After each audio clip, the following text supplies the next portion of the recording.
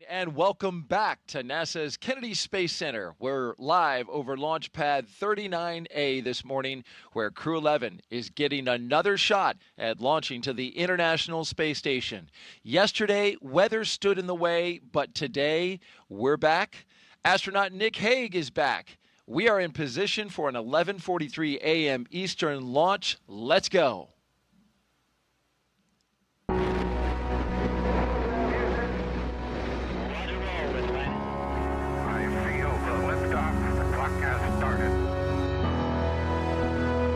Roger, zero G, and I feel fine.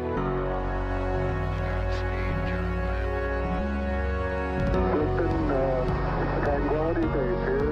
The Eagle has landed. Rocket Tranquility, we copy you on the ground. New possibilities are opening up for scientific cooperation between countries. 1-0-0.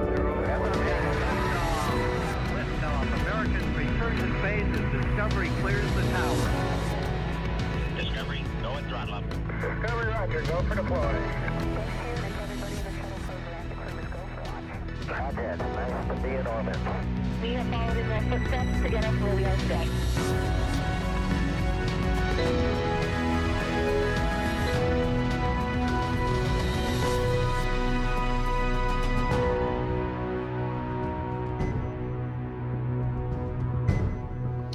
Welcome to this planet's premier spaceport. This is a live look at Pad 39A, the very same pad that sent Apollo to the moon, now launches crew missions to orbit.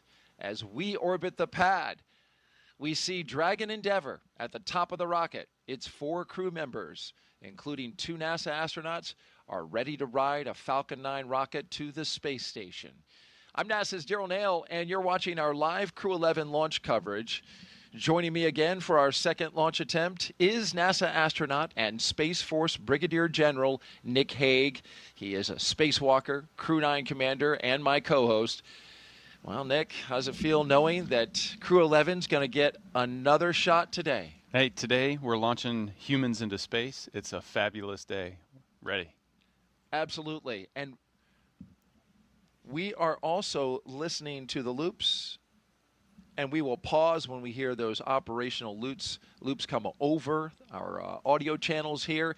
You will not see Nick or I on camera until our final hour before liftoff. For now, it's audio only as we document and show you the video, the pictures of the sights and the sounds leading up to liftoff. It's been a beautiful morning so far. Astronaut Nick Hague was outside capturing the beautiful sunrise this morning around 6:30. Yeah, what a lovely sunrise it was, too. Yeah. Yeah. It's a beautiful day out there. It sure is. And it started that way yesterday as well. As we know, we headed into yesterday's launch attempt, which was slated for 12:09 p.m. Eastern Time, with just absolutely perfect weather at the beginning of our journey. You see clear skies there.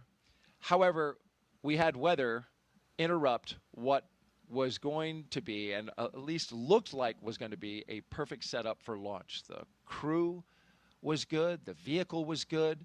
The spacecraft was good. We were green all the way across, except for at T-minus 1 minute and 7 seconds, we had a cumulus cloud get into the standoff area with a 10-mile radius around the pad. And so when that happens, we have weather rules that constrain launch, because when you launch a rocket through a cumulus cloud, especially if there's energy in it, potential lightning could be induced by a rocket launch.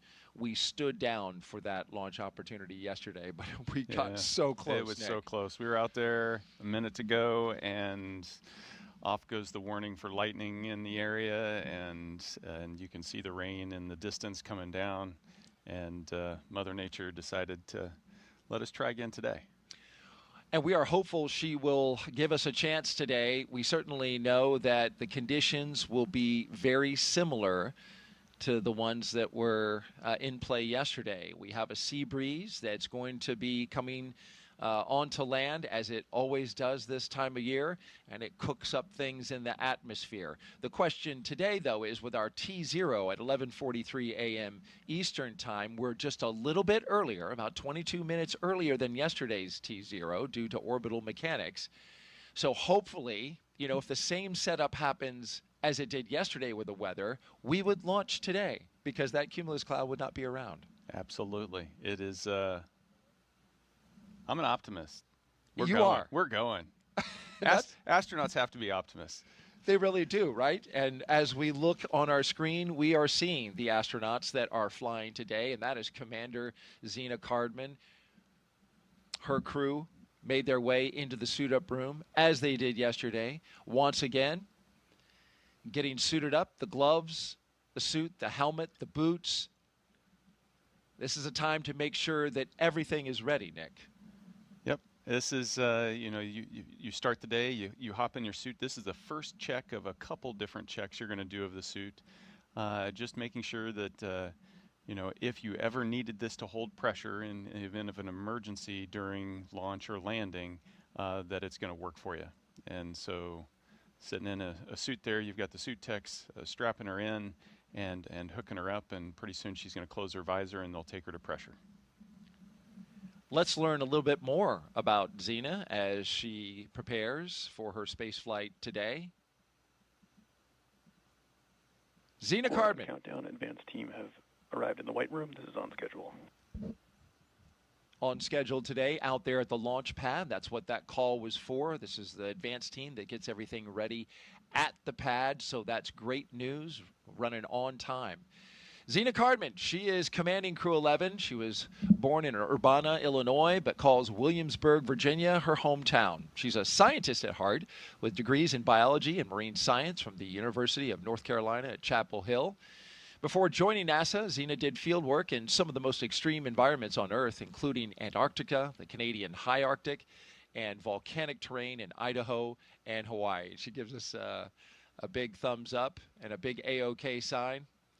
She was selected as part of NASA's 2017 astronaut class known as the Turtles. Zena was originally assigned to Crew-9, the mission that Nick Hague flew on, my co-host, but was later reassigned to command Crew-11 to support changes in station operations. And when she's not training for spaceflight, she enjoys rock climbing, writing poetry. She's an artist, can draw amazingly. We'll talk about more about that later. And she's also a power lifter. Yeah, what can't she do? That's the question. And she is, and we've had astronauts like her before in the past launches, doesn't come from a test pilot background or even a military pilot background. Yeah, you point that out. That's unique. She is, of her crew, the only one that doesn't have the military aviation background. She is a civilian scientist and quite capable by everything that you listed out. Fascinating that she is leading these military pilots in this endeavor. Yeah, absolutely. Shows that leadership comes in all forms. Absolutely. Next up, our Crew-11 pilot. Speaking of military pilots, NASA astronaut Michael Fink. He's a Pennsylvania native and a veteran of 3 previous space flights, spending a year of his life in orbit. He first flew to space in 2004 as a flight engineer on Expedition 9.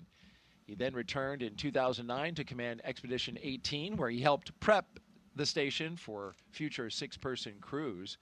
In 2011, he took part in the second to last, the penultimate flight of the Space Shuttle Endeavour, STS-134. But it was the final flight of Endeavour itself, logging 3 more spacewalks along the way. Fink's also been a key player in NASA's commercial crew efforts, supporting development of the Boeing Starliner. He served as a backup pilot for a crew flight test, helping shape Starliner's avionics and software from the ground up. He also co-hosted a launch broadcast, so we all got to know him really well during his time serving as a co-host. Outside of spaceflight, he's a passionate learner into geology, astronomy, reading, and languages, and he's conversant in both Japanese and Russian. a skill that comes in handy on the International Space Station.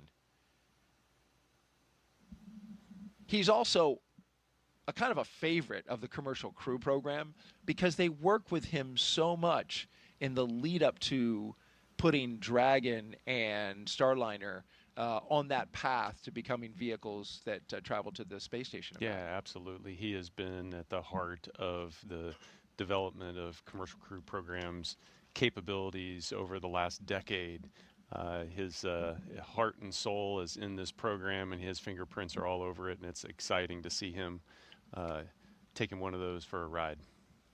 It's been 14 years, a long time waiting for him since his last flight, but he's hung in there. Yeah, he more than hung in there. He's been hard at work, so this is going to be a great day. Our mission specialist for Crew-11, our first one, is Kimiya Yui. There he is, representing the Japan Aerospace Exploration Agency, or JAXA. A former test pilot and Air Force officer, Yui graduated from Japan's National Defense Academy in 1992 and rose to the rank of lieutenant colonel in the Japanese Air Self-Defense Force. He was selected as a JAXA astronaut in 2009 and made his first trip to space in 2015, spending 142 days aboard the International Space Station as part of Expeditions 44 and 45. During that mission, he made history as the first Japanese astronaut to capture JAXA's H-2 transfer vehicle, a crucial piece of cargo hardware. He also helped build out a new experimental module inside Kibo, Japan's laboratory on station, and carried out 21 experiments on behalf of JAXA. In 2016, Yui was named chief of JAXA's astronaut group, and today he is on his way back to space. And Mike Fink calls him the wise one. Well, you can see why, or his experiences show that he has that wisdom that he brings to the job. But he also has a good sense of humor and a great personality. So Kimiya is an amazing guy and fun to always work with when you get the chance. Rounding out our crew, mission specialist Oleg Platonov, flying to space for the very first time. And there he is. He's a cosmonaut with Roscosmos, Russia's space agency, and a graduate of the Krasnodar Higher Military Aviation School of Pilots. That's where he earned a degree in engineering and the rank of lieutenant. Platonov completed his cosmonaut training in 2018 and was certified as a test cosmonaut that same year. Earlier this year, Roscosmos announced that he would launch to the International Space Station aboard a Crew Dragon as part of Crew-11. That marked a new chapter in international collaboration. He is married, has one child, and today begins his first journey to space, weather permitting. Yeah, and so Oleg's in the newest class of cosmonauts over there, and I've had the chance to cross paths with him a couple times. He has just got an amazing personality. Core countdown, side hatches open, on schedule. Continue to be on schedule. That's good. And he's got a great sense of humor. He loves to crack jokes, and is just a really great guy. Mike Fink says he's funnier than he is, than himself. Which is, Mike's a funny guy, so that's a pretty high bar. And he knows it, apparently. Well, if you're watching right now, we would love for you to be part of the show. And so just send us a note, send Nick a question. We'll be looking at those throughout today's broadcast. Just send it to us via our media platforms on X, Facebook, YouTube, or Twitch, and use the hashtag AskNASA. We'll be answering those questions live as we count down to launch. So don't be shy. Jump into that conversation. Nick wants to hear from you. We want to get your questions answered. Yeah, absolutely. I think we only got to like 4 questions yesterday. I'd like to get to 10 times more. 10 times more? Okay, maybe what? double. If we can squeeze in double, that'd be awesome. Okay. Challenge to the broadcast team. All right. Well, the challenge has been laid down, folks, as we watch Mike and Kimiya and Xena pose for pictures. The location we're at is the astronaut crew quarters. This is the suit-up room inside the operations and checkout facility. This is about a 20-minute drive from the launch pad, and this is where the team gets ready. This is their second time going through this routine. So given that, Nick, do they get any quicker as they get ready? Well, they're definitely more comfortable. You can tell that today. So this is the third time that they've gone through this process in the last week. You had dry dress, and then yesterday. Suit up and leak checks are complete on schedule. Yeah, and as we can tell, they passed their leak checks because they're doing photo ops in the suit up room. But after going through a scrub, the next day, everything's pretty fresh. The nerves aren't there as much. You still have that blender of emotions that you're going to be going through, but you're ready to go. And you can tell the mood is positive, and they are excited. I do sense that more relaxed vibe inside this room than it was yesterday. It seemed like there maybe was a little more nervous energy, but just like you said. This is LD on countdown with a situational briefing. Currently, all bottles are at MEOP, and earlier Dragon Gyro Compass alignment was completed and passing. We remain on track to an 11:43:42 a.m. Eastern T0. Both NASA and SpaceX have completed the COLA screening process with no COLA conjunctions at our current T0. The advanced team is at the White Room, and the side hatch is open, and they're making preparations for receiving the crew. The crew's ongoing suit up at the ONC building. Launch site weather for today was briefed earlier at 40% POV due to the cumulus cloud rule, and we'll be monitoring the chance of convective activity near the pad. Reminder to use procedure 52.911 crew contingency procedures for any required crew contingency action in today's operations. Overall, Falcon, Dragon, and the pad remain healthy. Pending any questions, that concludes the brief. Well, that was a brief from SpaceX's launch director for today. You heard the weather mentioned, 40% probability of violation, so that puts it at 60% go for today. That is a lower chance of go than we had even after the LWO put out his weather forecast yesterday, initially starting it off at 25% POV. That has increased to 40% due to the arrival of those sea breeze, that sea breeze activity, that convective activity he talked about, which will happen along the coastline. We'll talk more about the weather in a bit, but first we want to talk about one of the support folks that's here inside the room as part of the team. You can see that most everyone there in the room wearing a black ninja suit, they are SpaceX employees, except for this gentleman right here, number 30. That is NASA astronaut. Countdown, LIO installation is complete on schedule. That is NASA astronaut Marcos Barrios. He is in the role of astronaut support person. So he is with the crew, both here in the suit-up room, but also at the ready, going all the way out to the pad. Yeah, Marcos will be with them all the way until they crawl in the capsule, and he is the crew office, the astronaut office representative as part of the pad crew. They're just to keep a watchful eye and make sure that anything the crew needs is taken care of, and he's the advocate for the crew all the way to the final steps. He heard you talking about him, Nick, and gave us a wave. He's good like that. And so now the crew is sitting in their recliners, taking a load off. Those recliners, to me, they harken back to the space shuttle days. Remember when those guys were getting ready, they sit in a big recliner and looked like they were kind of relaxing, taking it easy. Yeah, nice and cozy. I don't know. Maybe I'd be standing up if I was going to be strapped into a chair for the next 3 hours. We should stand up more from time to time since we were strapped to these chairs for 6 hours yesterday. Yeah, it's good to stretch the legs. You can see the chief of the office, Joe Acaba, there, providing some last words of wisdom, I'm sure. Ad Astra.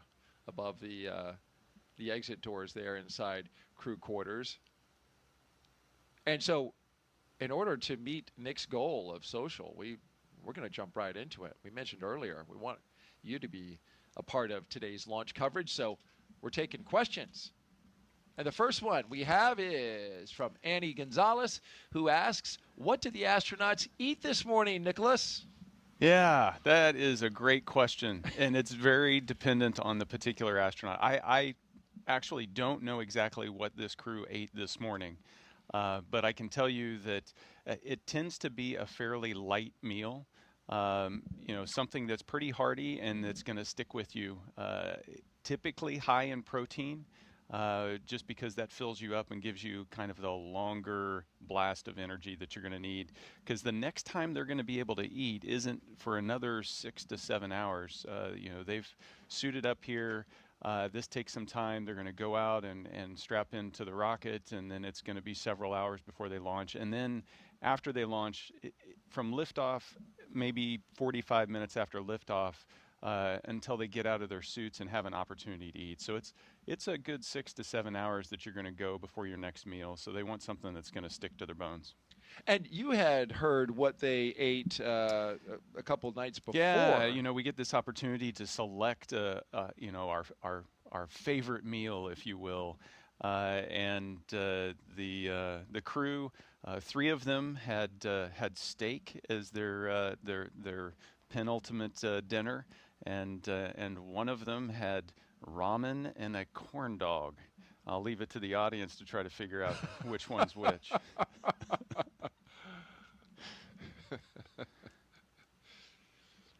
Well, you were telling us yesterday that you want to eat food that you're familiar with. Yeah, you don't want to shock the system. Right. You're about to adapt to microgravity, and that's a big enough shock. You don't want to change up your diet a couple days before.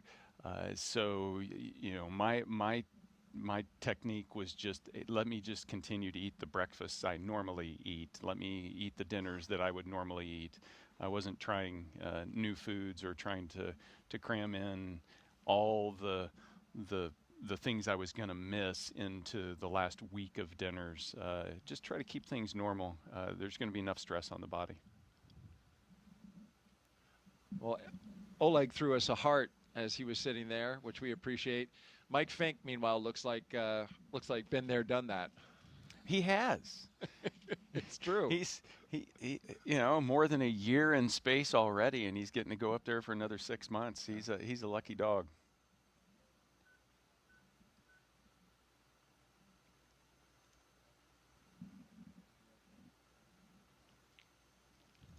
In preparation for the mission, this crew, of course, like all crews, that we see their mission patches that we're looking at right now, going all the way back to Demo 2. Look at that. Demo 2, Crew 1, 2, 3.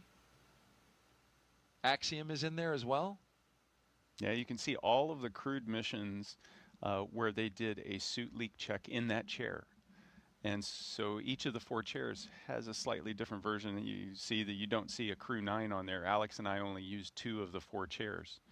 So we only zapped the 2 chairs that we were in.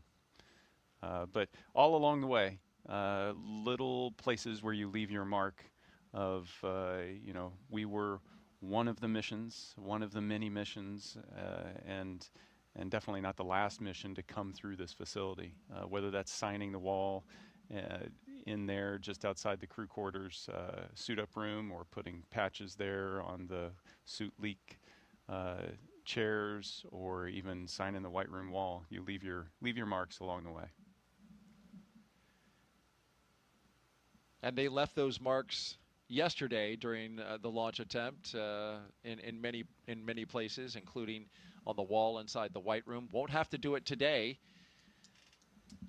But yesterday also essentially served as yet another dress rehearsal, one that, if you count it with the training, would be a substantial amount of preparation for today's launch. Let's look back a little bit at some of their training. Nick, talk us through what we're seeing here with Crew-11's preparation. Yeah, some of the launch training, a lot of our training is stuff that, what do you do when things go wrong? And so this is an example of some of the search and rescue training that crews will go through, learning how to use their survival. Their water wings. Yeah, their water wings, their survival equipment, how to get into their rafts, how to call for help with the search and rescue forces from the Department of Defense, Det 3 that's going to come out there and rescue them should they have to put down in a place where they weren't planned. Additionally, you've got emergency training on the inside of the space station, obviously how to do spacewalks, and then when you have a really bad day, we need to be able to provide medical care, and so how do you provide CPR in space? Not a simple thing to do when you're floating in microgravity. No, I would imagine not. It takes. Don't you have to brace your back against something in order to create the force? And depending on the person, you come up with different techniques. So there are straps where you can strap yourself down to the ground. Some people will just put their feet on the ceiling above the person and then just push straight up. Push straight up, Wow. which is down on that person. Sure. Yeah. Yeah. Whatever it takes to get it done. In that moment, whatever it takes. Right.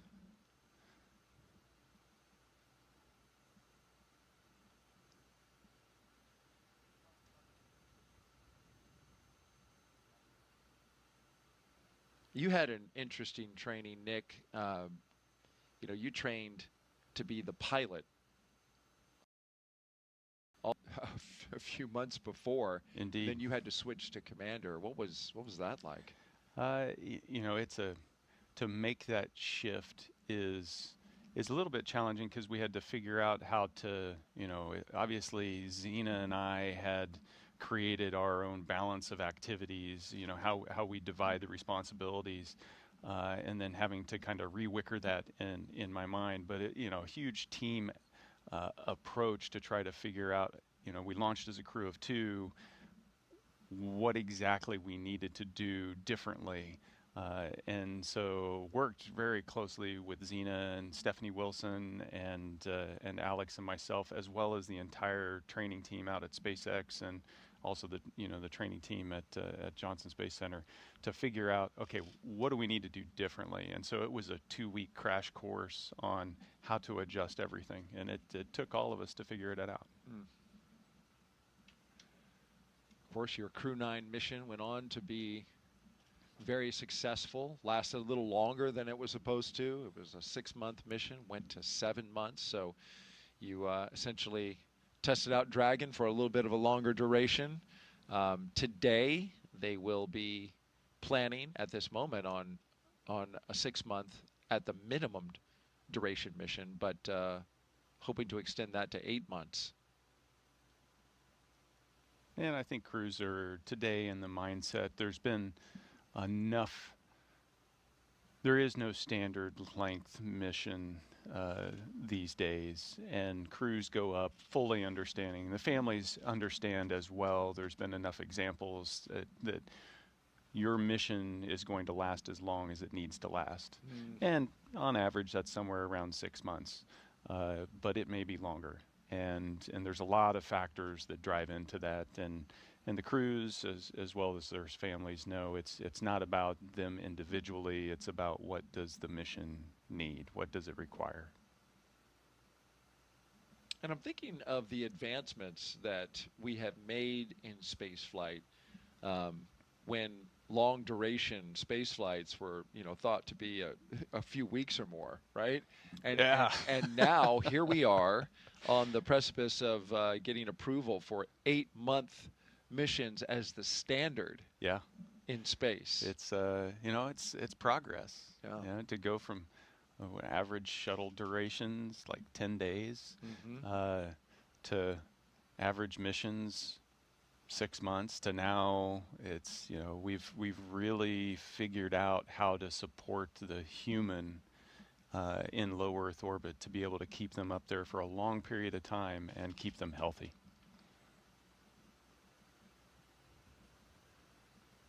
Zena there getting hooked up to an umbilical that provides some cool air, which is nice when you're in a suit that is completely sealed all the way around, with the exception of the helmet at this moment.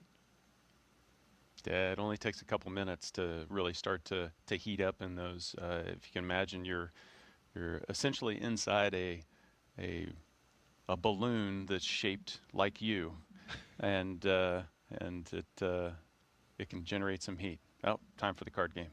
It is. This is a tradition that happens before crew can leave the suit-up room.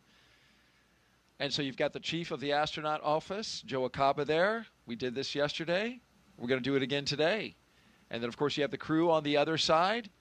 Every crew does this before they leave. The goal here is for the crew commander, which is Zena Cardman. She's third from the left for the crew members, to lose the card game, lose to the commander. You want her to lose because you want to get rid of bad luck. But yesterday we saw Zena win hand after hand after hand, so we had to go, I think, 7 hands before she lost. But that's what we're waiting for, is for her to lose, right? Yeah, and we'll see how lucky she is. Well, that looks like a low card.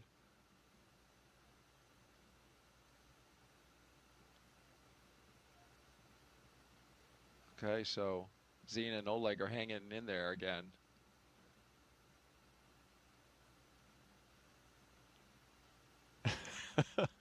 Okay, so Zena lost. Her bad luck is gone. And now we're just waiting for the mission specialist, Oleg Platonov. And he loses. He loses and they applaud. Yes, well, you know, time-honored tradition. Absolutely. And that's the way it works. Okay, fun and games are over. Now it's time to go launch to space. Let's do it.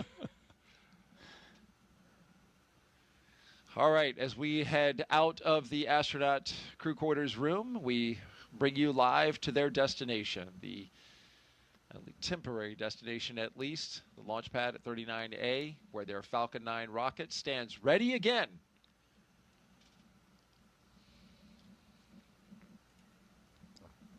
For those of you who are just joining us, we do want to let you know about the expertise that we have with us. You've been listening to astronaut Nick Hague, who has been walking us through operations. He walked us through the entire launch attempt yesterday, and he's here for us again today. And you have a storied background, Nick. You joined the astronaut corps in 2013. A native of Kansas, Nick holds degrees in aeronautical and astronautical engineering from the U.S. Air Force Academy and MIT. On his first mission to space in 2018, he survived a launch aboard, a dramatic in-flight failure of his Soyuz rocket over Kazakhstan. He and his crewmate, Alexei Ovchinin, returned safely, and Nick went on to spend 203 days aboard the International Space Station on a follow-up mission in 2019. In 2024, Hague was assigned to NASA's Crew-9 mission and upgraded from pilot to commander when the crew was reduced from 4 to 2. The change enabled integration of NASA astronauts Butch Wilmore and Sonny Williams, who returned to Earth aboard Crew-9 with Nick following the uncrewed landing of Starliner. After a successful mission, the crew splashed down in March off the coast of Tallahassee, bringing Hague's total time in space to 374 days, including 4 spacewalks. That's an impressive resume with, as we learned yesterday, a lot of stories to tell along the way with such variety and adventure.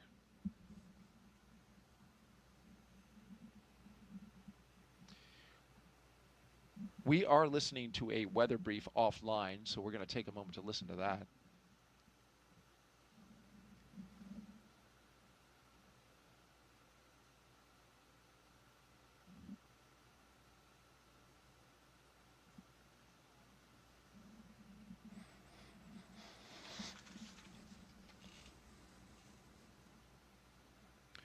Okay, so we just heard an update from the launch weather officer on his plans to update the launch team on the weather. And what he told the SpaceX launch director is that they will have a weather brief at L-2 hours to assess the weather conditions today. There is concern about the possibility of pop-up cumulus clouds and storm clouds in the area, but the launch team felt good enough at L-8 hours today, which was around 3:43 in the morning when they held their first weather briefing of the day, to proceed forward. But they are monitoring this closely, Nick. Yeah, and this is good news, right? We feel comfortable enough that we will continue to. We've got an opportunity, we've got a chance, so we'll continue to march down the timeline. As soon as they feel like it's not going to pan out, that they're gonna knock it off and scrub for the day. So this is positive news. L-2 hours will be 9:43 a.m. And so we will listen in again for that update, which is important in this launch flow because 2 hours before gives you plenty of time to discuss and look at the conditions, talk about all the data as you prepare for the moment where you cannot adjust, and that's the beginning of tanking at T-minus 35 minutes. Once that kicks off, then you are on your way unless you call a scrub. Yeah. Yeah, no, there's once you start to tank up the rocket, now you've armed the launch escape system, the crew's strapped in, and now you have to undo all that. So there's negative work. So you really don't want to go past that point unless you're reasonably confident that we can get this down to T-0 and lift off. You're looking now at an elevated position from our flight operations team. Our Kennedy Space Center helicopter getting us a good shot outside the operations and checkout building. This is the facility where we saw the astronauts suiting up on the inside. This is where they walk out to their awaiting vehicles. They are 3 Teslas, 1, 2, 3, with the license plates that say live, laugh, launch. Those are good words. Especially the last one. There it is. We got two of the 3 yesterday. We did. we did. But it begs the question, Nick, where did the love go? Oh, it's still there. You see him with the heart hand signals. So there's plenty of love. Plenty of love going around. Okay. Yeah, you're right. I saw it yesterday. That's Zena's favorite move. She throws out the hearts, and boy, she's an astronaut with a lot of it. Yeah, so they're anxiously awaiting the team, getting ready to walk down the hallway and mentally start to make that shift of, okay, we have, the train is starting to leave the station, and we're headed to the pad. As we look at this license plate, let's review the past 10. Well, look at there. One of my favorites is Later Earth with the 8 in there from Crew-1. I like Blast Off with Crew-5, using the 5 as an S. You have Bye, Crew-7. I don't think you held that long enough. I didn't. Bye. There you go. 7 letters. It's funny. Jessica Meir said the same thing. Daryl, you didn't hold that long enough. From her, I kind of get it. From you, that surprised me. And hey, there's yours. You were ready for it. Ready for it. Oh. And you had to be ready for it, man. You were dodging a hurricane and all kinds of stuff was going on with your mission. Every mission's unique. Every crew is ready for it. It's true. There's a huge team on the ground making sure that we are. Yes. I'm going to stand up, Nick, to kind of stretch out. Okay, don't hit your head on the ceiling. I know. We're not on camera, so it's not a problem. If I do, just cover me if I hit the deck. I got you. Appreciate that. Now there's a look outside. The family and friends are gathering now, as they did yesterday. And you've been on a second launch attempt, albeit with very different circumstances surrounding it. But when you do it again, hey, this is a chance to say goodbye again. Yeah, you know, it's this weird mix of feelings because you've said goodbye yesterday and now you're going to say goodbye again. But you also want to take that opportunity because this is the goodbye, and the next time you're going to see your family is months from now. So it's still a special time.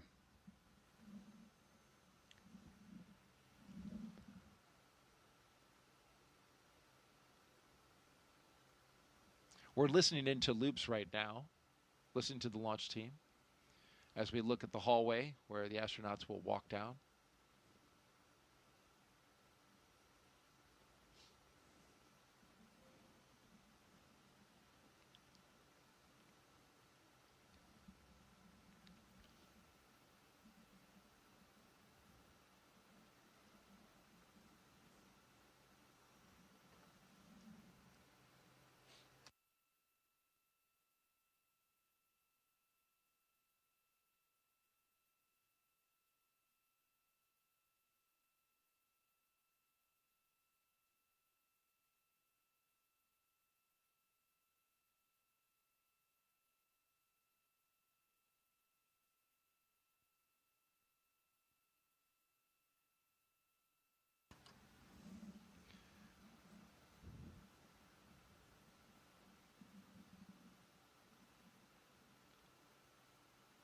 All right, nothing to note on the loops.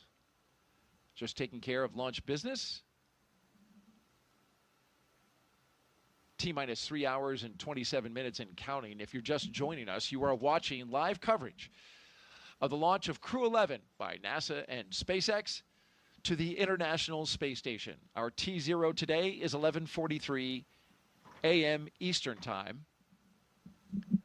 We have an instantaneous window, which means we've got to hit it right at that second. The seconds today are 42 seconds after the 43 mark.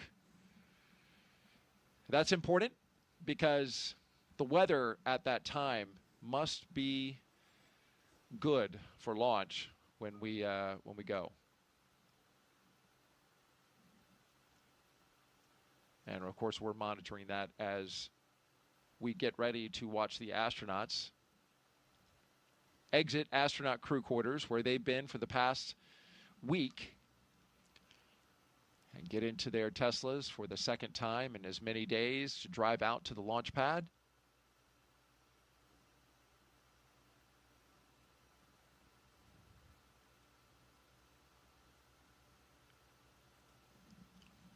Were you able to find out anything about what the astronauts did while they were hanging out the past 24 hours? I traded a couple messages back and forth. You know, obviously when they got back to the crew quarters, it was straight into debrief, because that's what you do with operations. You perform them, then you debrief them, because even yesterday you can learn things about the operations, and so they got the update on the weather and what caused the scrub, and then were able to get some quiet time and get recharged, you know, and have an opportunity to connect back with the families again. Good. I needed a little time to recharge yesterday, Nick, after that 6 hour I tell you what, behemoth. Daryl, you exhausted me.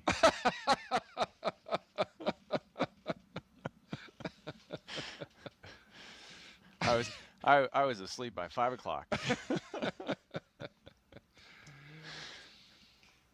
Well, it was a long 6 hours, and we counted down from starting at T-minus 4 hours and 10 minutes, and we went all the way to just before T0, just a minute before. And then, of course, we documented the astronauts' journey as they detanked the rocket, egressed the capsule, and made their way back to astronaut crew quarters. All right, here they come. Here we go again.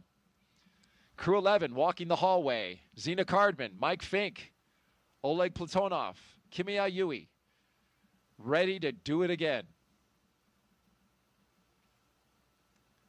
Into the elevator they go, getting ready to begin their journey to the launch pad.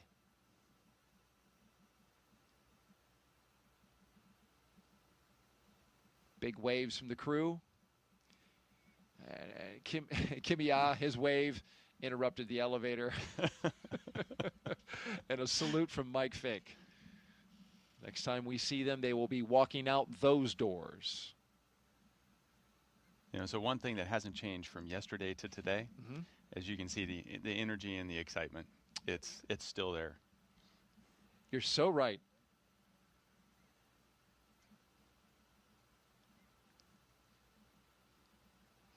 Because after all, at the end of the day, it's another attempt to try to go to space. And that is just... Yeah. And as a crew, you're in the mindset, we're going. There's no question about it. And yes, the ground crew is going to make their calls and make sure that everything's safe. And just like yesterday, they may step in and say, hey, we can't. But from a mindset perspective, the crew is going. And so they're leaning forward and ready to go. Great knowledge and insight from our astronaut co-host, Nick Hague, a brigadier general with the Space Force and a NASA astronaut. We're talking traditions and mindset. Let's talk about one of the many. Here's another one, the signing of the mission patch. There's Zena Cardman. This was a couple days ago. This is a tradition where they slap yet another mission patch on the wall. This one's great, though. Look at Kimiya. Look what he does. Zing! Off we go. Or was that Oleg? Yeah, that's Oleg. Oleg Yeah. was the one that did that. It's got some flair. Yeah, that's some pizzazz. You know, and these little things are, it connects you to the legacy of our human spaceflight program. And so it's very important from a crew perspective to feel connected to that, that you're one small piece of that larger picture.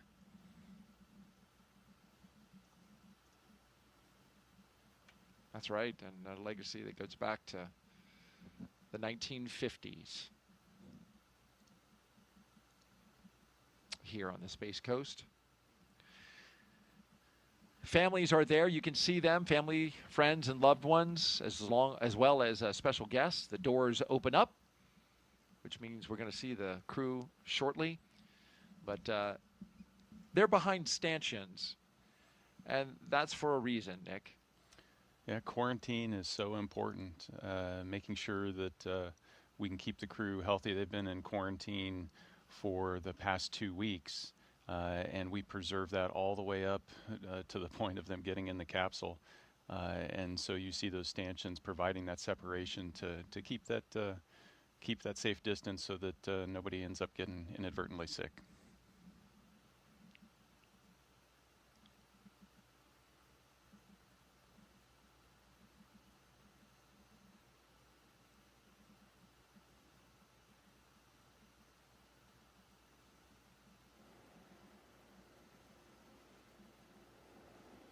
And we focus on the doors now here at crew quarters. And here they come. Crew-11 walking outside for the final time before launch in hopes of starting a mission years in the making.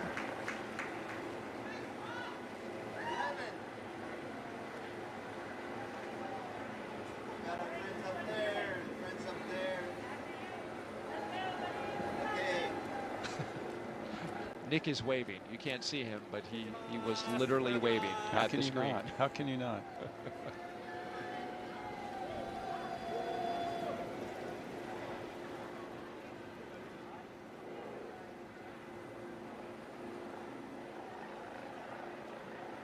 Our crew today, Commander Zena Cardman, pilot Michael Fink, JAXA astronaut Kimiya Yui, and Roscosmos cosmonaut Oleg Platonov.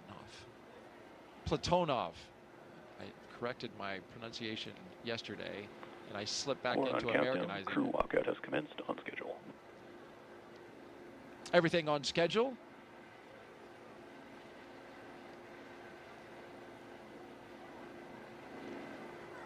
So this is the last chance to say goodbye to family, and you know, once the crew gets in the cars, they'll be able to roll down the window and say the last few words. But friends and family, spouses, children, I'm going to see you in 6 months, maybe 8.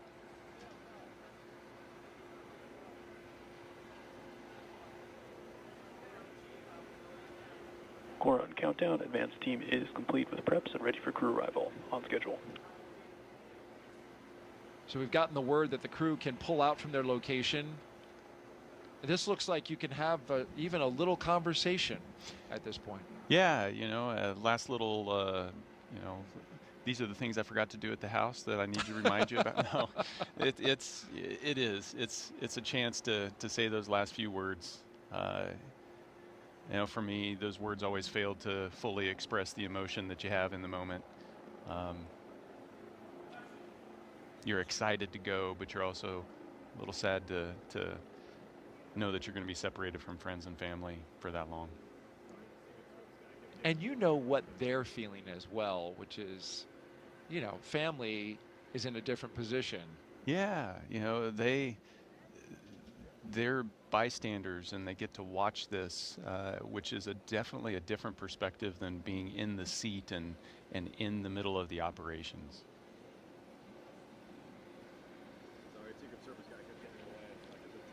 It can be stressful, but NASA does an amazing job of providing extended support to the families to help them, you know, especially through stressful times like a launch.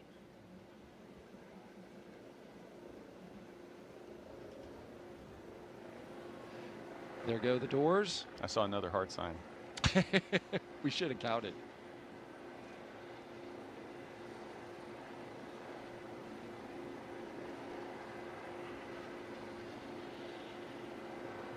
So you see 3 Teslas there. The first Tesla has the closeout lead and 2 suit technicians. The second Tesla has the commander and pilot, along with a flight surgeon. And the third Tesla in the back that you see there has the second closeout lead and other support staff, along with the 2 mission specialists.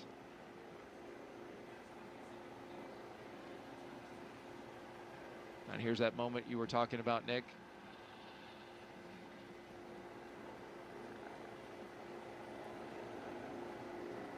Well, it's just natural to want to lean in a little bit, isn't it? It is. The quarantine, you know, the window's down and you want to just reach through and give them a hug, and you can't. Right.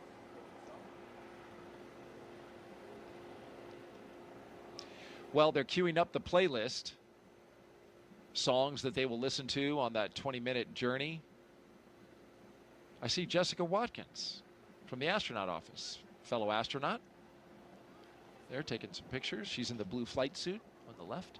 Yep, and we've got, you know, astronauts assigned to each of the families to provide them that support. And it means a lot for the crew member that's launching to know that you've got one of your colleagues, one of your friends that's there to take care of the people you hold most dear. No.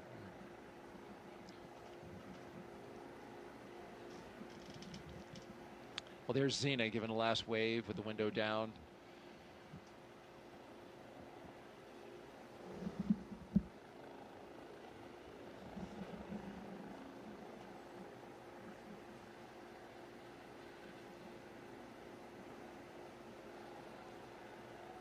You know, there's lots of mixed emotions when you're launching, and you know, this is one of those moments where it's lots of smiles and energy, but there's also, you know, teary eyes.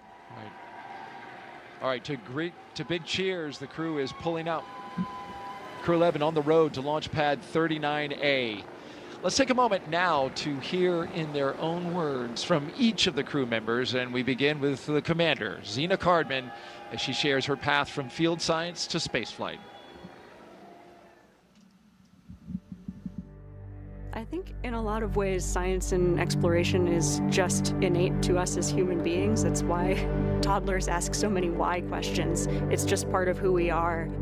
In many ways, I think trying to explore space generates solutions to problems that we didn't even know we had. My name is Xena Cardman, and I am the commander of NASA's SpaceX Crew-11 mission to the International Space Station. I was born in Champaign-Urbana, Illinois, but grew up in Williamsburg, Virginia. I grew up almost like an only child. I have 2 older brothers, but the younger of the 2 actually went off to college when I was 5 years old. And so I learned to play in my backyard a lot, play with friends, use my imagination, and explore the natural world around me. I studied biology as an undergraduate student. This is largely because I had a really excellent high school biology teacher who inspired me to pursue research on my own, even as a high school student. But while I was at college, I also got to know microbiology. I got to know geosciences and chemistry. I wound up doing a lot of research in an oceanography marine sciences department and studying in remote locations like Antarctica. I also, while I was an undergraduate, became a creative writing minor, and I've always really valued that chance to study the creative side of my brain and explore our natural world through that side as well. I love being an astronaut right now because there are many pathways to get to the International Space Station. We spend long duration periods, so many months long, living and working on board that space station, and it's really focused on research. A lot of that research is on our home planet, and a lot of that research is on us as human subjects. I'm very excited to be actually a test subject for a lot of the medical research that we're doing on board the ISS. I've signed up for a very large, all-encompassing medical study called CIPHER, and this, I think, is going to be critical as we start thinking about going for longer durations and farther places like the Moon and Mars. My role as commander is to bring out the best in my crewmates from the moment we start training till the moment we get back to Earth and then some. And so I'm always thinking about that larger mission overview and how my crewmates are doing and what we can do for each other. Spaceflight, by definition, requires collaboration and requires more than one person, and the chance to be part of something much larger than myself has been humbling and inspiring and deeply fulfilling. Even since I was a child, looking up at the stars, looking up at the cosmos is inspiring. It helps me answer questions like, what are we doing here? Who are we? Where are we? I don't think we grow if we don't challenge ourselves. I think that's true for myself, it's true for teams, and it's true for us as a society and as a species. We have to take some risks, we have to challenge ourselves in order to push ourselves, and I can't wait to see what we discover during my career and for generations to come. Next up, astronaut Michael Fink. Next up, astronaut Michael Fink, a veteran of 3 missions and 4 spacewalks, as he reflects on what keeps him coming back to space. Human beings, part of our nature, part of who we are, our identity is explorers. Because every time we explore, we improve our lives and our situations. It's just natural. My name is Mike Fink, and I'm the pilot for NASA's SpaceX Crew-11 mission to the International Space Station. I grew up in Pittsburgh, Pennsylvania, home of the mighty Steelers, and it was a great time to grow up, lots of great educational opportunities, a time that was tough economically, but a place where we knew that dreams could come true. When I was like 2 and 3 years old, my parents would wake me up from whatever nap I was taking to watch moon landings. We did many moon landings back in the late 60s and early 70s, and that made a big impression on me. So I knew that back then, even when I was like 3, that I wanted to be an astronaut. I wanted to go walk on the moon. I wanted to go explore space. So I learned to read so I could read more about space, and the more I read, the more excited I became. When I was in high school, I didn't know what engineering was. I knew what math and science were, physics. I was kind of good at that. Math, I took a leap of faith and went to an engineering program at the Massachusetts Institute of Technology, MIT, thankfully paid for by an Air Force ROTC scholarship, and then hustling with side gigs on the weekends. And I got to study airplanes and rockets, 2 of my favorite things. So I was able to graduate from MIT with 2 degrees, and then the summer after graduation, I had a really wonderful opportunity to study in Soviet Union. Fortunately, I'd studied Russian language, so I knew enough Russian to go with some colleagues, and we spent the summer at Moscow Aviation Institute studying cosmonautics. And then I spent the next year at Stanford University getting a master's in aeronautics and astronautics. I love the space station. I helped build it. I helped the first modules get ready here on planet Earth, and have had the joy of living aboard the space station for 2 long-duration missions so far. We've learned from the International Space Station that space is a great place to really understand more about the universe. When we are aboard the International Space Station, we're still gravitationally connected to planet Earth, but we're free falling, so like we're in microgravity. So you take that big G out of the equation, and then you can find out what's really going on physically. We're also outside the atmosphere, so we can look to the universe beyond us without atmospheric interference. When I'm on a spacewalk, I can look out to the whole universe, and I can see how small our planet is and how big and wonderful the rest of the universe is. And it's calling to us. We need to explore and go see the whole universe that's out there. Space exploration is something that really speaks to me as a person, right? We all kind of have our passions. And for me, since I was like 2 or 3 years old, I wanted to go to space, explore space, and I've had a chance to do that. Half my life I've been an astronaut. I've really, really enjoyed exploring space.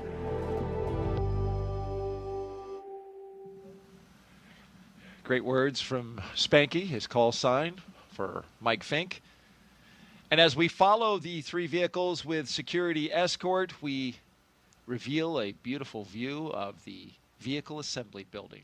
Iconic here at the Kennedy Space Center, where work is underway to stack the rocket inside. We're stacking the rocket and the spacecraft for Artemis II, NASA's first crewed mission to the moon in more than 50 years. 4 astronauts will launch around the moon as part of the Artemis campaign, a major step towards a sustained human presence on the lunar surface and a future journey to Mars. Zipping by, 4 astronauts go into low Earth orbit, looking at a gigantic building that holds inside of it a moon rocket, and as well as the next generation launch tower that you see out there, ML2. All right, let's hear now from JAXA astronaut Kimiya Yui on the returning to station, representing Japan, and what this mission means to him. I think humankind has a desire to explore and also expand our area of activities. Space is a great place to explore because Earth is so small. We still have unknown places, but Earth is, generally speaking, so small compared with space. My name is Kimiya Yui. I'm a mission specialist for NASA's SpaceX Crew-11 mission to the International Space Station. I was born in very, very small village in Nagano Prefecture.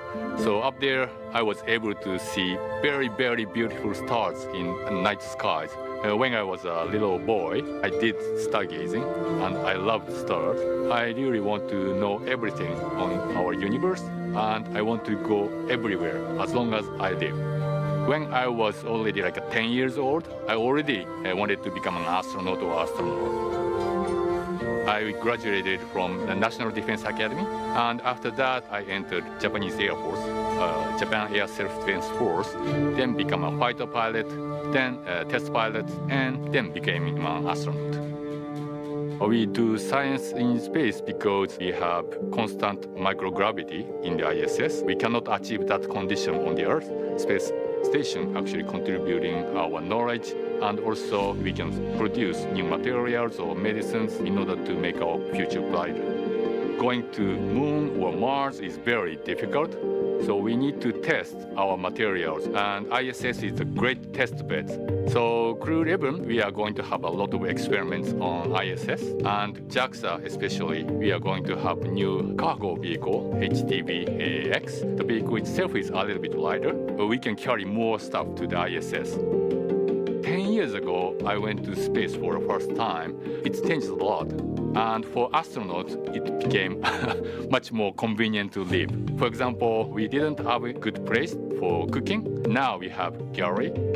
I was able to see a lot of stars and also beautiful Earth or moons. This mission inspired me, and I really want to pass that actually inspiration to other people on the ground.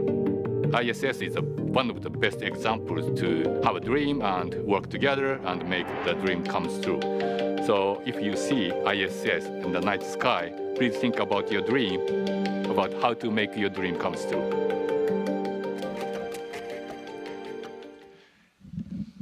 And finally, Roscosmos cosmonaut Oleg Platonov, sharing his thoughts as he prepares for his very first flight to space. Бесконечный космос открывает бесконечные возможности для человечества, поэтому есть необходимость осваивать Солнечную систему, осваивать просторы за пределами Солнечной системы. А для того, чтобы это сделать в будущем, мы должны закладывать эту базу. My name is Oleg Platonov, and I am a mission specialist for NASA's SpaceX Crew-11 mission to the International Space Station. Я родился в большом индустриальном городе в России, в городе Челябинске.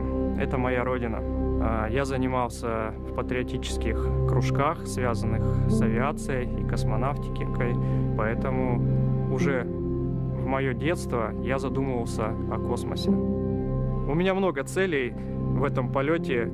Прежде всего, я хочу полететь на мощной огромной ракете в космос, долететь до Международной космической станции, сесть возле большого иллюминатора на станции, посмотреть на нашу красавицу Землю, и это будет вдохновлять меня работать все лучше и лучше. Мы можем получать новые данные о нашей Земле, о Солнечной системе, о космических лучах, о нашей Вселенной, о жизни микроорганизмов в космосе, о здоровье человека, о получении новых лекарств, о путях улучшения конструктивных материалов и внутренняя потребность человека исследовать все, что находится вокруг него. Хочется узнать все новое, новое и новое, расширяя горизонты своего знания, что границы открыты, что мы можем летать в космос, что мы можем лететь дальше, все дальше и дальше, за пределы нашей Земли, за пределы Солнечной системы.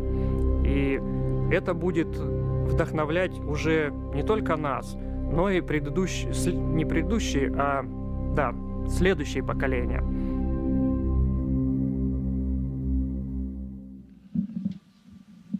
And that wraps up, in their own words, Crew-11, as they arrive at the pad for their launch attempt today.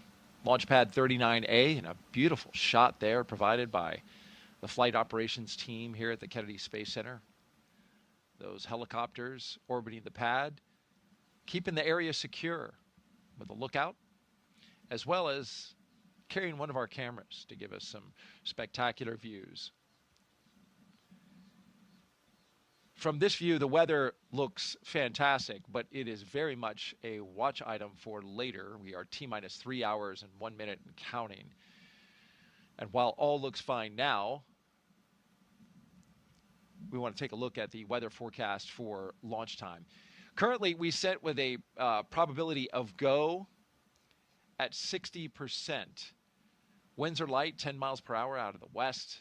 Temperature is a roasty, toasty, 87 degrees expected for today at launch time. The concern is cumulus cloud rule along with surface electric fields rule, which together basically tell you pop-up storms, pop-up thunderstorms at the time of T0, currently scheduled for 11:43 a.m. Eastern time. The sea breeze, as it does this time of year and as it is forecast to do today, will creep over land, and the convective activity with the warm air will percolate some cumulus clouds and potential storm clouds around the pad. We saw this yesterday as we were standing out there for the launch attempt. The hope is that those will percolate not too close to the coast,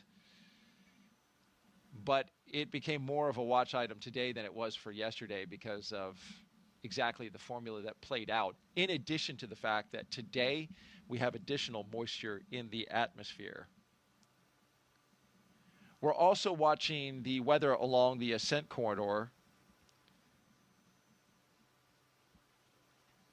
We've got a low pressure system that's moving off the coast of the eastern seaboard.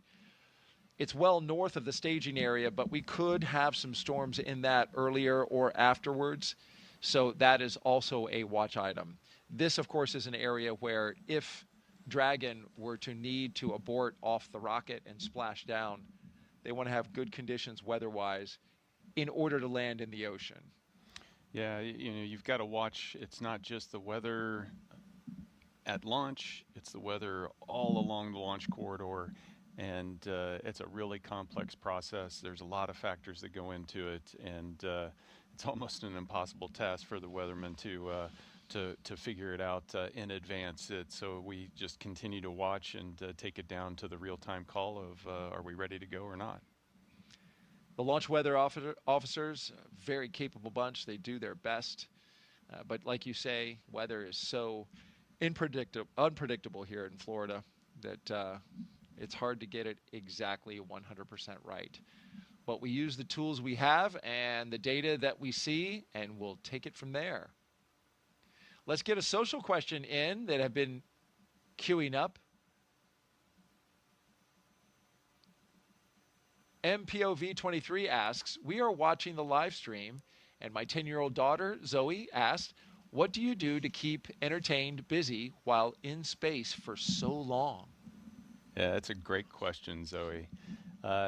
It's one of those things where everybody's a little bit different. Some people read books.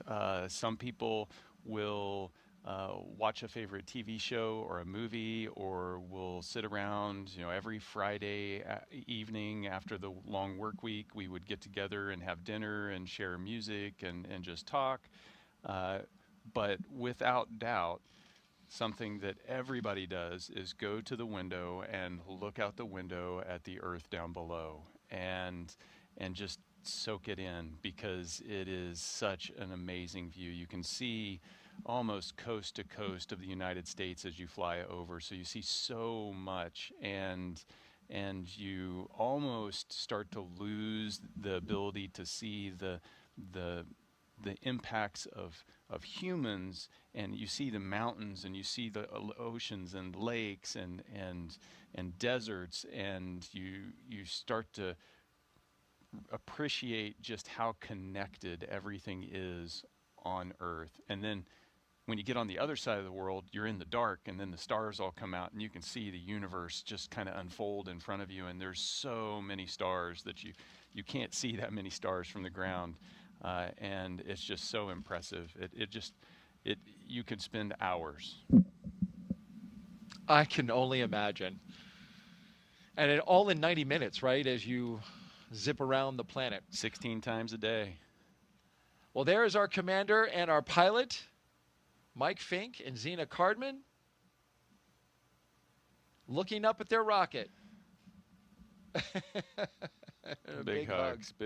And so Zena must have listened to your commentary yesterday, Daryl, because she was leaning back farther than Mike was today. I noticed that. I was going to say so. I was like, wait, Mike Fink has the upgraded suit. He is the only one of the crew to wear the version 2, V2, R2, which is an upgraded suit that SpaceX is providing. In the elevator they go from the ground floor up to the 275-foot level. This is a great shot. They were just there looking up at their rocket. This gives you a sense of scale, which is so hard to get in the space industry. Yes. You see these pictures of the rocket and launch pad from a long ways away, and without a person standing there, you start to forget that these are small buildings we're launching into space. Yes, that's right. That was a great shot to lay that imagery out, right? We saw them close up in the elevators, and then we widened out to the rocket. It really gives you a sense of scale. Great work by the production team there. All right, they get to the elevator. They have one more set of stairs to climb before they get up to the crew access arm.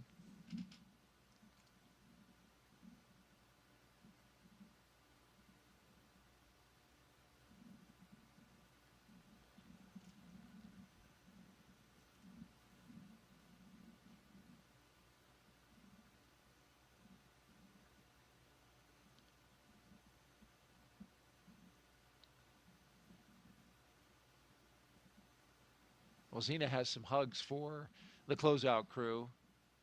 Yeah, last little, thank yous for all the work yesterday and today, and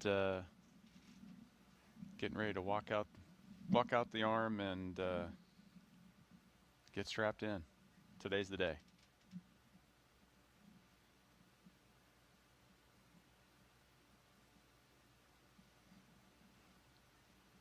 a nice gaze out across the spaceport. You can see everything. It's an unbelievable view. It's so scenic. And here comes Mike and Xena. Hearts and thumbs up with big waves, getting ready to get inside Dragon Endeavour.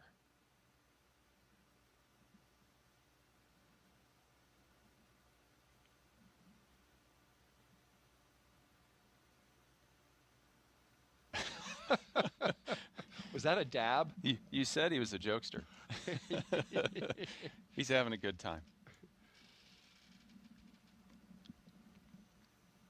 And so, put a hand where they signed the meatball, More on the countdown. NASA Crews logo. have reached the White Room on schedule. Because this is the second launch attempt, they will not have to sign their names along the NASA logo that you see there on the wall. They did that yesterday.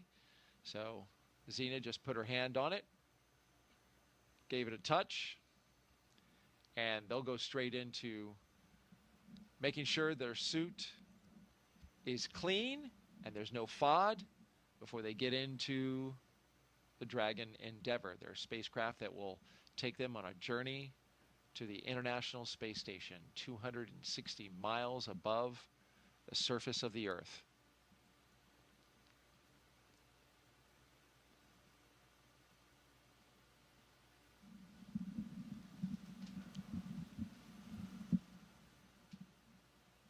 Talk about Mike's spacesuit. This is V2, version 2, but they call it R2.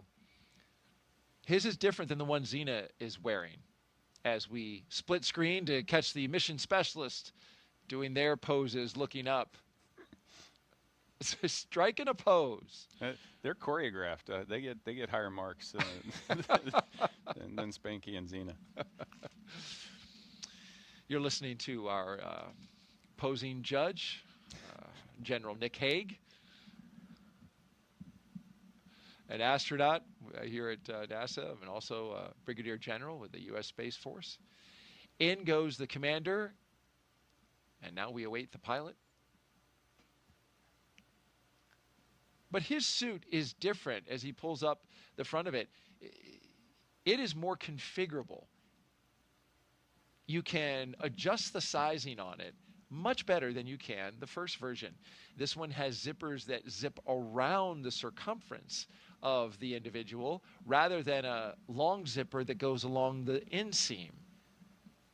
With that one that you suited up in, Nick, you get into it kind of like you would a onesie, but this one, you get into it the way we got into our clothes today. You're wearing a flight suit, I'm not, but get into your pants, put on your shirt, and then zip around. And just like your luggage, which has that zipper to expand it when you've bought too many, tourist stuff on your trip, you can unzip it to expand or zip it to shrink it, which gives them greater flexibility with these suits. They can fit them on more people and have to make fewer custom suits for the astronauts. Yeah, suit fit can be a really finicky thing, and there's a lot of effort that's been spent with the first version of the suit, trying to make sure that every crew member gets a suit that fits. With this new one, there's a lot more adaptability and a little bit more forgiveness in the suit. It's one of those things that's really important. Normally these suits are never pressurized except during leak checks, but in the event of an emergency, they may need to pressurize, and if they don't pressurize in the right shape, it can lead to injury of the crew member.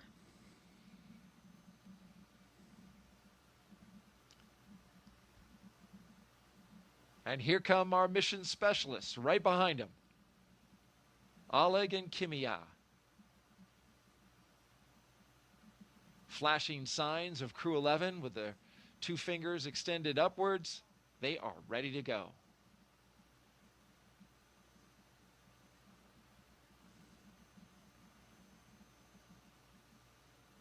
You know what I love about the view, you were talking about it earlier, that we can see out the windows there, is that with the exception of you know, the occasional launch pad and building and stuff. This is a pristine wildlife refuge that just goes on and on and on. So it's natural Florida the way it was before, you know, it became populated. Yeah, and it's that that stark contrast of nature and then this technology, like the most sophisticated thing that humanity can do, plopped right down in the middle of it, and that juxtaposition is just it's eye-catching.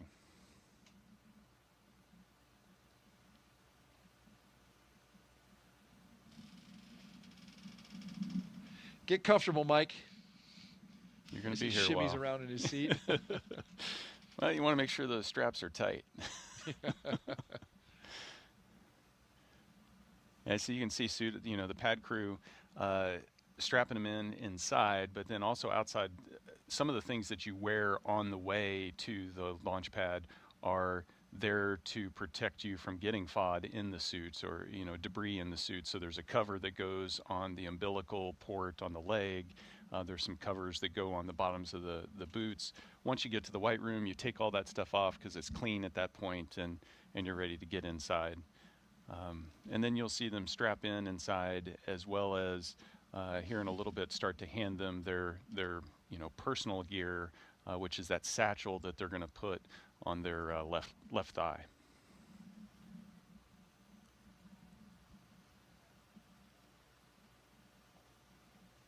If you joined us recently, you're watching NASA and SpaceX's coverage of the launch of Crew-11 to the International Space Station. Our T0 set for 11:43 a.m. Eastern Time. We are counting down, currently T-minus 2 hours and 47 minutes. We have the commander and the pilot seated in their positions. And we just saw the two mission specialists go into the capsule, and they are getting into their seats.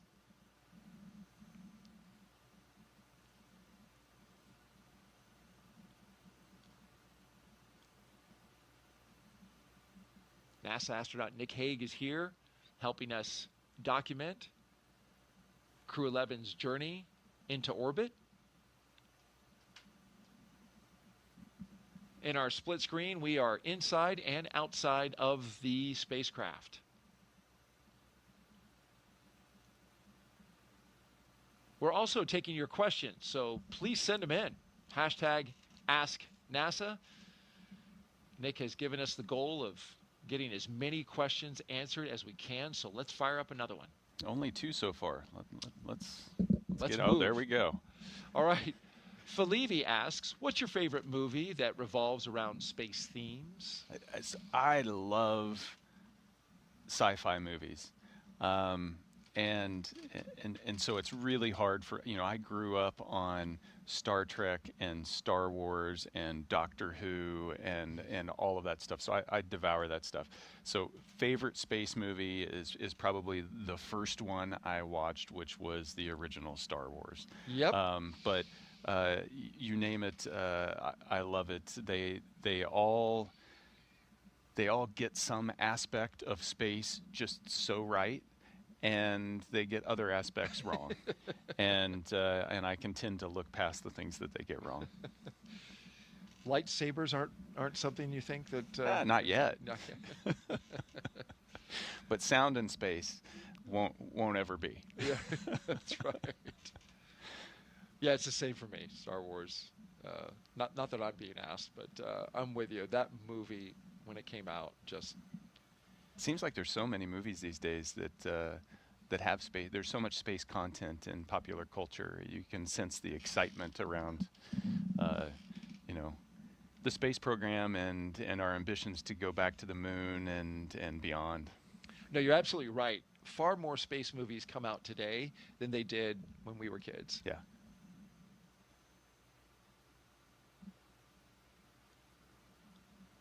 All right, Crew-11 now completely seated. This is their lineup from left to right. We have Oleg Platonov, Mike Fink, Commander Zena Cardman, and Kimia Yui.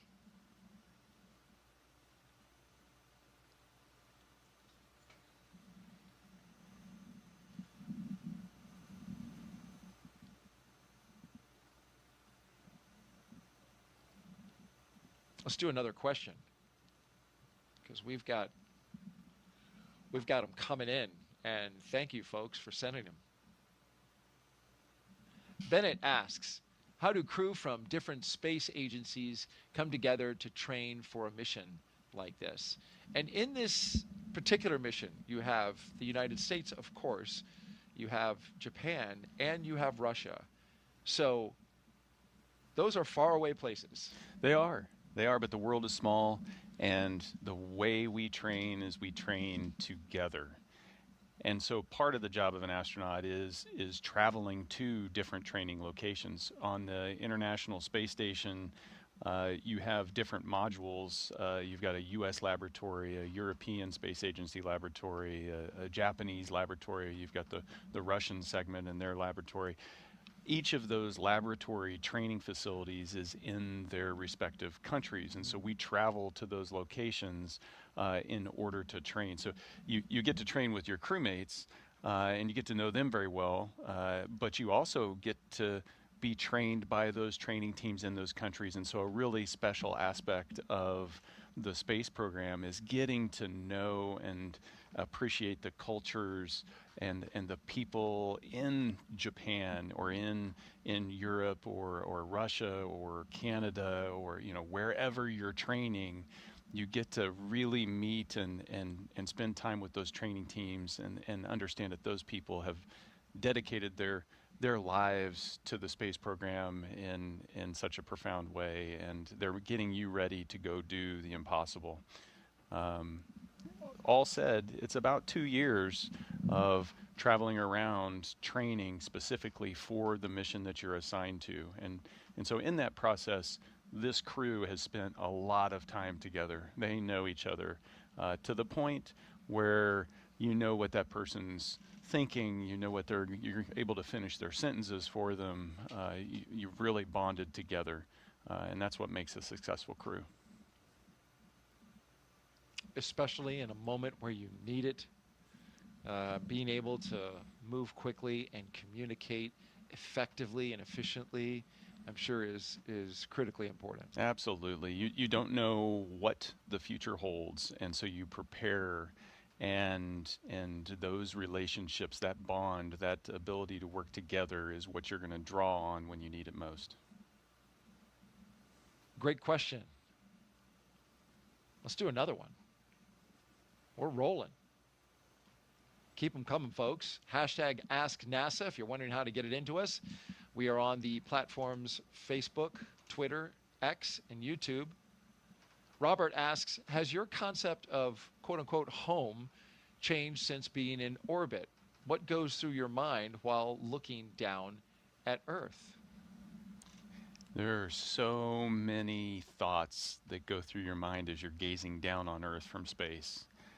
I touched on it a little bit earlier, just this sense that, when I wanted to see the continent of North America, I'd pull out a map, and the map always has lines and borders on it. I've had the opportunity to see the continent with my own eyes, and it didn't have any of those borders, and so you feel this sense of connectedness. And I think that does impact your sense of home. My first flights launched out of Kazakhstan, and they landed in Kazakhstan, and when I landed and got out of the capsule, it call home, call the family, and it's like I'm home.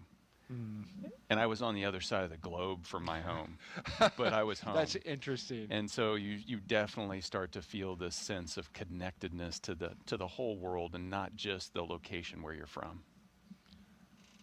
Planet Earth is your home. After you've been in space and had your life supported by a machine, a very well-operated machine, for 7 months, you come back and touch ground. It's fascinating to hear you say that you landed in Russia and you were home. Yep. Because you were back on the planet. Just back on the planet. Yeah.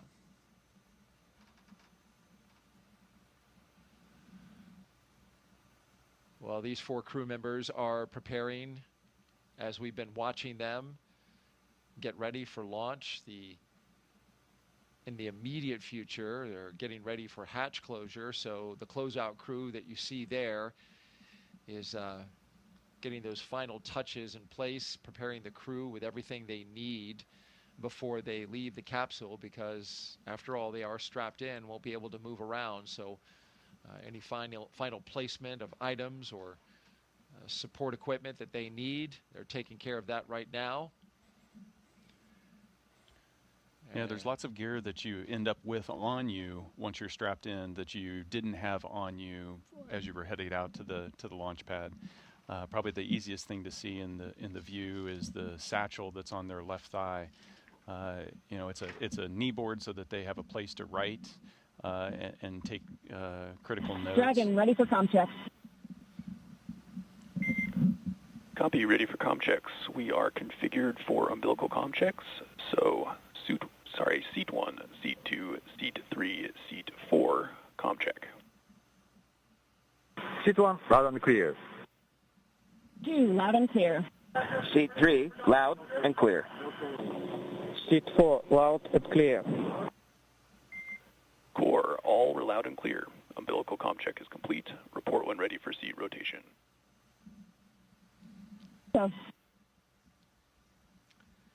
So we're running ahead of schedule with that communication check with the core, which is the resource engineer that the crew operations resource engineer that communicates with all 4 crew members. And so they went through and we heard from each astronaut verify that they can communicate with the core. That's the first set of communication checks. We'll get another set, a much longer set, later as communication checks are established with the launch team at T-minus 2 hours and 19 minutes. We are running ahead of time because those comm checks normally happen at T-minus 2 hours and 30 minutes, but we're 7 minutes ahead. That's kind of understandable given this is the second time in 2 days that they've run through this procedure, so you can really tell they've got it down. Yeah, no, practice makes perfect. There's also margin built in as well. And, you know, yesterday as we were leaving, we were a little bit delayed with the pad.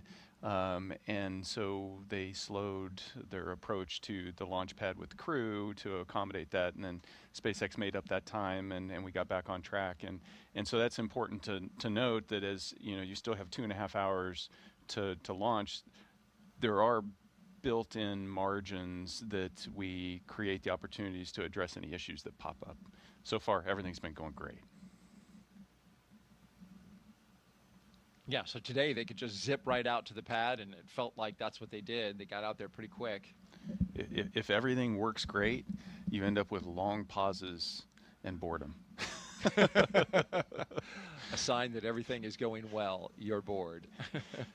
No, but those comm checks, those were focused on making sure that those suits connect to the vehicle, and so that was focused on the crew. The next set's going to be really focused on the connections between the vehicle and the ground teams. They're saying their final goodbyes to the closeout team. The closeout team's doing its last checks. You can see they've got all their gear, their knee boards, the satchels, their the personal gear that's inside there that they'll use once they're in free flight, like a headlamp, a flashlight when it gets dark. Everything's ready. Throwing their hearts at the closeout crew as the closeout crew exits the spacecraft. And as they do that and begin to prepare that side hatch to seal into place, one last look.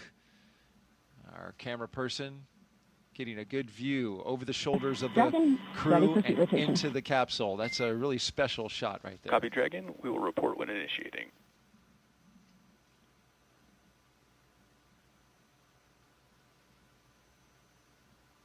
And so here they're going to rotate seats here shortly, put them into the launch configuration. The next time those seats will rotate down, per the plan, is just after re-entry, once you've come off peak G, getting ready for shoot deploy. Dragon, SpaceX, initiating seat rotation. Copy.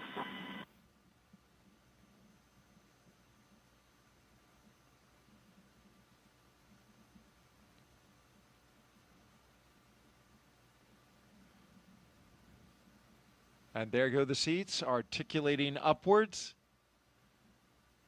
putting the crew in launch position.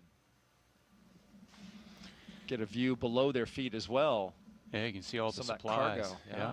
You've got cargo on the right-hand side, some coolers, experiment lockers in the middle, and then you can see the left container on the left-hand side. That's your survival raft if you would need it. It'll deploy. We saw a video of that earlier.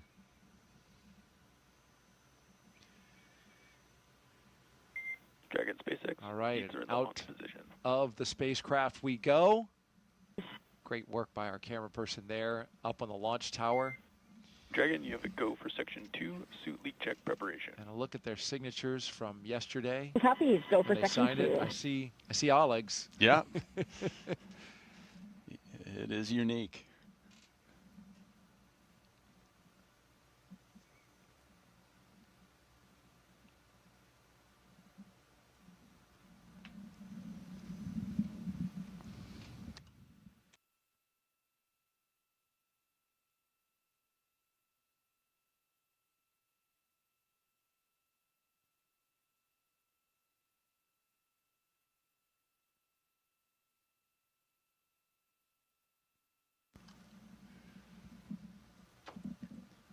As the astronauts are seated into their positions here inside Crew-11 and the spacecraft Endeavour, we want to revisit your missions, all three of them, Nick, that you participated in. And we have some photos to kind of take us through that. This is something that the astronauts think about all the time. All of you think about when you get ready to launch. You never know what's going to happen. And that was the case on this day in 2018 when you launched from Kazakhstan. Yeah, so we were at the Baikonur Cosmodrome, launching on MS-10. Dragon care complete. Ready for leak check. Copy, Dragon. You have a go for Section 3, suit leak check.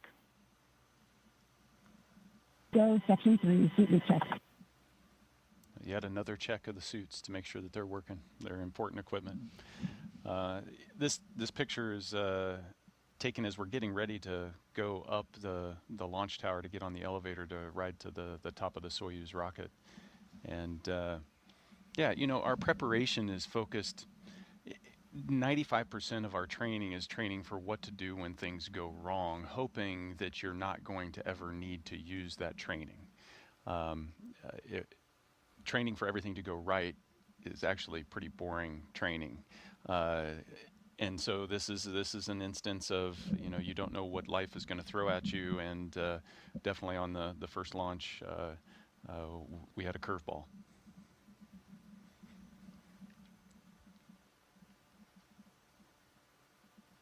It was a beautiful day, not unlike today.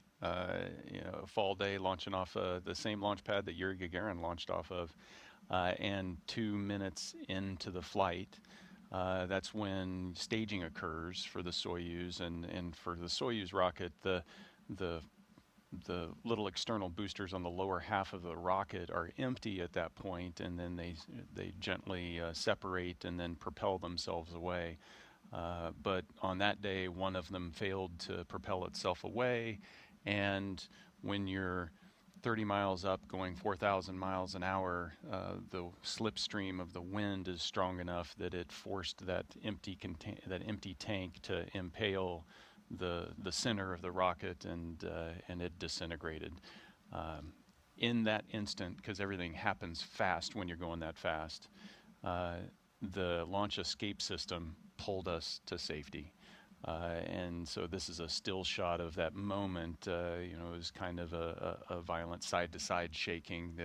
The alarm is sounding. You can hear it. You can see the alarm flashing in front of you. There's a light that comes on the console that, you know, says rocket emergency, and then you spend a second or so trying to figure out exactly what happens as you're slowly tumbling, continuing to coast toward space because we were going so fast. And so we coast all the way up out of that debris field, up to about 90 kilometers. You made it to space. Yeah, depending on who you ask. Okay. Though was it 62 miles is the Kármán line? I don't know what the conversion is for the kilometers. Yeah, so they use 100 kilometers is the international standard. The military uses 50 miles. That leaves this gray area, and as far as I'm concerned, I walked away alive, so that it didn't matter. Amen. And so that launch escape system automatically sensed that there was something wrong, and pulled us to safety, so we landed. The flight was 20 minutes. Pararescue forces were there to pull us out, and within 6 hours we were coming down at the airport, walking off the jet, able to embrace family. And you can see I'm giving Katie a hug, and that's your wife. That's my wife, and Alexei's there with his wife Svetlana. And our extended family is all there as well, and it's that sense of disappointment that it didn't work out, but also that sense of Dragon, 4 good, we've checked. Copy, Dragon. We see the same. Closeout team will perform final closeout steps and exit the capsule. You can proceed to Section 4, side hatch close, and report when ready to close the hatch. In Section 4 and will so.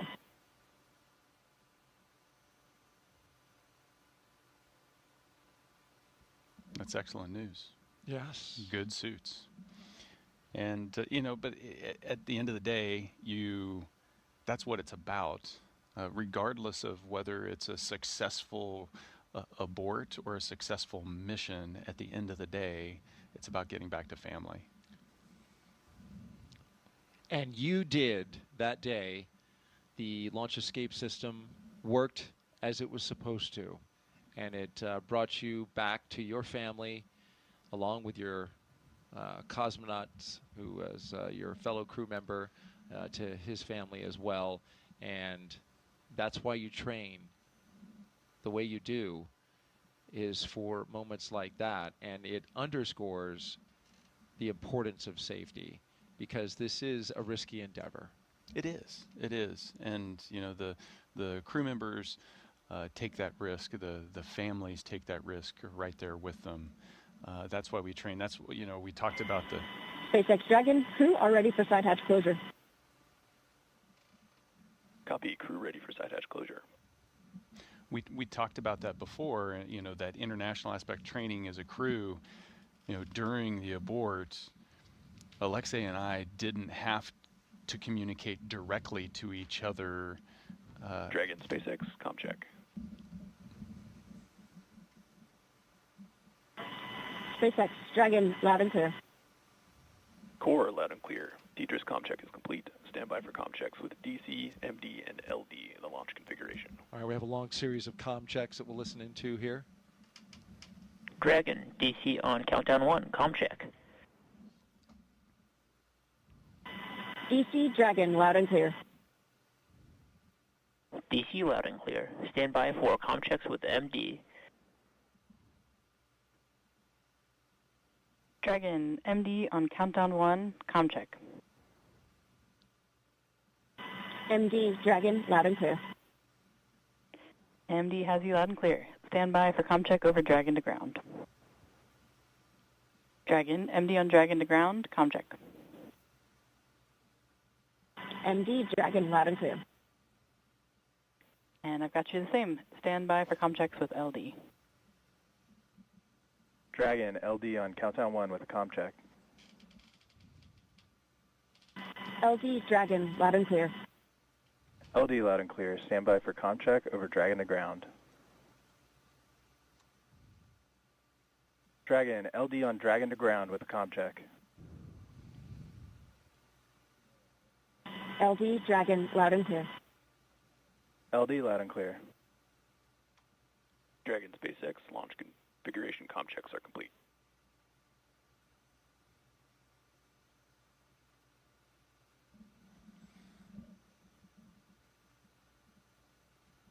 All right, we're through those comm checks, which we got to be able to check the path through the ground, through the air, and they all sound good.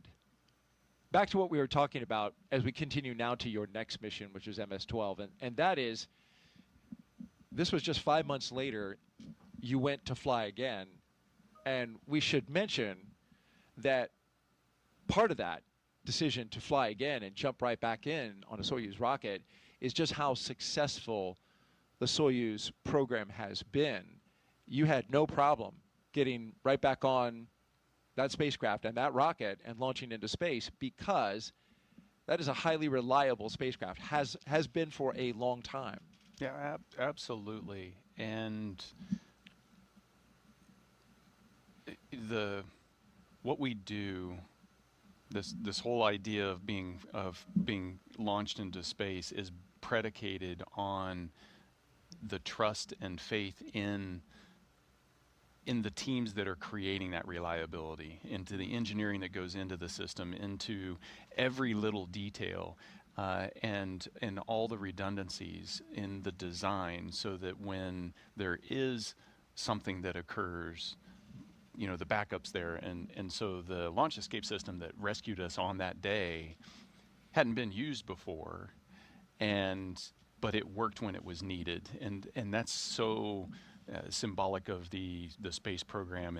There are so many things that are in place, and when they're called into action, they work because of the dedication from every person on this gigantic global team. And so you're ready to get back into it. And you know, so 5 months later, it's Alexei and I, plus Christina, who is getting ready to go up for a year-long mission, and we had a beautiful, pristine launch to the International Space Station.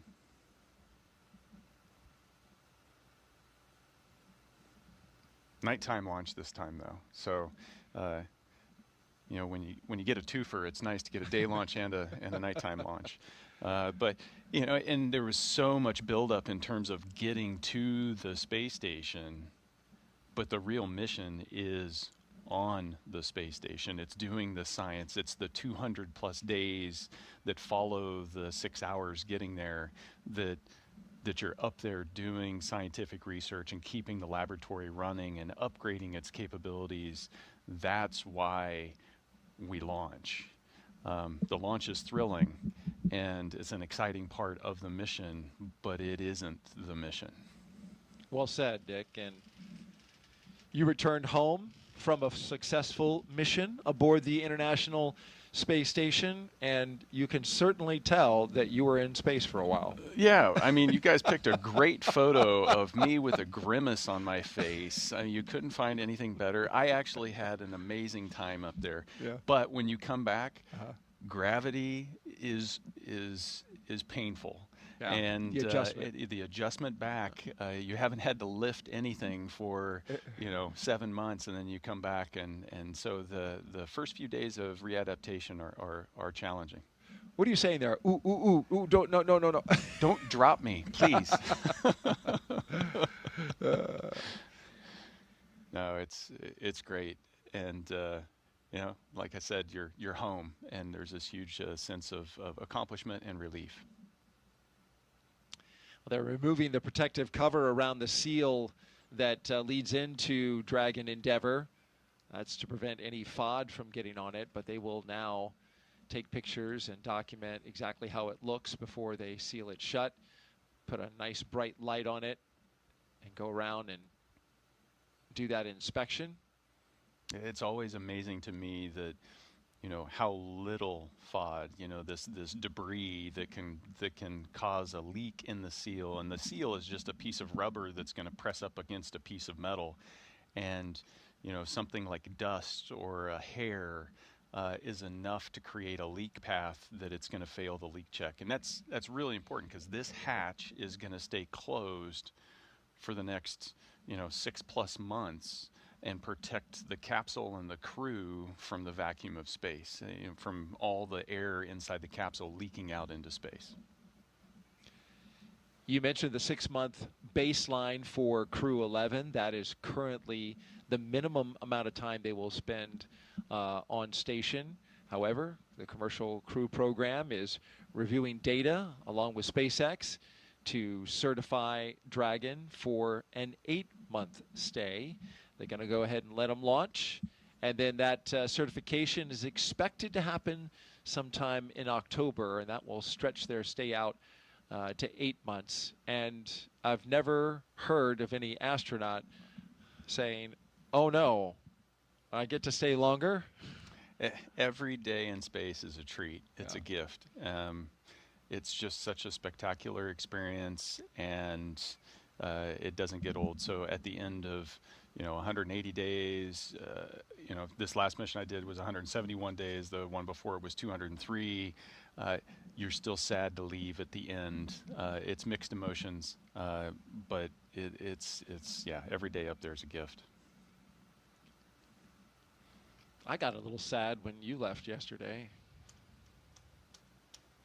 Stuck in tight quarters with me for 6 hours. Got so used to you after 6 hours of being here, saying all these wonderful things about space, and then I got in my truck and Nick's gone. Good thing we scrubbed, because I'll see him again tomorrow. Well, thank you. I'll take that as a compliment. Absolutely. It's been an absolute pleasure and an honor listening to you tell these stories. And we have one last one. We want to talk about the most recent mission, of course, Crew-9. And this was, just last year. So you had a bit of a break. It hasn't even been a year since I launched. No, yeah, right. I mean, you're still pretty fresh from space, Nick. Yeah, it's you can see Alex and I. It looks a little more spacious in there when there's only 2 people. Sure does. Yeah, but at the end of September, in July, the decision was made to switch to a 2-person crew so that we could create open seats there for Butch Wilmore and Sonny Williams to come back with Alex and I. Their Starliner had some issues, and so they, NASA decided to bring it back uncrewed, and so Butch and Sonny, they made the decision to have them join our crew and rotational mission to go up there and do a 6-month full-length, long-duration mission. And so Alex and I launched, and priority 1, beautiful launch.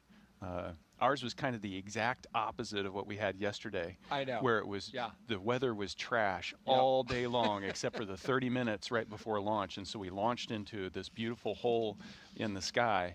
And yesterday was just the exact opposite. The priority was, let's get to space and let's integrate Butch and Sonny into the Crew-9 crew.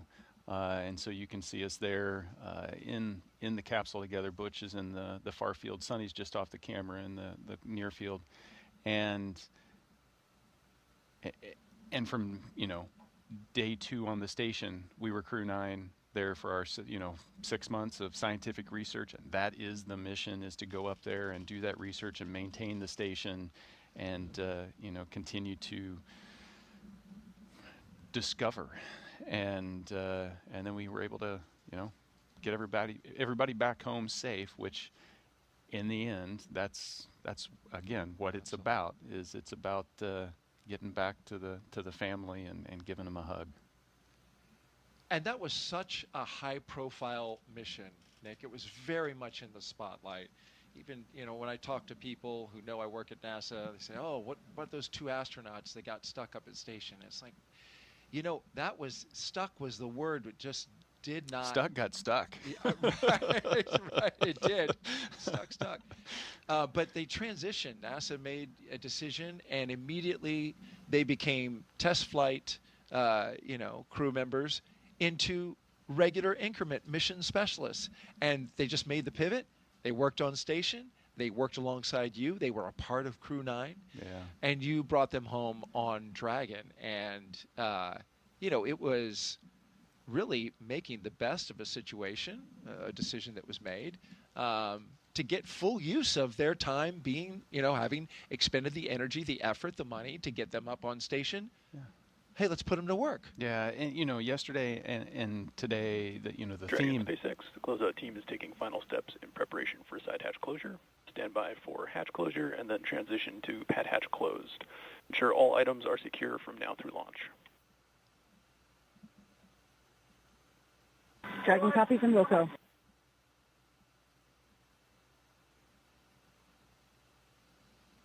last waves goodbye to the pad team and there they are. Shut that hatch.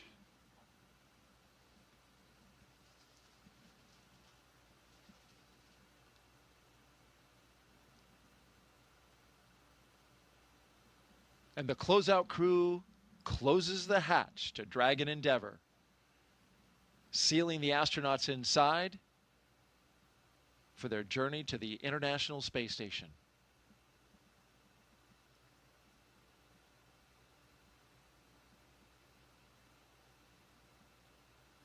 What you were saying? Well, the theme is, if there's a theme, I think you hear it echoed in Zena's words that we've played today, and as in our discussion yesterday, you've heard the same thing in Mike and Kimia and Oleg's words. It's not, space exploration is not about individuals. It's about the mission. And this risky endeavor that we take part in, we don't do it because of the thrill, we do it because of the mission. And so the Crew-9 mission is just another mission in this long legacy of the 25 years of the space station operations, and making that happen, doing the scientific discovery and research up there. So yeah, we brought Butch and Sonny into Crew-9, and it's a testament, to their competency and professionalism. From day one, they were all in and able to operate as full-up crew members. You worked alongside them every single day of that mission, of that 7-month mission. Absolutely. And they are amazing crewmates, and everything the ground threw at us, we were able to do. And that's also a huge testament to the teams that prep us to get ready to fly. I talked about the 95% of the time we're training for things that we don't expect to happen, but just in case. And they had done training just in case they got stretched. They had done spacewalk training, they had done robotics training, they had done the things that they needed to do just in case this thing we don't think is ever going to happen might happen. And that's what we do every day, is we prepare for that. And so that's the, we talk about a professional astronaut corps. That's what a professional astronaut corps prepares to do. But that demands that we have this team that helps us get there. And so those are the rock stars behind this whole story, is this team of trainers that had the foresight and the imagination to come up with the things that they think we might need, and they got them ready, and we were able to adapt and overcome the challenges that were thrown at us. And you and your team adapted extremely well. It was a successful mission.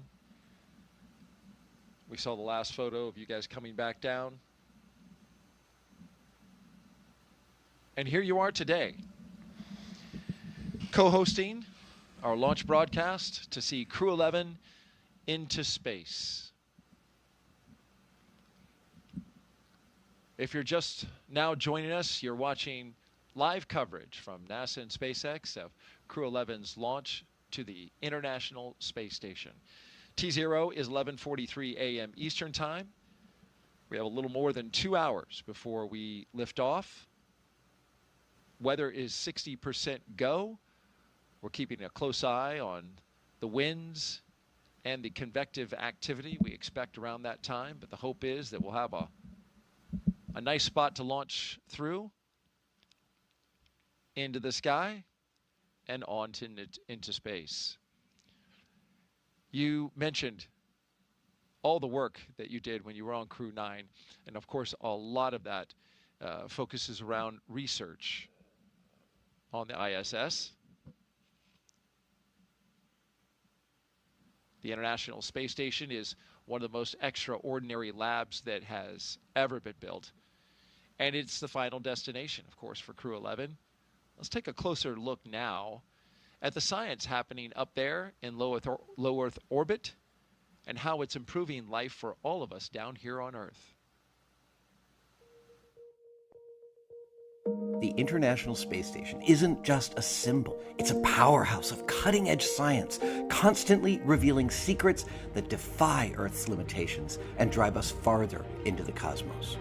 Our mission is research and science. We have experiments mounted on the outside of the station that are looking at Earth. We study our own bodies and how they react to space, to weightlessness, to radiation. And that helps not only us go on further in future missions, but also helps for medical research back home. And then we study lots of different things as well, like materials, combustion, all sorts of things that help us understand life back on Earth. Yeah! Microgravity doesn't play by the rules. It flips them upside down, transforming how liquids flow, how flames burn, and unraveling biological mysteries before our eyes. I saw some heart tissues beating in space, and it was incredible. So Tom, we see that top one beating. Looks like happy heart cells. But we're not just along for the ride. We're explorers, diving headfirst into the challenge and harnessing the power of this unparalleled platform, just as we have been for decades. We're on a relentless quest for answers, seeking to understand the intricate workings of the human body in space and ensuring future crews stay safe on their daring journeys beyond Earth's orbit. The human aspect of human space exploration is always going to be very important for decades to come. And when it comes to technology, we're not waiting around. We're discovering new ways to grow crops in harsh environments and engineering innovations to tackle Earth's greatest challenges. We have amazing technology that allows us to recycle water and create water for us to drink. It's delicious. Microgravity isn't just a curiosity. It's a game changer in the fight against diseases back on Earth, paving the way for breakthroughs that benefit us all and enabling new economic opportunities in space. Welcome, Axiom 3 on board the International Space Station. From our vantage point more than 200 miles above Earth, we are not just spectators. We're gaining unprecedented insights into the world we call home, and we're sharing our findings openly. We're not just achieving results today. We're sparking inspiration in future generations of explorers and embracing the power of global collaboration as we reach for the stars. What was your favorite experiment on the International Space Station? Toby, great question. My favorite experiment was the one that I got to eat. It was us growing Hatch chili peppers in our plant habitat. Station Huntsville on 2, we have video in Node 1. Look at those chili peppers. And as we soar through space at 17,500 miles per hour, each moment is a step closer to unlocking the mysteries of our Earth, our universe, and propelling our pioneering spirit even farther into space. So come along for the ride aboard the International Space Station.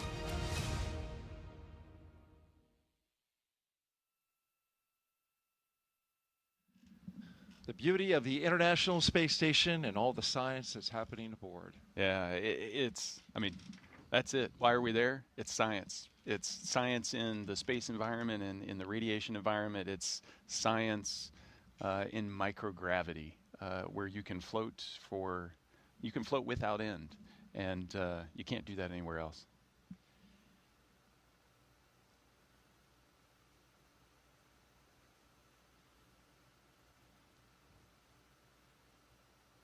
Well, as you can see from this shot, looking skyward, up past the Falcon 9 rocket and Endeavour spacecraft, our astronauts are aboard. They are strapped in. They've had suit leak checks. They've had comm checks. And we're starting to get a few little clouds in the sky. That's expected. It's warm here in Florida on this first day of August. And it's also very humid, even more humid than it was yesterday.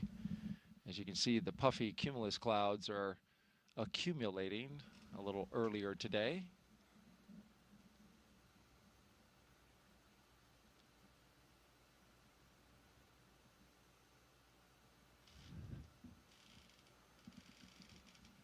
While we have this moment where we have a natural pause in the action, Let's take a look at our crew today and introduce you to the entire team. They are led by Crew-11 Commander, NASA astronaut Zena Cardman. She holds a Master of Science in Marine Sciences from UNC Chapel Hill. Cardman has experience with NASA research in the Canadian High Arctic and has supported real-time station operations and lunar surface exploration planning. She also likes rock climbing and powerlifting in her free time. And you trained with her for over a year.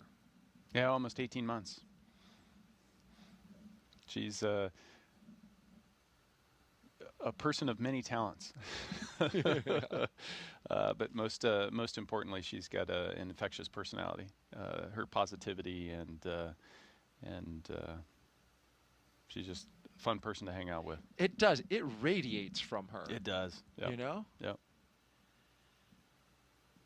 And that's, you know, if you're going to be in a capsule for 15 hours or 20 hours or 40 hours, or you're going to be in a station in close proximity to somebody for 6 months or more, you want somebody that you enjoy hanging out with. And I certainly enjoyed our time together when she co-hosted our launch broadcast for Crew-9, when we watched you, Nick, go up into space.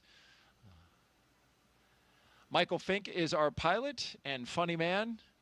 Only, according to him, the only second funniest crew member aboard. He is a veteran of 3 space flights. Fink has completed 9 spacewalks, totaling 48 hours and 37 minutes of EVA time. He spent 382 days in space. Fink is a certified pilot for Boeing Starliner and SpaceX Crew Dragon, as well as a co-pilot, flight engineer on Soyuz, and a mission specialist on the Space Shuttle. Fink enjoys spending time with his family, traveling, geology, and learning new languages. You know, equally, you know, somebody that's enjoyable to hang out with. That's true. It's, you know, you can say that about all of this crew. Just Dragon great SpaceX, people. we had a good side hatch leak check. Dragon copies. Good leak check. Great news. That is great news. That is. And so that means that the crew is sealed up inside, safe from the hostile environment of space once this Dragon spacecraft gets into Dragon SpaceX, for awareness, we are commencing health check for a launch escape system. Expect momentary flight computer state change, followed by a transition back to pad hatch closed.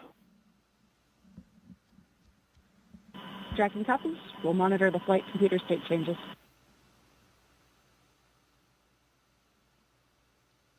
Now, this is an important milestone to check the health of the launch escape system. Yeah, absolutely. And we're doing it well in advance of when, you know, we would turn on the launch escape system and activate it at about the T-minus 45 point before you start to add your propellant and your oxidizer to the rocket. You want to do that early, so if there is any issues you need to troubleshoot, you've got time to do it. So this is the early checkout of that system.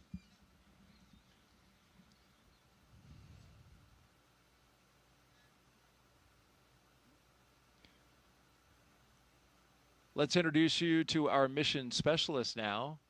Kimiya Yui is the JAXA astronaut on board.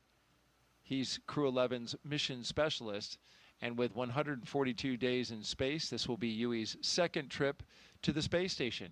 Yui flew as a flight engineer for Expedition 4445 and became the first Japanese astronaut to capture JAXA's H-2 transfer vehicle. In November of 2016, Yui was assigned as chief of the JAXA astronaut group. Yeah, when you think about his history, you know, capturing the H-2, the HTV, it'd be pretty spectacular if he could capture HTVX as it comes up. Absolutely, and that's the plan. So if HTVX, which is Japan's newest vehicle, which is going to start docking with the space station, if it all works out, JAXA is really hoping that he'll be at the helm of the crew, or I'm sorry, the Canadian arm, which will grapple the spacecraft and bring it in to space station. That'd be fabulous. You know, the international aspects of the space station can't be you can't overstate the importance of it. It's just the way we're able to collaborate and cooperate together. Using the Canada arm to grab a JAXA vehicle. Dragon and SpaceX for spectacular update. how we work together. Both Dragon and Falcon 9 are healthy, and we are looking good for the count. The main watch item is going to be what we briefed you in the weather briefing earlier today, which is the probability of violation at 40% due to weather at the launch site. That is the same as the weather briefing, but we are going to keep an eye on that as the count progresses. Copy. Healthy Dragon, Healthy Falcon. Our watch item is weather, which, as briefed, is 40% chance of violation. We'll be monitoring. Crew will be ready to go.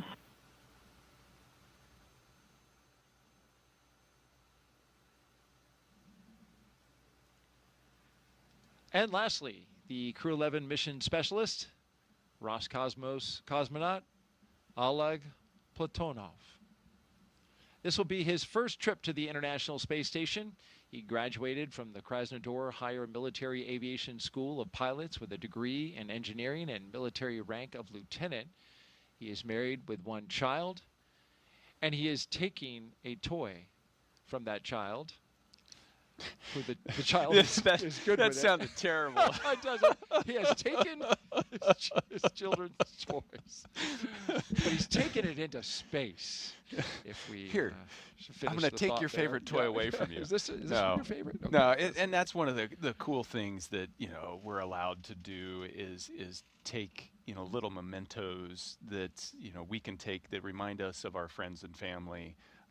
And loved ones, and then we, at the end of the day, we get to bring that back to them, and then his child's going to be able to hold that dear the rest of their life. It really has to be special. I have a young son, and I look at his toys with nostalgia. Right, I see him play with them. I see how much they mean to him, and then to add that additional sentimentality to it that's just cool.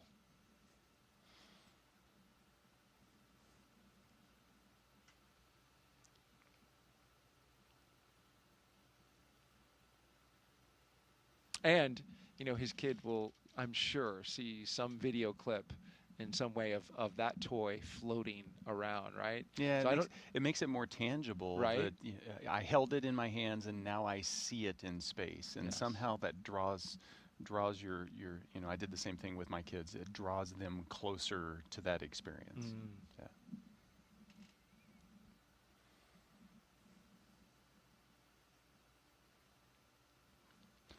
So the vehicle's clean, everything is tracking well, and we're waiting on a weather update. I propose we focus on the 60% go as opposed to the 40% probability of violation. It seems more glass half full. It does, doesn't it? And we that's what we put on our graphic. We put the go. Officially, it's given to us in a POV. And I understand that. Statistics are the way they are for a reason. That's right. But Nick is positive thoughts today. He is doing his best with the positivity here, and I appreciate it greatly.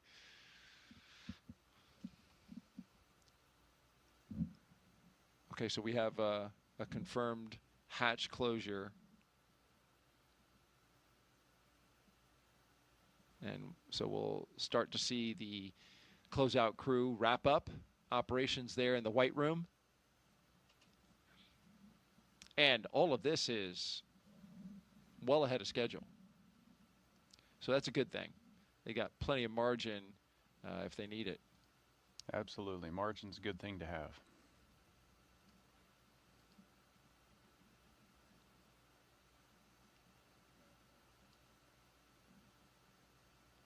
How about some more social questions? I love it. Let's do it. Yeah, keep them coming, folks. You can do it with hashtag AskNASA through the various platforms, Facebook, X, YouTube, and Twitch. Our next question. Abigail C3 asks, are there any space, quote, pioneers that have inspired Nick during his career or leading up to it? Did you have mentors at NASA? Well, let's take the first half of that question and talk about the pioneers. Yeah, pioneers. You know, I read lots of biographies, autobiographies, as I was growing up of, you know, the Apollo generation, the early space program. I was fortunate enough on my first space flight, actually before that, after I'd been selected at NASA, every couple years we have a reunion where all the current astronauts, former astronauts gather together, and I got to meet Michael Collins, and he is somebody that I had always looked up to, and it just, if you read his book or you just read his history, for me he was the epitome of,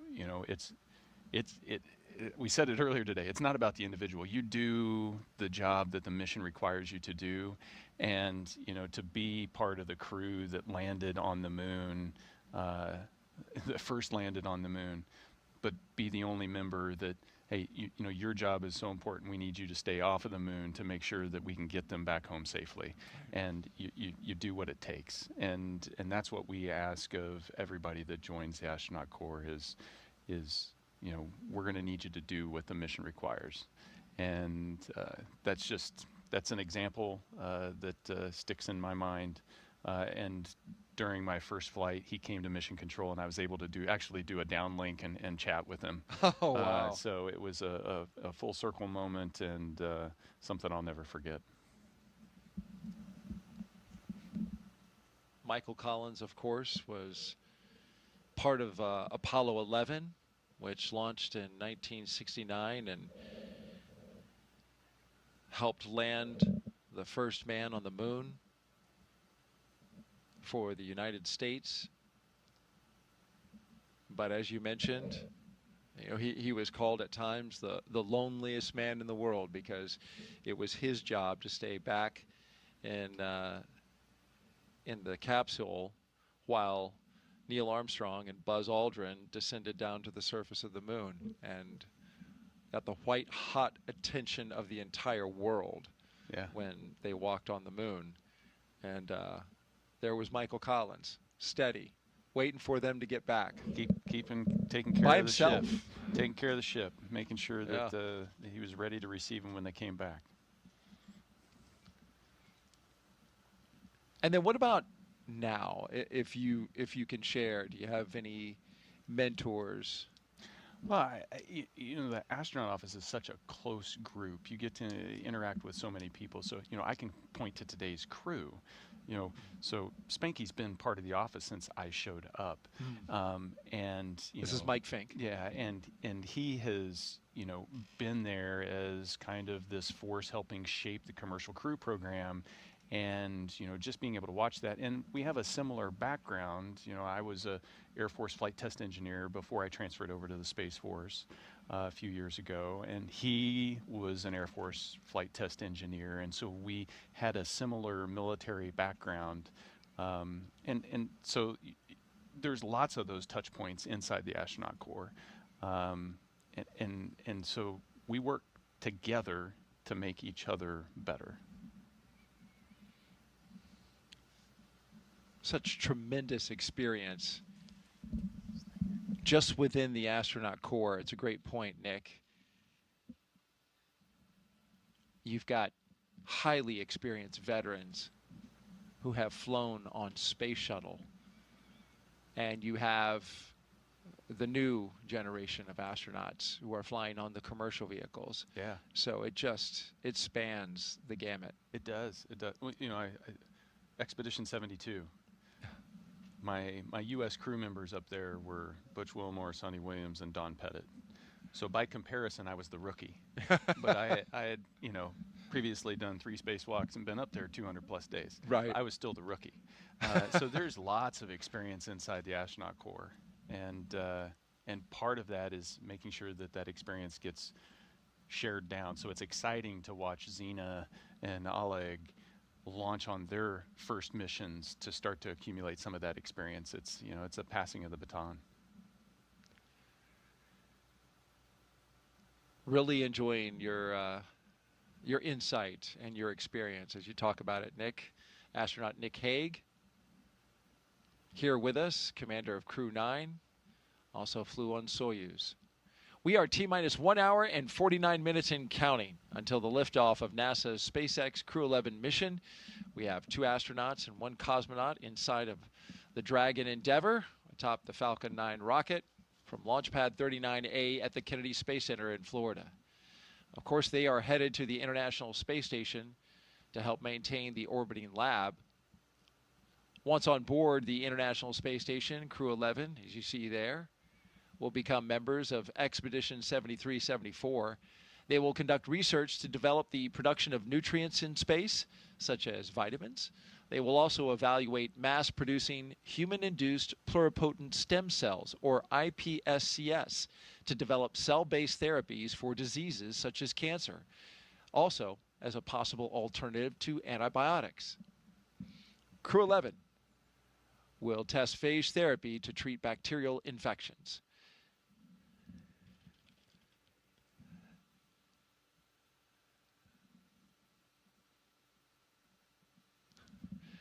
So Nick and I are standing by now as we are listening in to a weather brief.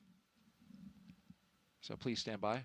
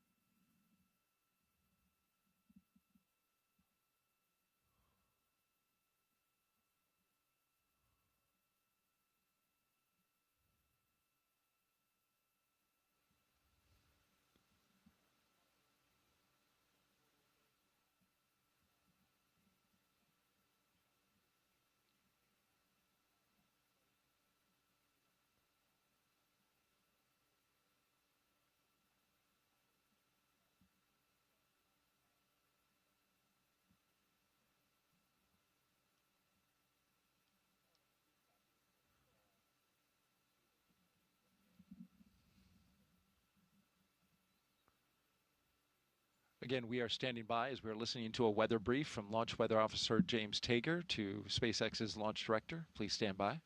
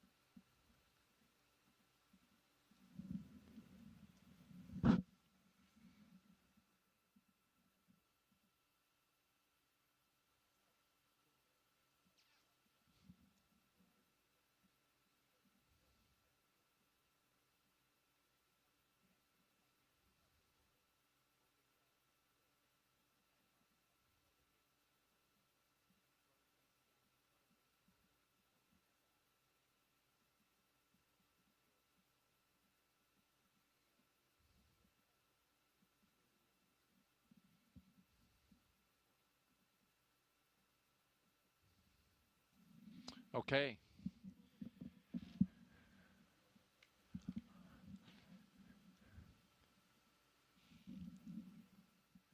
All right, so we have been listening to a weather brief. This was off air, by the way, but Nick and I listening to Launch Weather Officer James Tager give an update to Launch Director for SpaceX on the weather. This is something that they had set up a few hours ago to do one at the T-minus 2 hour mark. And so here we are, and we have the update. And basically what they said was it is a sit, watch, and wait situation. We do have increased moisture in the atmosphere.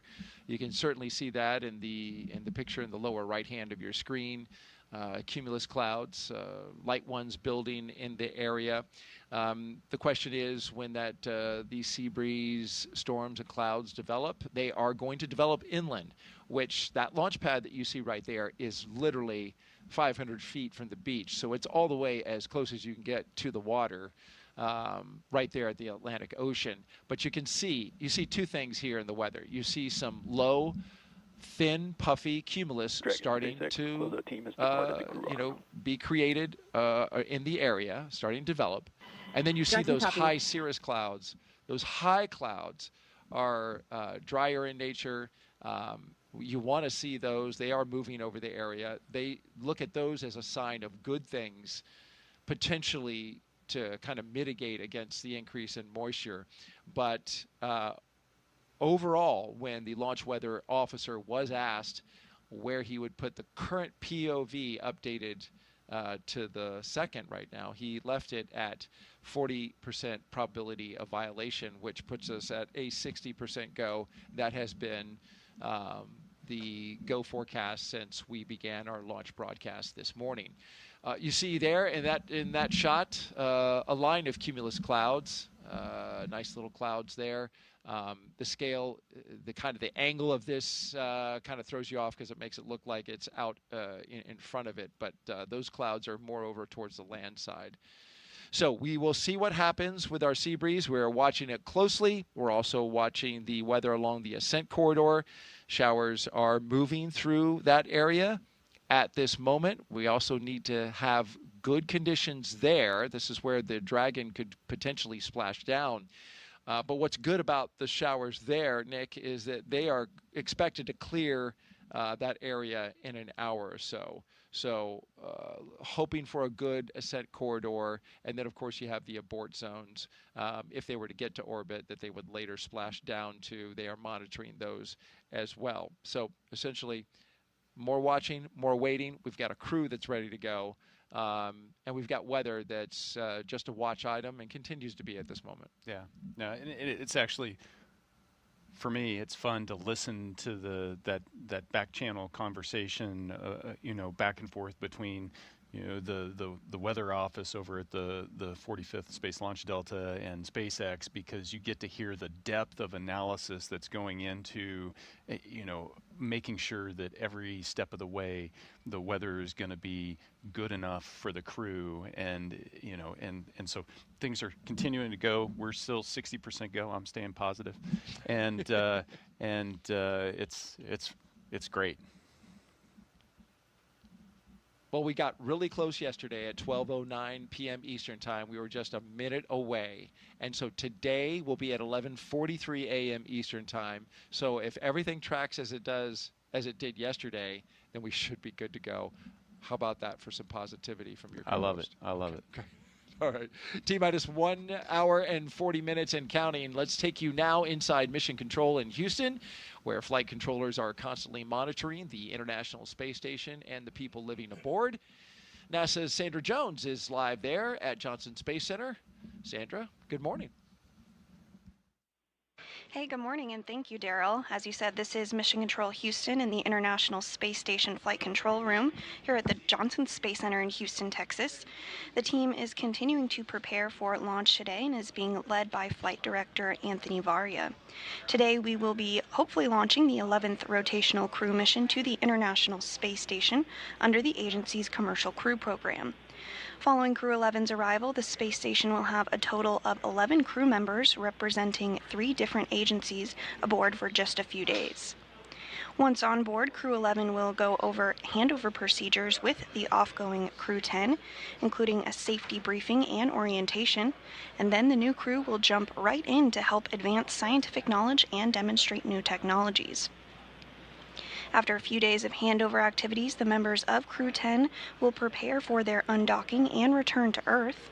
Direct handovers between crews allow for continuity of the activities and helps to ensure a continuous U.S. presence on the International Space Station, which is about to celebrate 25 years of continuous human presence in November. Ahead of Crew-10's return, JAXA astronaut Takuya Onishi will turn over command of the International Space Station to Roscosmos cosmonaut Sergei Ryzhikov. The space station is currently in Expedition 73. And here is a look at that mission patch on your screen. In the fall, NASA astronaut Chris Williams and Roscosmos cosmonaut Sergei Kutsverchkin and Sergei Mikheyev will join the on-orbit crew. Shortly after the departure of the Soyuz MS-27 with NASA astronaut Johnny Kim coming home will mark the commencement of Expedition 74, which will be led by the new commander, NASA astronaut Mike Fink. All this, of course, coming up after today's launch. We will continue with the countdown, and with under 2 hours before launch, we'll send it back over to Kennedy. All right, thank you, Sandra Jones. Back here at Kennedy Space Center, you're looking up at the Falcon 9 rocket and Dragon Endeavour, with Crew-11 inside the spacecraft at the very top. This is Launch Complex 39A here at the Kennedy Space Center, a historic launch pad where launches to the moon have happened, as well as the long and very successful Space Shuttle program. We've documented the astronauts' path and crew members' path to the pad today, starting at T-minus 4 hours and 10 minutes. We saw them through suit up, all 4 crew members getting into their spacesuits. They checked them for leaks and then had them head out the door to their waiting vehicles. 3 Teslas parked outside astronaut crew quarters. They jumped inside and under security escort made a 20-minute drive across the Kennedy Space Center to this location that you see here, Launch Complex 39A. Once inside their spacecraft, they performed umbilical checks, they did communication checks, and they pressurized their suits a second time to make sure they are good to go for launch. The closeout crew sealed the door, the side hatch, which is used to enter the spacecraft as well as leave it. They sealed it up for the final time before going into space. And now we are marching to our next few milestones. We have some margin in the schedule now, so a little time for the astronauts to, as Nick was telling us yesterday, do some reflection, chat amongst themselves. And there was a phrase that you used as well yesterday, chair fly. Yeah, aviation term. Yeah. To, sit there and visualize what you have to do and go through the motions mentally of everything that's going to come down the road. And so chair flying the launch sequence and everything that you're going to have to do. Thinking about all the different radio calls, all the different cues that you need to be able to see. That's chair flying.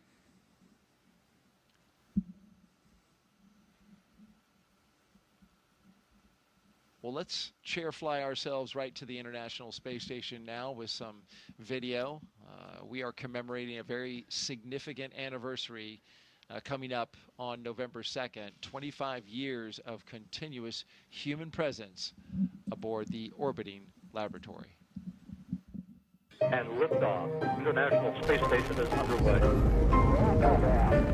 We are in the golden age of the space station right now in terms of the return on investment and what we're able to do there.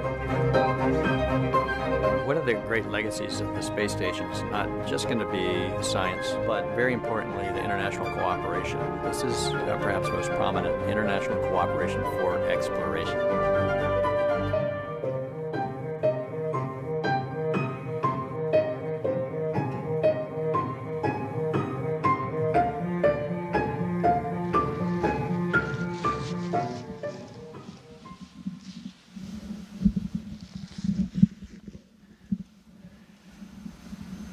Yeah, what a view. 25 years. When I first joined the astronaut corps, I'd go to elementary schools and say, everybody in this room doesn't know life without someone living off of the planet Earth. Now I can do that at colleges. It's just impressive, the legacy of scientific research and international cooperation that the station program has built over the last 2.5 decades. It's a treat to be part of that, and everybody that's part of human spaceflight, that big team I keep referring to, that 100,000 people across the globe, everybody should be so proud of being part of that.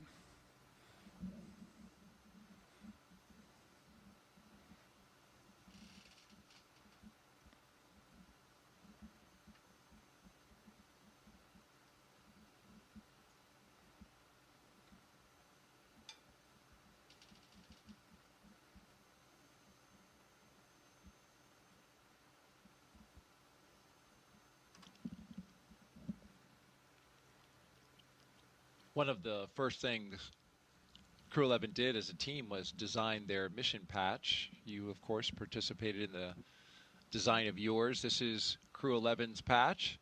Its colors celebrate the 3 nations they represent and the 3 stars you see in there. They honor their space agencies working together, NASA, JAXA, and Roscosmos.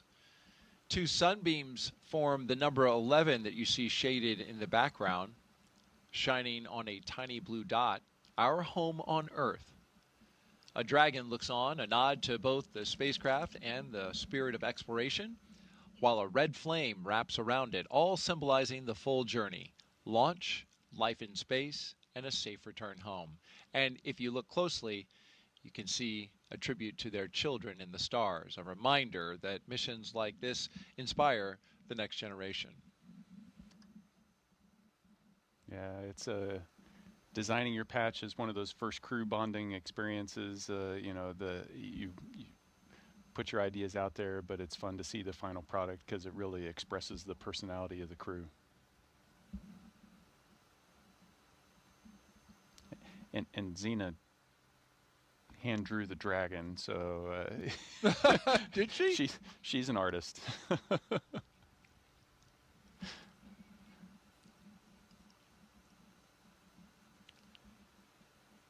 We're going to talk more about her artistic talent later in the show when we get closer to liftoff. Look forward to doing that around T-minus 13 minutes. Right now, we want to talk about the flight kits. Nick, each crew member gets to bring personal stuff aboard the ISS. You don't get to bring a lot, and you, in fact, have a designated volume, right? Yeah, so, a small bag, getting things to and from space is expensive, but it is important because you are going to be living on the space station. And so being able to bring some personal effects that help connect you and ground you to your friends and family and loved ones that are on the ground. So here's a small bag. You get to put a few things in it. Can't be too heavy, can't be too big. And everybody brings up unique things. And certainly that's what Commander Zena Cardman did. And you had a hand in helping get her her flight kit stowed away and put into place. She told us that she's bringing, of course, photographs of family and friends, photographs carrying that have her team members in it. She's carrying some for them that she's going to then return to them. Training team, instructors, flight controllers, the people who keep the crew safe while they fly. And so she has those, but in addition, she also has cards that her late father wrote her that have been up there since Crew 9 went up, since you went up. Yeah, so the things that we get to take up often don't ride up with us in the Crew Dragon. They come up on a cargo vehicle, and so our Crew 9 effects went up before the crew change happened. And so some of her personal items have been up there since over a year ago. And so part of it was when we got up there, making sure that we were able to set her things aside, to set Stephanie Wilson's things aside, and so that when they get to the station, they're going to be able to find them. Michael Fink is bringing something that is very familiar to him on missions that he's gone on in the past. He's taking his wife's gamusa from her side of the family. It's a type of silk scarf from her home state of Assam. It carries with it the blessings for his trip to the ISS from her side of the family. He took one on all 3 of his previous missions. The one that he did aboard the space shuttle, as well as his 2 Soyuz missions. He's been married for 25 and a half years, and so something that's very personal and very important to him. Kimia is bringing a lot of pictures of family and friends, and he's going to give some of them back to those friends. And we mentioned Oleg earlier, taking pictures, and also a couple of toys. He's borrowing. He's borrowing. He's borrowing That's a the good toy. way to put it. With very much an intent on returning them with some additional status. A space-flown toy. Yeah, the space-flown. There's something about, I think, this desire to bring photographs, to bring things to space, and then bring them back to your friends and family. It's really the desire is to bring them to space with you. And the best I can do is bring a little bit of space back to you. But yeah, if I could bring everybody, I mean, that's the ultimate goal, is to go from 700 people that have been in space to 700,000 people that have been in space to, the sky's the limit. Yeah. The more people we can get in space, appreciating and experiencing just that life-changing perspective, the better off the planet's going to be. And these are small gestures we do for our families to share that with them, but then also to let them know how important they are to actually putting us in those seats on that rocket, because you don't get there on your own. It takes a team to get you there. It takes the family, the love, and the support to get you there.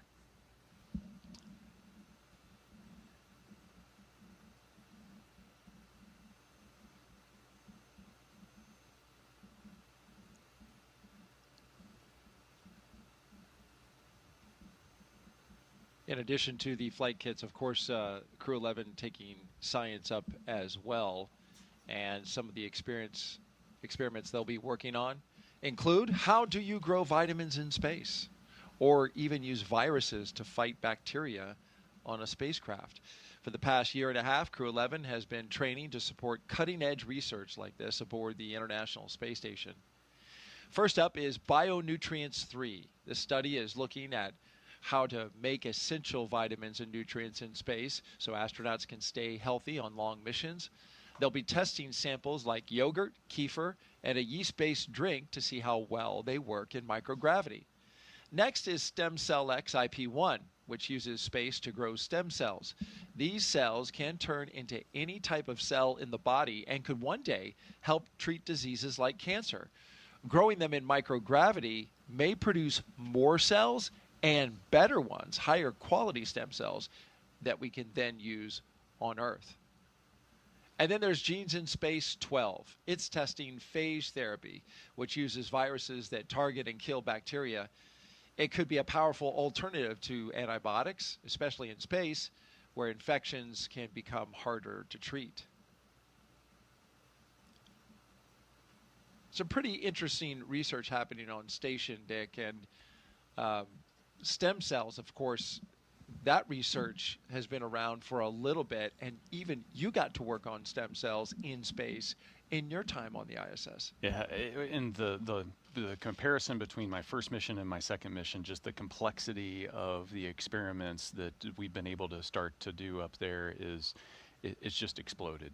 And so we're really starting to see return on the investment on maximizing the output of our facilities up there. But those three experiments that you highlighted are they're pretty cool because they highlight different aspects. The stem cells, genes in space 12, it's the 12th iteration, so we've been doing this a long time. Yeah. Stem cells, it's getting really complex. Then you're talking about nutrients in space, and that's how we're leveraging the space station research to be able to inform us on how we're going to do deep space exploration. Because we need to learn some of those answers here close to home, where you're a few hours away from the surface and we can iterate quickly, versus taking it months or years away from the Earth, and you can't iterate as fast and learn as fast. So the space station, I was impressed with a lot of the things that I was doing this last time around were all focused on how are we reducing risk and learning more that's going to help us get back to the surface of the moon and onto Mars. That's the focus now, and where so much research, the human research as well aspect of it. How can we help astronauts survive the hostility of space in deep space, going out to Mars, going to the moon? So much has been focused on that recently, and it's important because there's a lot of technology that we have yet to develop to help make sure astronauts are going to be safe on that journey. Yeah, and you see this budding start of that understanding and helping really propel us deeper into space. But then you also see that level of complexity build up on the research that we're getting to be able to leverage like the stem cells here on the ground to make life better for everyone on Earth. And that's the goal of exploration at its biggest, is going and discovering and learning so that we can make things better back here on planet Earth.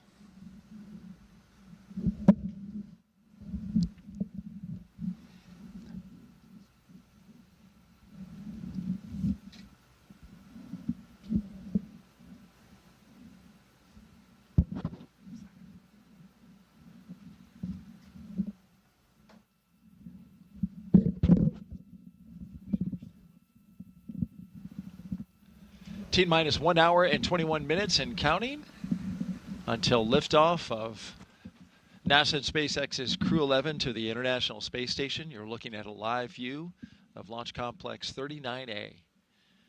That's Dragon Endeavour, the flight leader in the SpaceX fleet of vehicles. Today would be its 6th flight. Dragon Endeavour has flown 5 previous flights.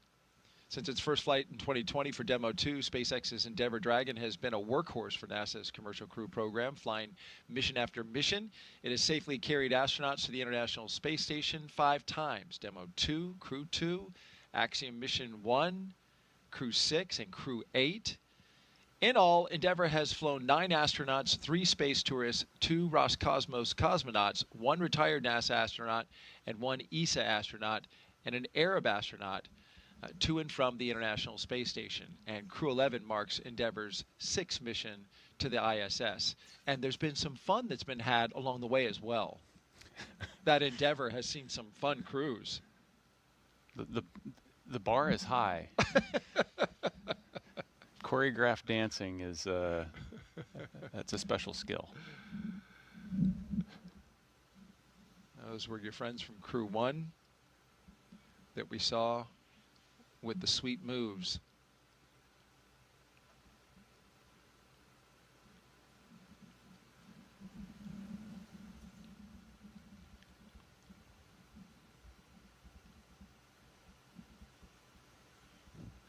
Some things we're looking forward to, of course, further down in the countdown is launch escape system arm, the retraction of the crew access arm, getting closer to less than an hour from now. So we're gearing up for that. Also, the big one, T-minus 35 minutes, we'll begin tanking this rocket with propellants in order to make this flight to space.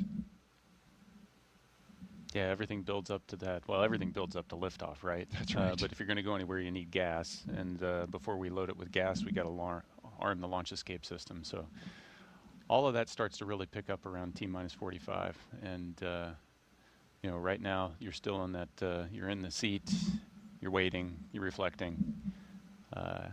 As you start to arm the launch escape system, that's the mental shift to now it's time to be ready to go.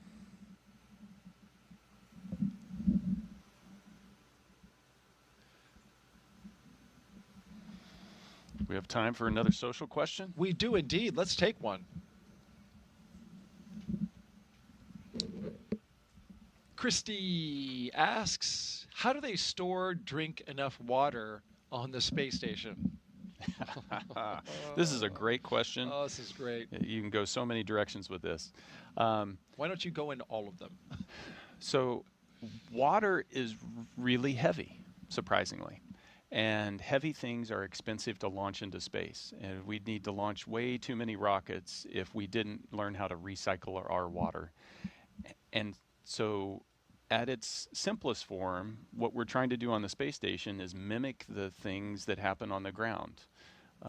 The Earth naturally recycles its water. On the space station, we have to create these really complex machines in order to take dirty water and distill it and purify it into drinking water.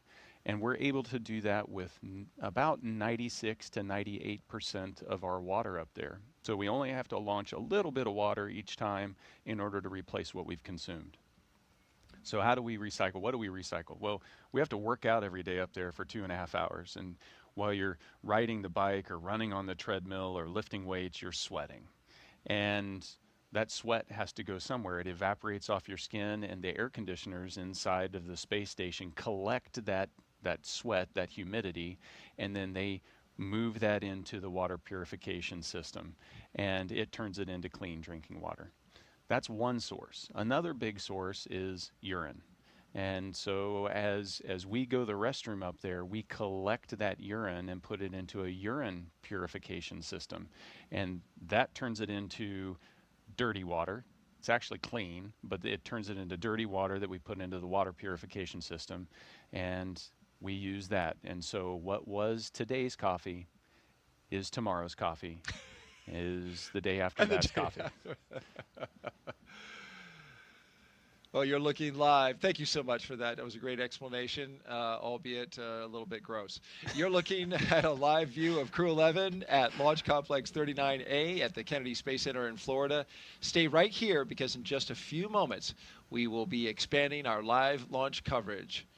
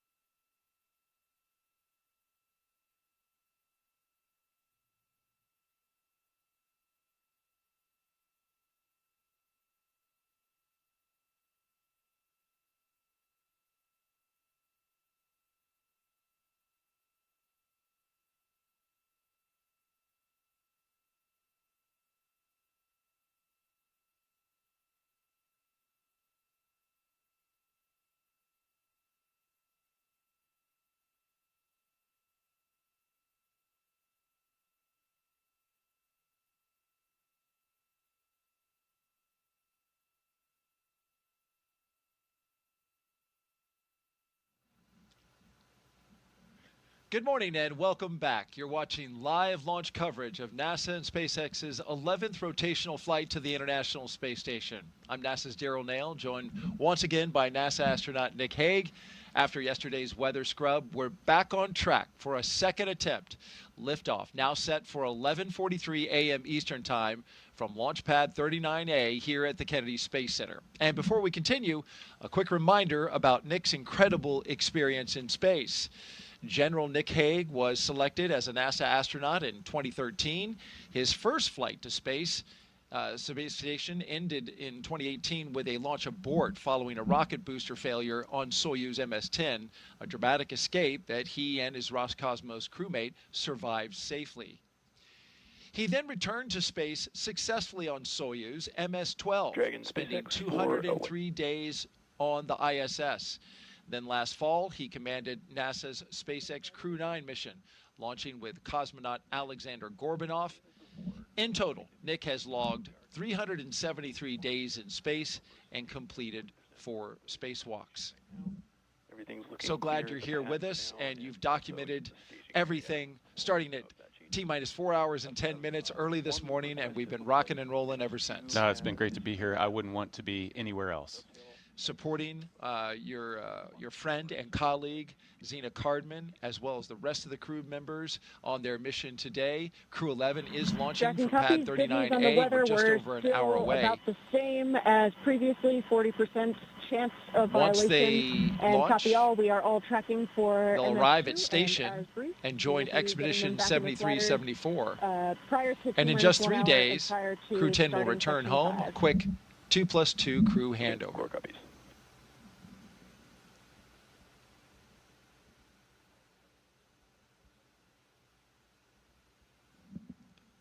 Yeah, so we had an update there about the weather. We had been monitoring that situation. The POV, which is probability of violation, still stands at 40%. That was the update they were giving.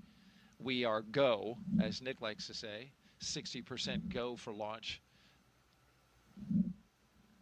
Let's take you through Crew-11's launch day preparations so far this morning.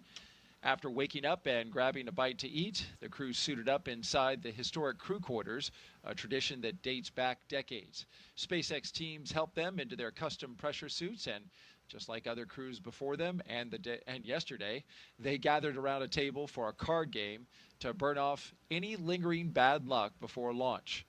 After that, they followed in the footsteps of every NASA astronaut since Apollo 7 in 1968 by walking out to greet a crowd of family, friends, and supporters. Then it was into their Teslas for a security escorted ride out to Launch Pad 39A. It took about 20 minutes to get out there. Of course, a journey filled with excitement and anticipation for a second attempt. They got a look at their rocket, stared up at it, and then walked across the crew access arm and into their spacecraft. And we've been monitoring them ever since. We're watching them live now, strapped into Dragon Endeavour as they await the next big milestones, fueling of the rocket and the arming of the launch escape system. These are big moments, and we'll talk the audience through them. Yeah, absolutely. It's right now they're waiting a little bit, but the excitement's going to start to pick up here when we arm the launch escape system and then put on the 1 million pounds of propellant that's going to go onto this rocket that we're going to turn into flame and push these guys into space. And if all goes well, that'll happen according to plan at 11:43 a.m. Eastern Time. Now, throughout the broadcast, we've been taking your questions from social media. We want to keep them coming. Just send them in on the hashtag AskNASA on Facebook, X, YouTube, and Twitch. And if you're watching NASA's YouTube channel right now, you can refresh your player or browser to join our chat. Okay, at this time, we're going to expand our coverage as we did yesterday to include our partners at SpaceX. So let's welcome back our commentators joining us live again from Hawthorne, California. Welcome back, guys. We're going to give it another go.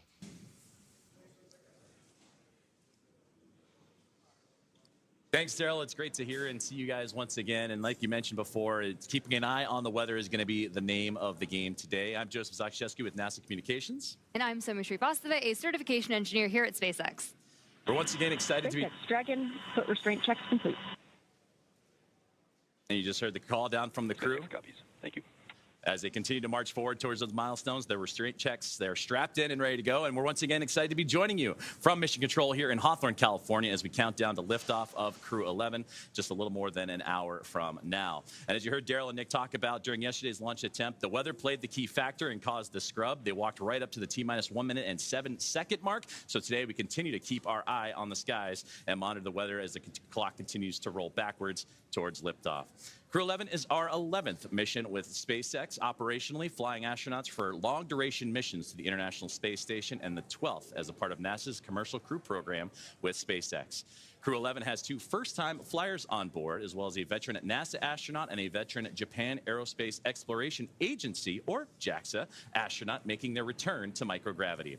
The multinational crew also represents 3 different space agencies, Soumya: NASA, JAXA, and Roscosmos. And today's crew will fly aboard Dragon Endeavour, which was the first operational Dragon to carry crew on board during SpaceX and NASA's Demo 2 mission in 2020 with astronauts Bob and Doug. Endeavour has been pretty busy since then, having flown NASA's Crew 2 mission, Axiom 1, and NASA's Crew 6 and Crew 8 missions. This will be the first Dragon that gets to fly 6 times. Overall for the Dragon fleet, this will be Dragon's 49th visit to the space station and its 19th human spaceflight mission overall, and the 5th Dragon flight just this year.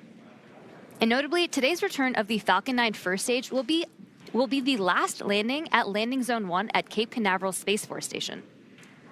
Now, over these last 3+ hours, Crew-11 has been going through the detailed process of getting ready for their mission, similar to what they went through yesterday on the first launch attempt and their ultimate destination, the International Space Station.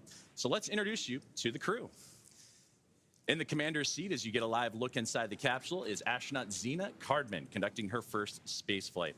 She holds a Master of Science in Marine Sciences from the University of North Carolina, Chapel Hill, and has experience with NASA research in the Canadian High Arctic, and she has also supported real-time station operations and lunar surface exploration planning.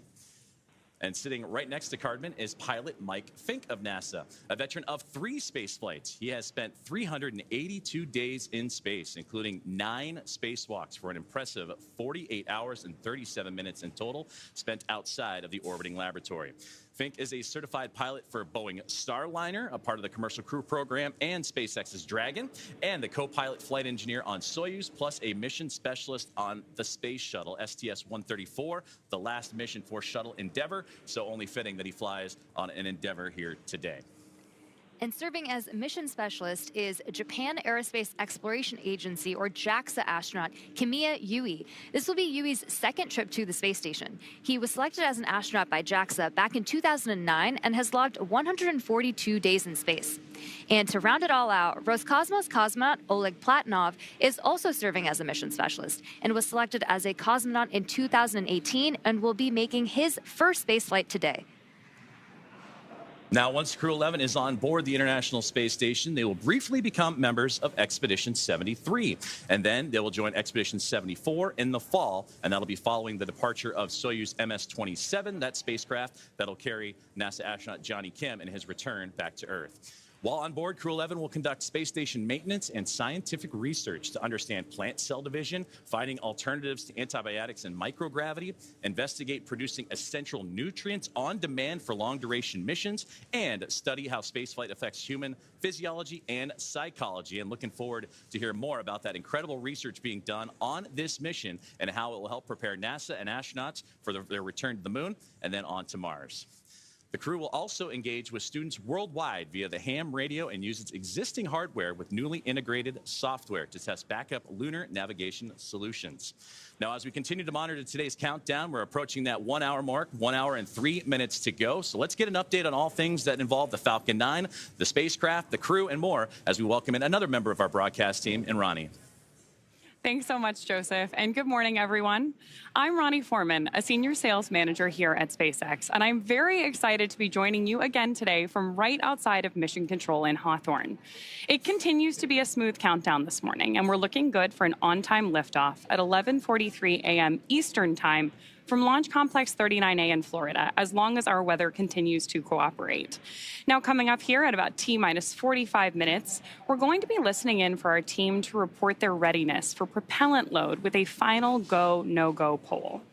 Here on the ground, teams will be staffed around the clock in Mission Control to monitor Dragon and the mission, not just today, but throughout the entire flight, from liftoff to Crew-11's arrival at the space station, all the way through splashdown when those astronauts return home. On console or on headset in Mission Control, which you've got that great live shot of on your screen right now, we've got 6 key positions. The mission director is in charge of the room and tasked with making real-time decisions to ensure mission success.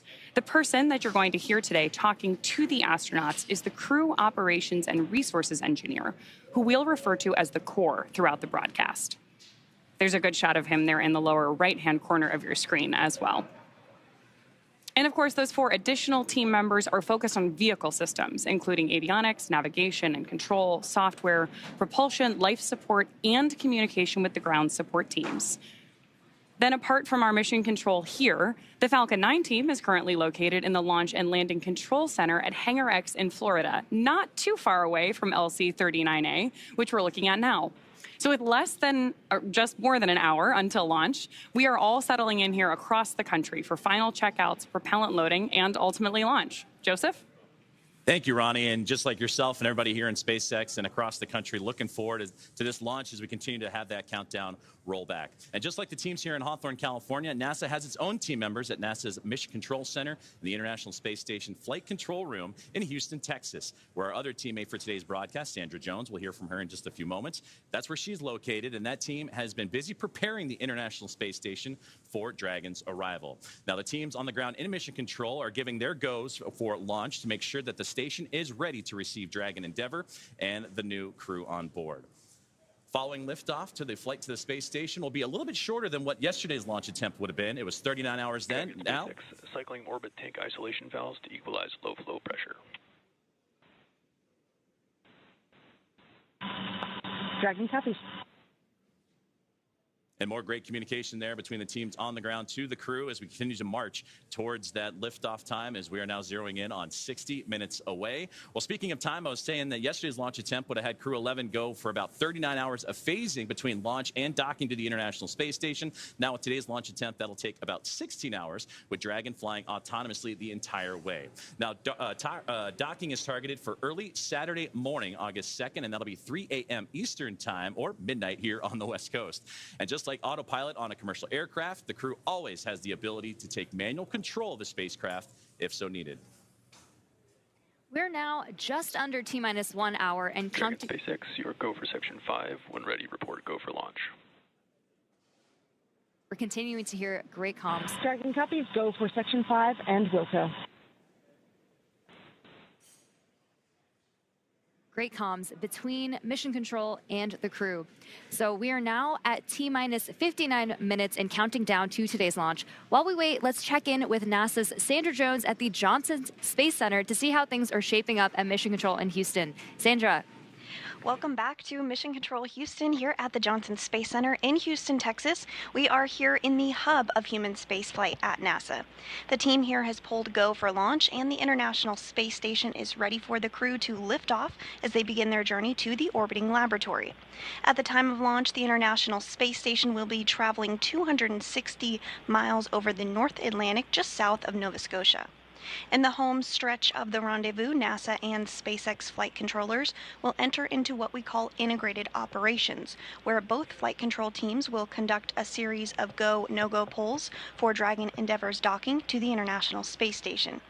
Rotational missions like Crew-11 help NASA continue to maximize the important research and technology demonstrations made possible only in the International Space Station. SpaceX, Dragon, go for launch. SpaceX copies. Dragon crew is go for launch.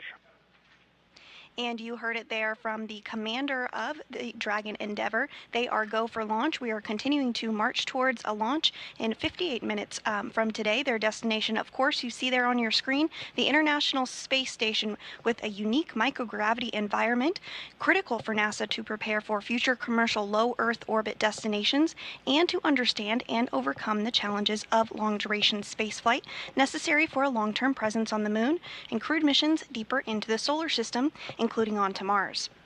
Now here's a closer look at the mission and what Crew-11 will have to look forward to during their stay aboard the International Space Station.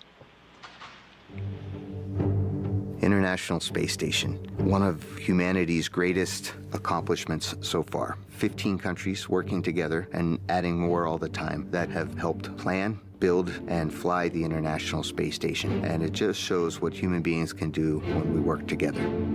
As Crew-11, we are about to launch on board a Dragon spacecraft to the International Space Station. We are actually continuing ISS mission almost a quarter centuries. Right now, crew members are working very hard on the ISS. So we got that result, and actually we do more researches, then pass that information to Crew-12. Конечно, исследования на Международной космической станции, как я считаю, они очень важны, и они являются ключевым звеном в развитии технологии, науки и всей цивилизации. И все самое лучшее из космоса всегда приходит рано или поздно на Землю в виде новых открытий, новых приборов, возможностей и технологий.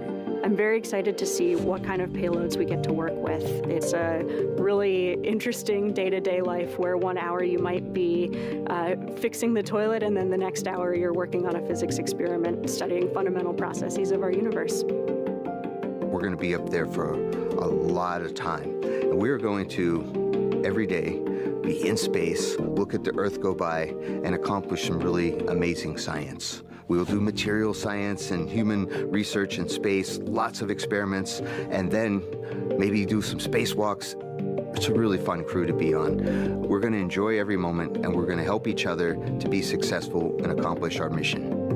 So we have various kinds of difficult training together. For example, emergency training in Building 9 or emergency training in SpaceX. This kind of training actually made our bond stronger. Наш экипаж Crew-11 — это экипаж, который состоит из высокопрофессионально подготовленных людей.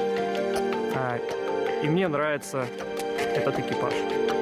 In some ways, my only expectation for the mission is to fly and return home safely and still friends when we get back. There are so many things to play around with, to study, to explore, and I'm really open to every possibility, ways to engage with the International Space Station. We all came from other crews. Kimiya Yui-san and I both came from Starliner 1. Oleg was on a Soyuz mission before this, and Zena, of course, was on Crew 9. But we all came together with our previous experience, melded into a really fun team. We're ready to go fly to our International Space Station. We are back here at the Kennedy Space Center in Florida, joined by astronaut Nick Hague. I'm Daryl Nail with NASA Communications, and we are watching this countdown proceed, the second day. We were scrubbed by weather yesterday. We heard about that earlier, got down to 1 minute and 7 seconds. What's interesting about this to me, Nick, is although the launch is delayed, oddly enough, their arrival to the International Space Station has not been delayed, not even a second. They are still going to be arriving on Saturday at 3 a.m., but they're just going to go quicker. Yeah, orbital dynamics can do strange things like that. Sometimes you need to speed up to slow down and vice versa. And in this case, we can launch at a different time, use some orbital dynamics to our advantage, and arrive to the station at the exact same time. What it means for the crew is I'm going to be in that capsule for 16 hours instead of 40 hours, which, it's a tight space. It's not the tightest of spaces, but it'll be nice to get to the station a little bit faster and be able to spread your wings out coming through the hatch. A small benefit to a launch delay, having a little shorter. If there is a silver lining somewhere in there, this is it. This is it. All right. Well, let's take a social question. We've been asking throughout the broadcast for our audience to send us questions, and Nick, you've been doing a great job answering them. Had a lot of kids asking questions as well. Our next question comes from Jeff, who asks, what was the most interesting thing you saw outside the window when on board the ISS? I've heard you describe it now for 2 launch attempts. I thought it was fascinating that you were able to see the entire coast to coast of America, from West Coast to East Coast, and I just wondered what that was like. But what was the singular most interesting thing you saw? So this last time, it was the difference between looking out the cupola 6 years ago and looking out the cupola now. it was nighttime where, you know, the sun's getting ready to rise. You can see stars all over the place. And I start to see these streaks of, you know, light, and it's like fireflies on the horizon. And what it was other satellites. So in the 6 years, there's been so many satellites added to space that now it's easy to see the sun reflect off those satellites as you're coming up over sunrise, and you start to get this sense of just how congested space really is, and how important it is to keep track of all that stuff. Absolutely. Yeah, and so that is it's critical, and there's a connection there, you know, with the Space Force. We're right here co-located to launch into space, and we rely on each other, but then also to keep the station safe. The Space Force is doing its job as well. Absolutely, the 45th Space Wing, tracking all of the assets in space. Well, we love hearing from you, so keep those questions coming. Just hit us up on Facebook, X, YouTube, or Twitch with the hashtag AskNASA, and we'll get to yours live. T-minus 51 minutes and counting now till liftoff, so let's head out to NASA's Tony Jaramillo, who is standing by live at one of the best viewing spots here at Kennedy. She's joined by NASA's Acting Associate Administrator, Vanessa White. Tony. Hey, thanks, Daryl. That's right. We are out here once again in an amazing viewing location where we can see the rocket at the launch pad. Off to my left here, and joining me is Vanessa White. Vanessa, you know, we saw you at Crew Walkout yesterday and also out there today. Did you have a chance to speak with the crew before they headed out to the launch pad? You know, anything that you told them? Well, you know, yesterday I had the opportunity to kind of say, you know, hey, we're very excited. We wanted to tell them they were all here. We're cheering for them and excited about their launch. And so that was very exciting on yesterday. And then today we got up and we did it again. And we told them, yes, that we're very excited for them, each and every one of them, and just wish them well. I did have the opportunity to speak with them, let's see, 2 days ago. And to speak with them more in a setting where we could talk and talk about the mission that was coming up. Each and every one of them are excited about their mission in different ways, the experiments that they'll have to do, and they're excited about getting to the International Space Station, what they'll do at the International Space Station, the science experiments, the technology, and looking forward to them. They'll be the crew that will be on orbit as we celebrate 25 years of having continuous presence off of the Earth. And so that'll be great. And then they'll also probably be there when we start our celebrations here in the United States of our 250th birthday of the United States. So a very exciting time for this particular crew. Absolutely. We are all very excited for them to go to station, hoping that that happens today. You know, Crew-11 will mark the 12th human spaceflight for SpaceX under NASA's Commercial Crew program. Can you tell us a little bit more about the significance of maintaining that human presence in space? Yeah, so you know, we're really great partners that we have with SpaceX, and them being able to get our crew members to the International Space Station. And right now, today, you know, we're working together off the planet, building towards what we're going to be doing, furthering our LEO economy. So as we continue on doing our experiments on the International Space Station, we're also looking at follow-on space stations. And so working together as internationals, as our industry partners on those further new commercial space stations, and then all of the things that we're learning is helping us as we prepare for Artemis. And so with the Artemis missions, we need everyone, all hands on deck. We'll be working together as we go. Right now, we're planning for Artemis 2, and I think you know, right here at the Kennedy Space Center right now, we have our astronauts today. They're still here. They're doing their training for Artemis 2. But their first flight, they'll go and they would do a flyby of the moon, and then next up is landing on the moon. So we're excited that all of us get to work on this together. Our international partners, our industry partners, academia, NASA, we're working on this as one team. Vanessa, thank you so much for joining us. Now we'll send it back to our team in Hawthorne. Thanks, Tony. Falcon 9 is the first orbital-class rocket that is capable of reflight. Together, Falcon 9 and Falcon Heavy have completed more than 520 launches and over 449 reflights. And today, the booster will be attempting to make the last landing at Landing Zone 1, which is just down the coast from NASA's Kennedy Space Center in Florida. Rapid reusability drastically is the key innovation that is making space more accessible. While today's booster is on its third trip to space after most recently supporting AX-4, the fourth private astronaut mission to the International Space Station, we're working towards qualifying our fleet of Falcon boosters and fairings to support 40 missions each. And if you want to keep track, we're currently at 29 flights of a single Falcon booster. This same spirit of continuous iteration and innovation does not stop with Falcon 9. NASA awarded SpaceX a contract to develop the USD Orbit vehicle, a modified Dragon designed to guide the space station through a controlled re-entry into Earth's atmosphere. And when the time comes and the International Space Station reaches the end of its orbital life and mission, Dragon will help achieve a safe deorbit. And another innovation SpaceX has been working on is the intravehicular spacesuits, or IVA suits, that astronauts wear during Dragon missions. Our team recently made some design upgrades to make the suit easier to get in and out of, and to make it easier to incorporate future updates. The new suits have height adjustability built in, so they won't need as much customization as with previous designs. Now you can see the crew right there. The one that's wearing this new suit is astronaut Mike Fink, which is the second one from the left. Today's mission, Fink will be the only one wearing this new suit as the Crew-11 pilot. And that said, we expect to see SpaceX's new IVA suit on all astronauts for Crew-12. But astronauts who have previously flown on SpaceX missions still have the option to continue wearing their original suits. And for the Crew-11 astronauts, they are staying comfortable in their suits right now as they prepare for liftoff while the clock continues to roll back. And we'll check in with Ronnie on the status of today's countdown.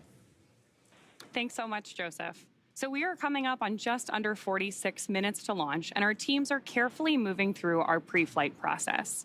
Next up in the countdown, we're going to hear SpaceX's launch director check in with the team for readiness. And that's readiness both for propellant load and for launch. As mentioned earlier, the Dragon launch team, as well as key NASA launch members, are in the Launch and Landing Control Center at SpaceX's Hangar X in Florida. Our launch director will also check in with the Dragon mission director, referred to as MD, and the NASA launch manager to make sure they're ready to move forward as well. Of course, our Crew-11 astronauts right now are on board Dragon, waiting to get the green light to stow the crew arm for launch and arm the launch escape system. Got some great shots of our astronauts on the left-hand side of your screen right now, and of course they are safely tucked inside Dragon on the right-hand side. Once we hear that launch director give the go-ahead, we'll get a great view of that access arm moving away from the spacecraft.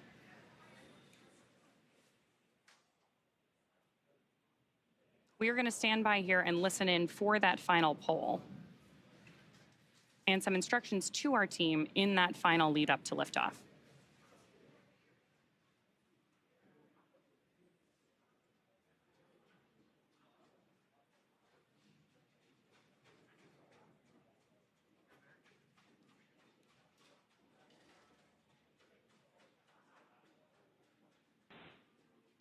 Poll for propellant load and launch is complete.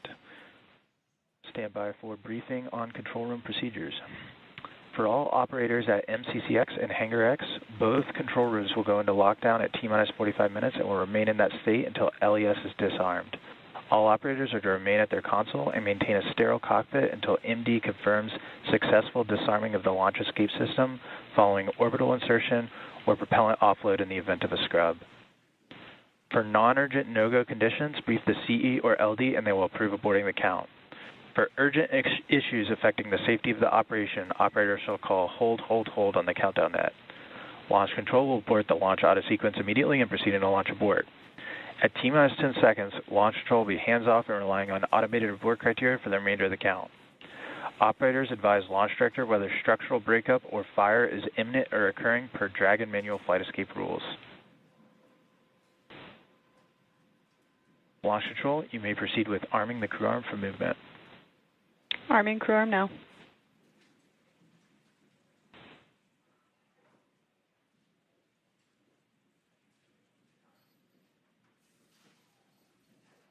So we just heard those instructions to our team. Again, we're about to see that crew access arm move away from the spacecraft. Crew access arm retraction started. Starting right now. And with that, propellant loading is going to get underway here in a little bit less than 10 minutes. So with that, let's check back in with Daryl and Nick. And you can see now the crew access arm articulating away from the Dragon Endeavour, where our crew of 4 is inside. That's a beautiful shot there. A big milestone after getting the go from the launch director at SpaceX A look from inside the crew access arm now and out over the Space Coast. In this moment in between having the crew access arm rotate away and the arming of the launch escape system, there's a little buffer there where the astronauts will be on their own until that can be armed. And then we start tanking the rocket.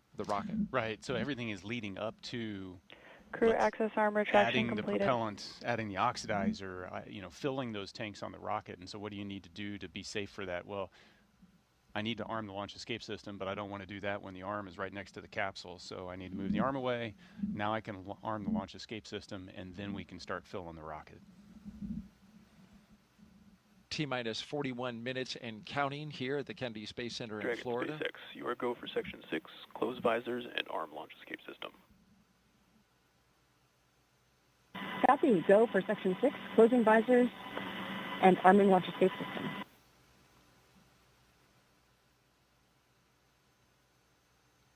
Here's a beautiful shot from our helicopter looking west. You can see the formation of cumulus clouds in the area.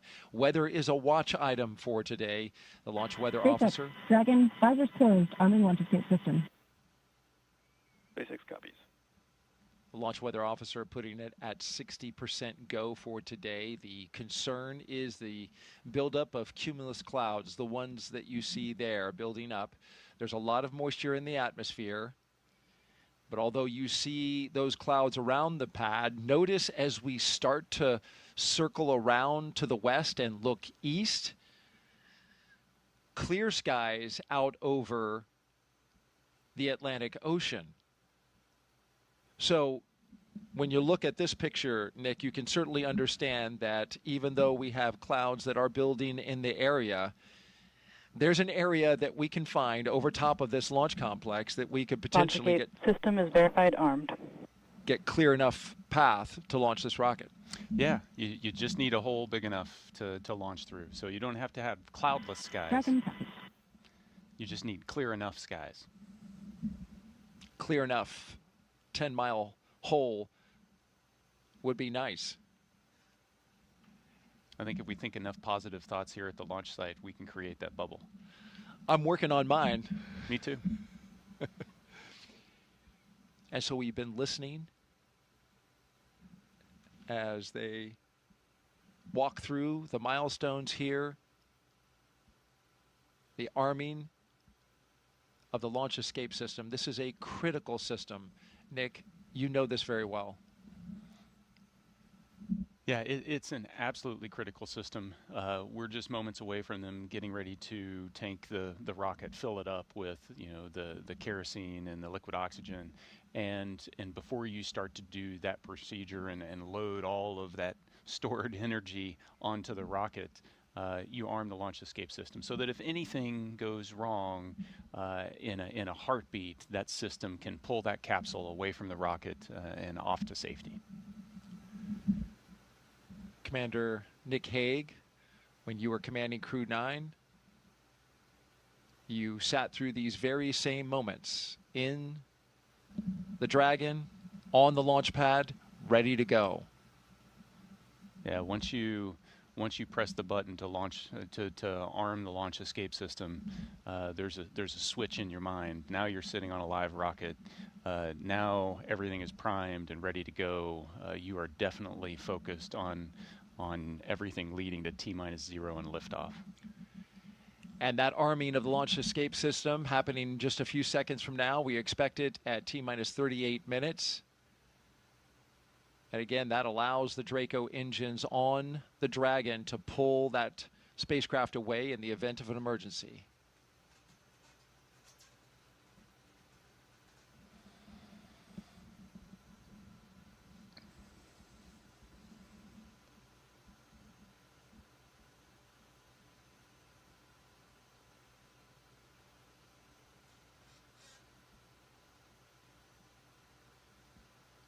This is a beautiful view. One of the things I love about the way Dragon fills its tanks is being able to watch the frost build up when these cryogenic fuels, when you load them onto the rockets, you're going to see it change color. It's a unique experience for a Falcon. You were talking about the crew inside and the launch escape system. There's a manual option as well if the crew senses something. Yeah, absolutely. There's a handle that sits on the display panel in between the pilot Falcon and 9 the tanks commander are seat. venting for the starter propellant load. And so if something happens, it's within reach for Xena to be able to grab that handle and pull her crew to safety.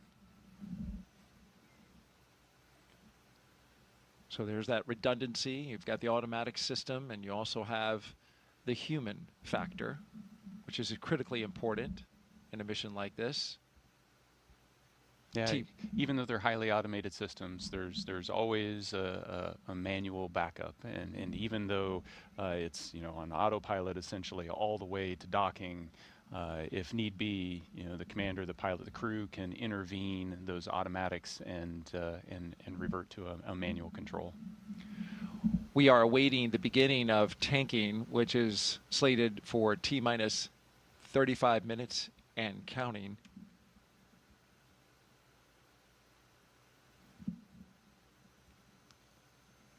You talk about the manual factor. You can also fly this manually, this Dragon Endeavor. And is it through touchscreens?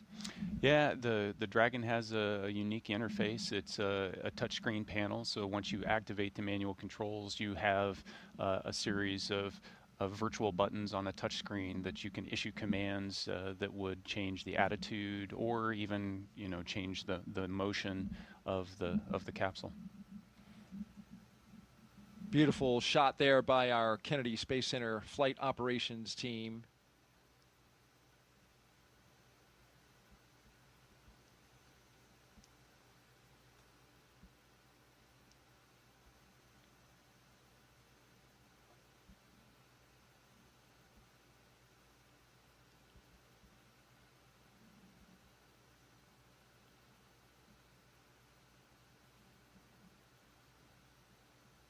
And prop load is The launch auto sequence has started.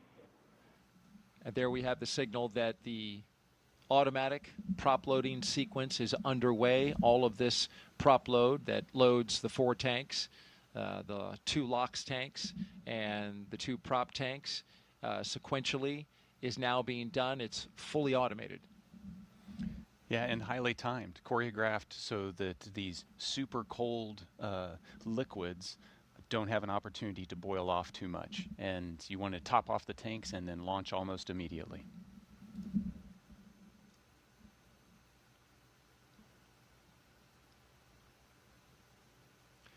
It's a highly dynamic time for the crew inside. They can hear, right? The sound of prop load. Now they're starting to feel Falcon 9 come to life. You hear the pumps and the fuels and the liquids move around. You can hear venting. You'll hear some call outs to warn them about venting. So there's sounds now, the sounds of Dragon. It has its personality, and it starts to come out. All right, with that, thank you very much, Nick Hague, NASA astronaut, commander of Crew 9, here with us as our co-host today. We'll send it back out to California and SpaceX. Thanks so much. So as you mentioned, Daryl, propellant loading of both RP-1 and liquid oxygen began at T-minus 35 minutes, and we heard that announcement from Mission Control right on schedule. Weather continues to be our main watch item today, but I'm hearing from our vehicle teams that everything looks good both for Falcon 9 and for Dragon. Next up, at about T-minus 30 minutes, our SpaceX launch director will inform the crew that the loading of cryogenic helium has begun, first on stage 1 and then on stage 2 about 4 minutes later. Stage 2, RP-1 loading, should wrap up at T-minus 20 minutes and 30 seconds, and then as we approach T-minus 16 minutes and 30 seconds, so just 4 minutes later again, we should hear the call out that stage 2 liquid oxygen loading has begun. All together, we're going to have about 1 million pounds of fuel on board Falcon 9 by the time we're ready for liftoff. So with all those consumables being loaded on the rocket, at this point, if we have to call a hold for any reason, we will have to stand down and target our backup launch opportunity, which is tomorrow, Saturday, August 2nd at 11:21 a.m. Eastern. The reason we have a specific backup launch day and time is that we can't just pause for weather and jump back into the countdown, mainly because we have an instantaneous launch window today. Let's dig into that some more and do a little Orbital Mechanics 101. An instantaneous launch window means we need to launch at exactly the right time, and that's driven by our planned rendezvous point, which is the place that Dragon and the space station meet in orbit. Right now, the International Space Station is orbiting the Earth at more than 17,000 miles per hour, and Dragon actually needs to catch up to it. That means we have to deliver Dragon to the correct orbit by timing its trajectory relative to the International Space Station so that they're in the same place in space at the same time. A precise liftoff time is crucial for hitting that rendezvous point. So at this point, if we heard a hold called, we would have to stand down and do many of these processes again, which if you joined us yesterday, we know is what happened with our launch attempt yesterday.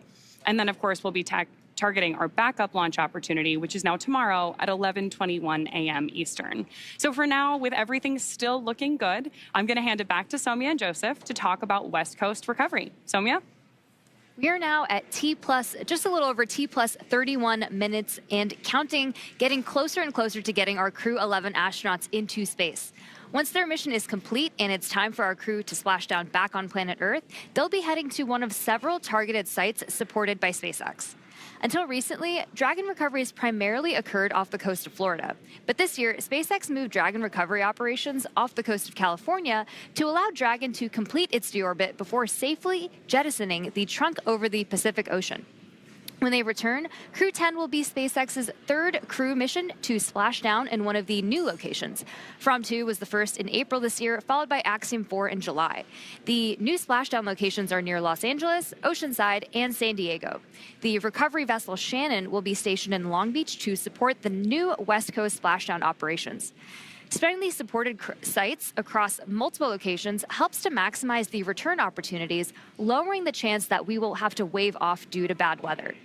And when the spacecraft re-enters, those in the immediate area may hear a brief double clap of a thunder-like sound known as a sonic boom.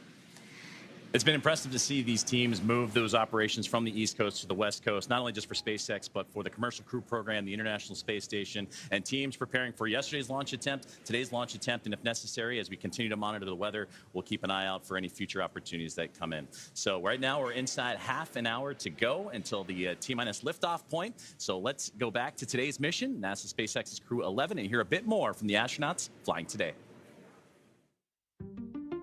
I think it's really innate in our human nature to want to keep exploring and to keep pushing boundaries. Everything that we do in space is ultimately for Earth and for the human species. We are having a lot of good experiments on orbit, making new medicines. That is actually good for everybody. By understanding how to live and work in space like we have with the International Space Station, we can now become a multiplanetary species by having bases on the Moon and bases on Mars.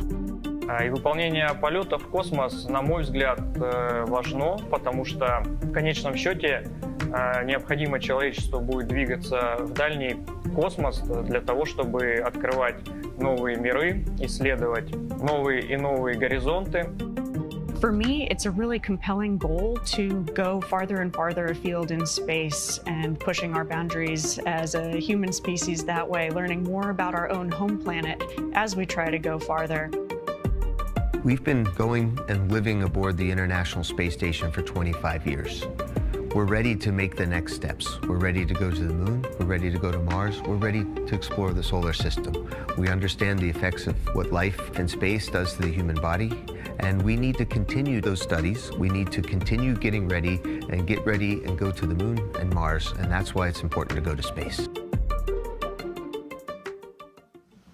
From growing vitamins in space to testing new ways to fight disease, Crew-11 is about to take on some incredible research aboard the International Space Station. First up, Bionutrients 3. The study is looking at how to make essential vitamins and nutrients in space so astronauts can stay healthy on long missions.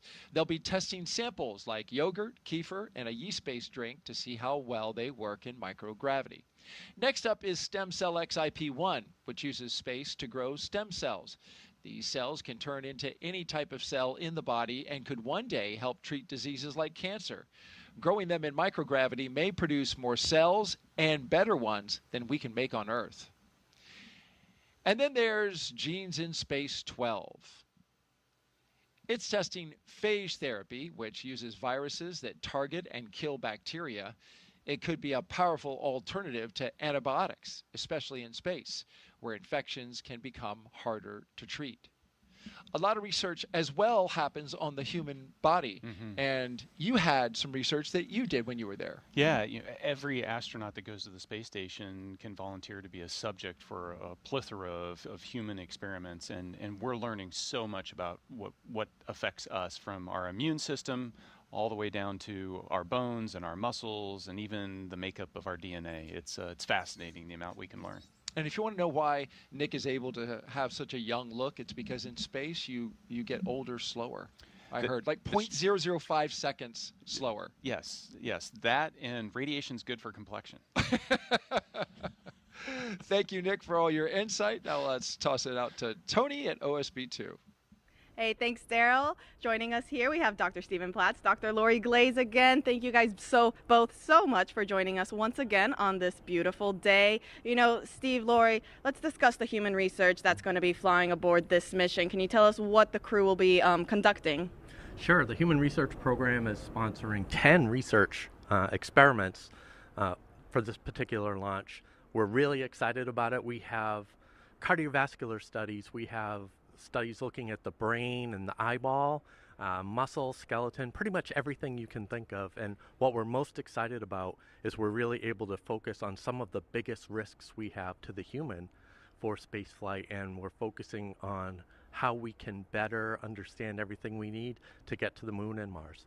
You know, speaking about the moon and Mars, Lori, can you tell us a little bit more about how this human research help us on those future missions? You bet. You know, when we start thinking about our future at the moon and Mars, sometimes it seems like science fiction. You know, the idea of having a permanent base on the moon that we can visit, or sending humans to Mars, but we are getting so close. In fact, we're less than a year from the next flight in the Artemis program, which is Artemis 2. We're going to be sending 4 crew for 10 days around the moon.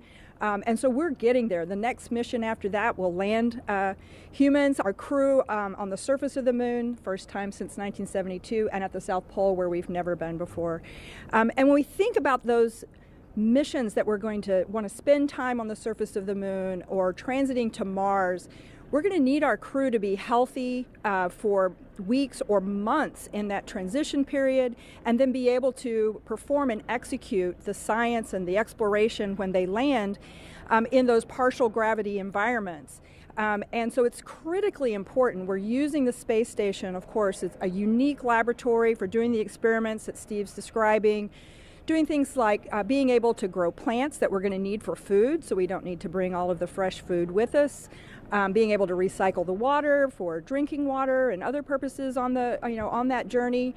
Having sensors that can help us detect hazards from solar storms, so that the crew can get protection in time.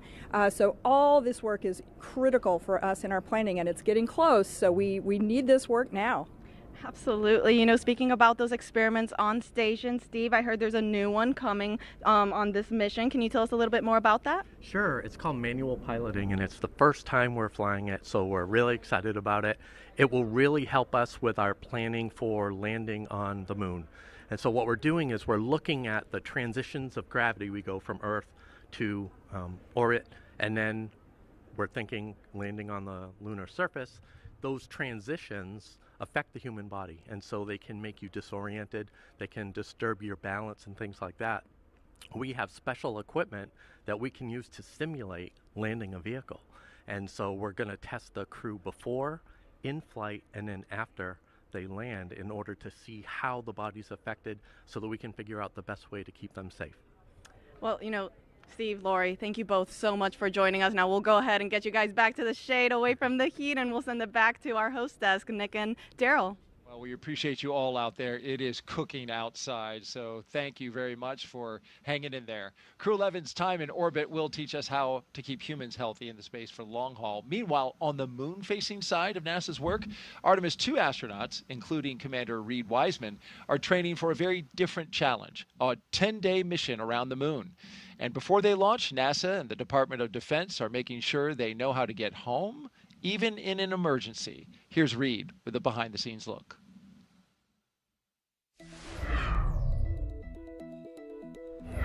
Hi, I'm NASA astronaut Reed Wiseman, commander of Artemis II. I'm here at the Kennedy Space Center in Florida, and as you can see, work is well underway for our next mission to the moon, both on land and off the coast. Back in June, teams with NASA and the Department of Defense used an area of open water off KSC to rehearse procedures for a possible rescue after an ascent abort from the SLS rocket. Instead of using astronauts, they used a set of test mannequins staged inside the crew module test article, a full-scale mock-up of the Orion spacecraft.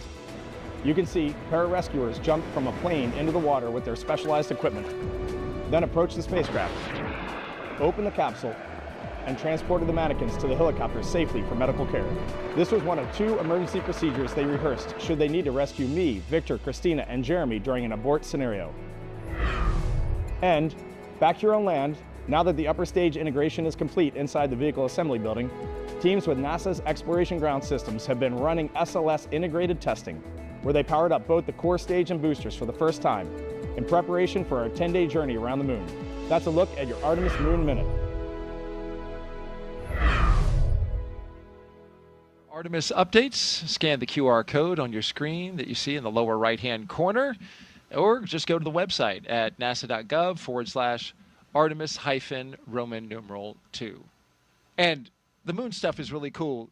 The crew today drove by the VAB. There's a moon rocket inside there, and there's a crew that's training right now to go around the moon early next year. Yeah, and I loved that view as they were driving by because it shows just kind of how connected this whole thing is. You've got a Crew-11 getting ready to go to the space station, and a lot of what they're going to do is trying to prove out the things we need to know in order to go to the moon. And at the same time in that frame, you've got Artemis II getting ready in the background, and I'm excited to see 4 more colleagues go around the moon.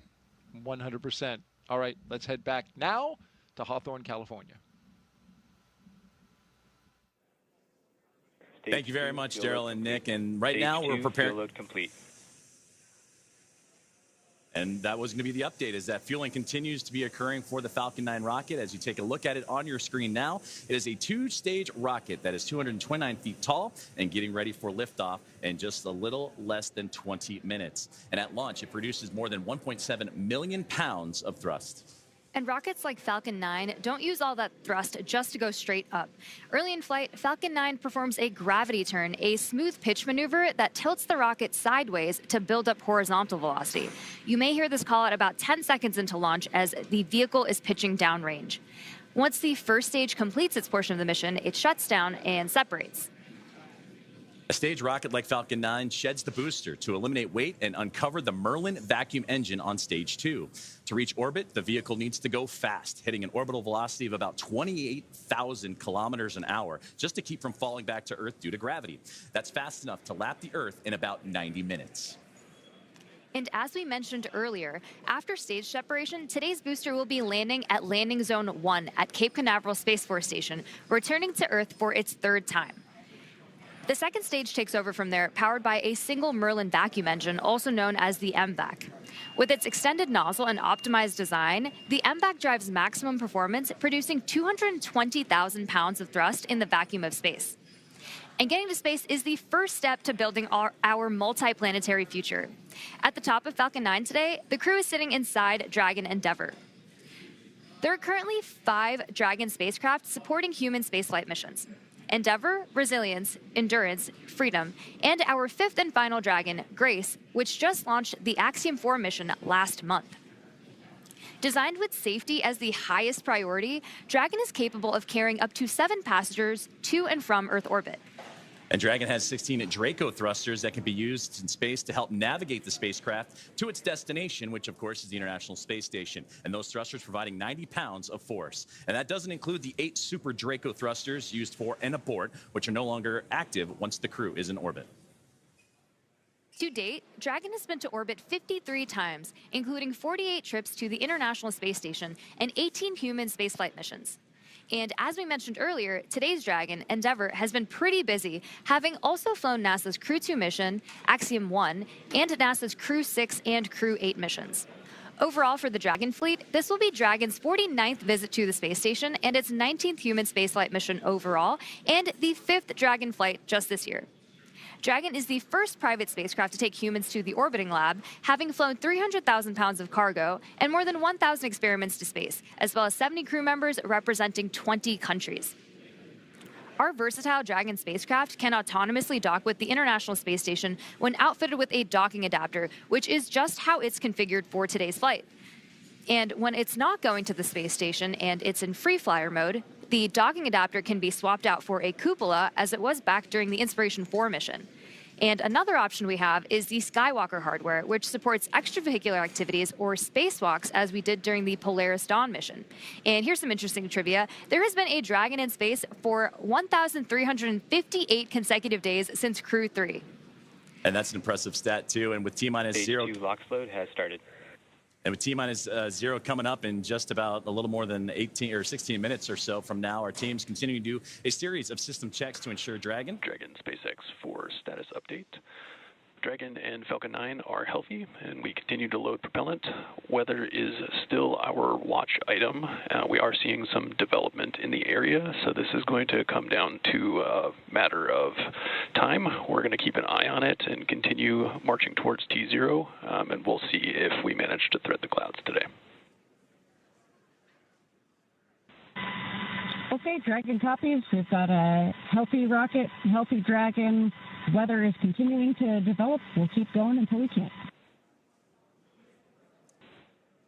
And great communications there between the team on the ground and with Crew-11 on board. And that's exactly what we're keeping an eye on, is not only the tanking of the rocket and that procedures, but also today's weather. And you heard that update right there. So to continue with the updates and kind of bring us up to speed on what's been going on, let's toss it to our teammate and Ronnie.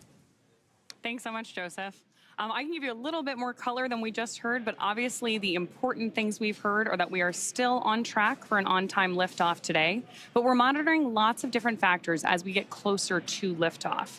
If everything goes as expected, this is also going to be our last landing at LZ-1 today. So lots of different launch pads, landing sites, staging areas, lots of things in play.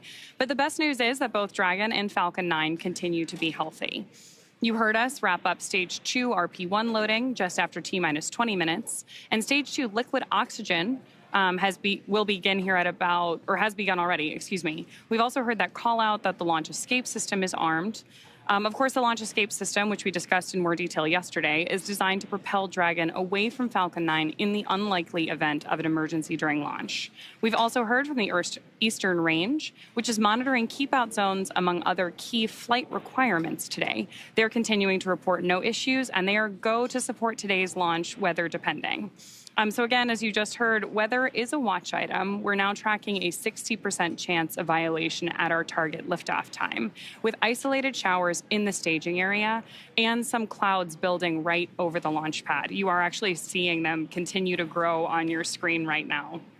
For now, though, we are go for the 6th mission of Dragon Endeavour, and I want to hand it back over to Sandra for a status update from Houston. Sandra?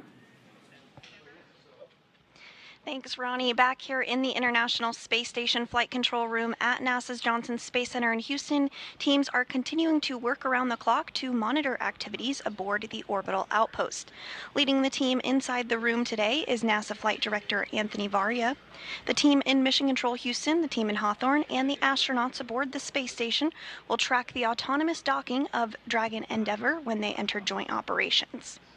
This will happen when the spacecraft enters the approach ellipsoid, which is the invisible boundary stretching 4 by 2 by 2 kilometers that helps us monitor all arriving and departing spacecraft. It's essentially the neighborhood of the International Space Station. Once docked, crew members in both Dragon and aboard the International Space Station will perform a series of leak checks, then work to open the spacecraft's hatch for Crew-11 to float into the space station and begin their stay. We anticipate that the hatch will be opened about an hour and a half after docking occurs, and when they enter the orbital outpost, Crew-11 will be greeted by the rest of their Expedition 73 crew and will come together for some opening remarks. For now, that's going to be all for us today here in Mission Control as the anticipation builds for launch in less than 13 minutes now. So how's it looking on the Space Coast, Daryl? Well, Sandra, we wish it was looking better. We've just had a downgrade in the weather forecast from 60% go to only 40% go. The launch weather officer informing us that conditions are ripe, and we have even seen the development of cumulus clouds in the area, some that could trigger lightning if a rocket went through them. So this is a very high watch item at this moment, Nick. Yeah, they're watching it. Everybody is focused on crew safety at this point, making sure that we make the right call. But there's a chance, and I'll stay positive.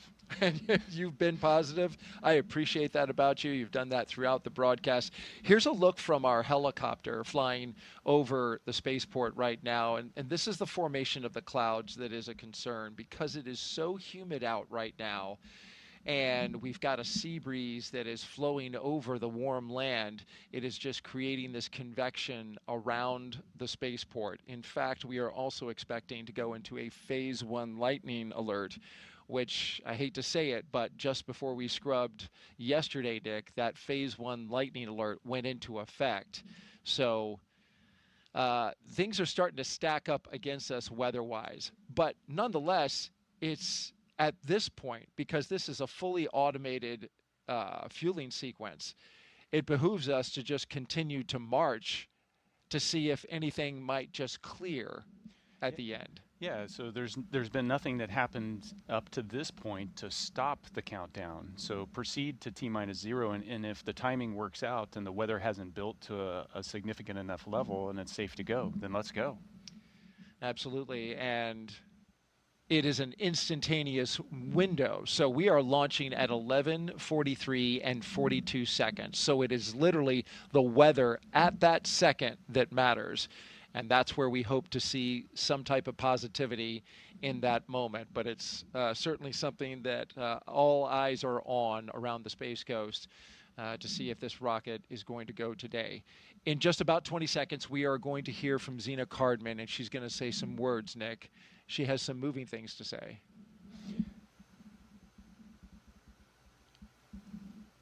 Yeah, Zena is an amazing person, and watching her, along with Stephanie.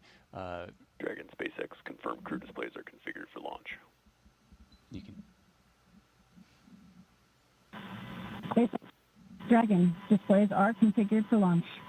To our family, friends, all who support us at SpaceX, NASA, JAXA, Roscosmos, thank you. Spasiba, arigato gozaimasu.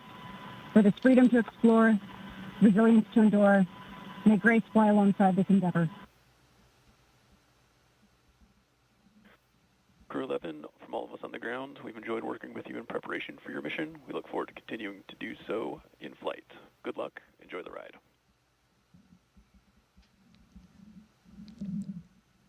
Yeah, and Zena, hitting the tone I would expect her to do. She is the consummate professional.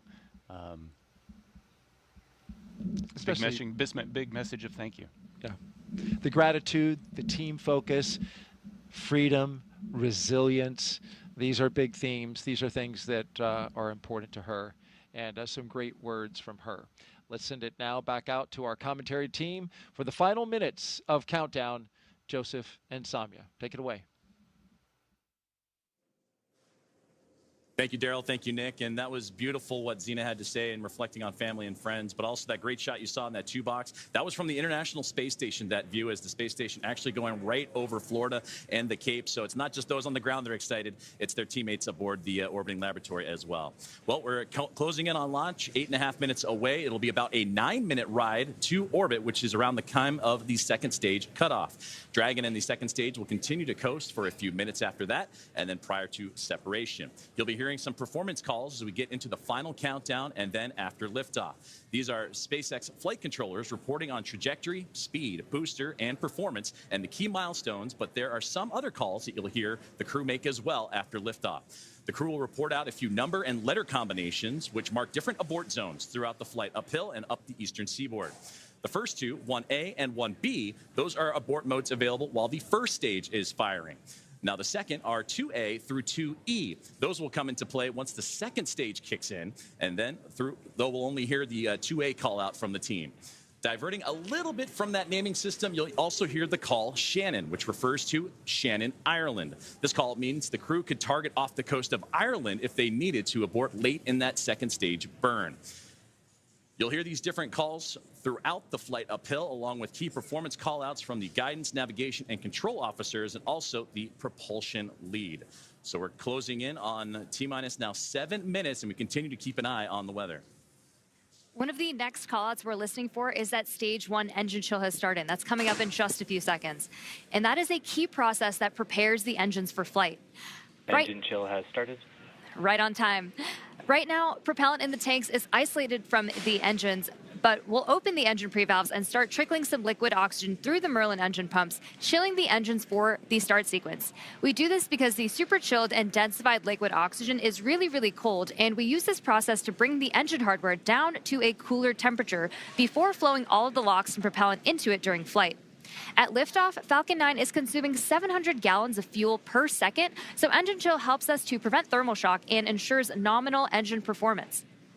Shortly after, we should also hear the call out for stage 1 RP1. Stage 1 fuel load complete. Right on time. So now that engine chill is underway, we're looking ahead to the call out that RP1 load is complete, which just occurred a moment ago, and again, prevents that thermal shock. You got to stretch before you can start running. And RP1 is densified kerosene or rocket fuel that will propel the crew into orbit. And all of that RP1 is now about to be fully loaded into the rocket, since we're previously heard that the second stage is completed, or about to be completed here in just a couple moments. And then while we're still loading liquid oxygen on that first stage and second stages. This is the oxidizer that is needed to combine with the densified kerosene that just finished up loading. The RP1 liquid propellant needs an oxidizer to combine with everything in order to ignite. Coming up at the 5-minute mark, we'll hear the call for Dragon to configure for terminal count and then transition over to into internal power. And that should be happening in about a little less than 30 seconds from now as we continue to close in on that T-0 mark.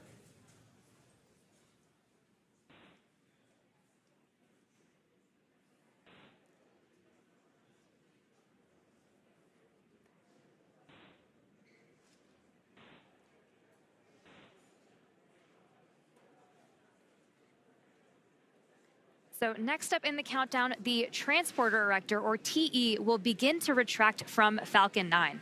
That is the large truss structure you see there standing next to the rocket. It's hinged at the base and connected to the launch mount beneath the first stage. First, the clamps around the second stage will begin to Falcon open. 9 tanks are pressing for strong back retract. And we're hearing good callouts. Dragon is in, configure for terminal count. And we're continuing to hear great callouts over the nets. Then the TE will begin to pivot back, slowly swinging away from the rocket, and it will reach full recline in just about a minute. Strong back retract has started. And we are just beginning that strong back retraction process. It's called the strong back. It's also called the TE, or transport erector. Same structure, different name. The TE does a lot more than just lean. It rolls Falcon 9 out to the pad, raises it vertical, and stays connected through the final seconds. It provides fuel, power, telemetry, and command connections between ground systems and the rocket. Those clamps at the top help stabilize the second stage during fueling, and they also help prevent movement in high winds. And once they open, which you can see on your screen, they are slowly pulling away.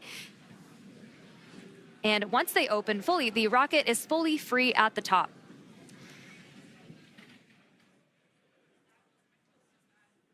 Propellant continues to be loaded late here in the countdown as we're approaching 3 minutes and 30 seconds. We're continuing to keep an eye on the weather, and that's going to be the biggest thing as everything continues to march towards that liftoff timeline. But you can see there the strongback starting to move ever so slowly away from the rocket. The clamp arms are open, and you also see those white clouds starting to billow off the rocket itself. Those are perfectly normal as it's the coolness of the propellant on board is mixing with that warm Florida air, and that's what causes that boil off. And that you heard Nick talk about it earlier when you have that steam come off the rocket, so it looks like a lot of clouds billowing off it as well. But approaching the T-minus 3 minute mark, and that's when Stage 1, LOX load complete.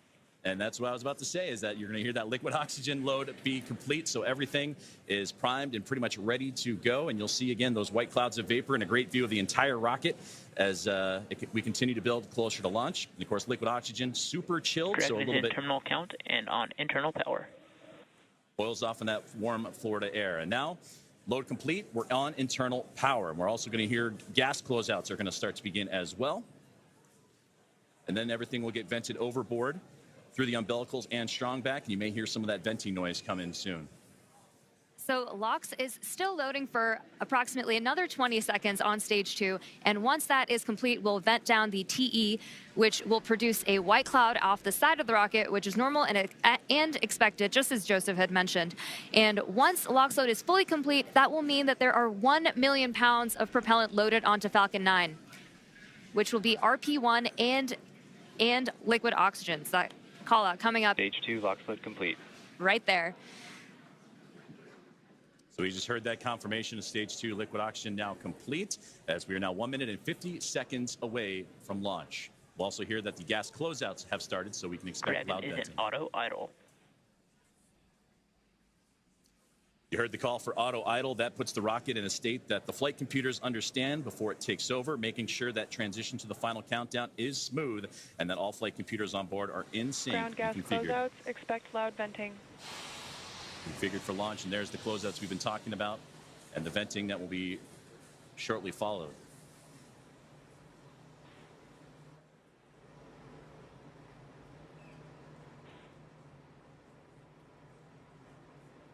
One minute and 10 seconds to liftoff of NASA SpaceX Crew-11.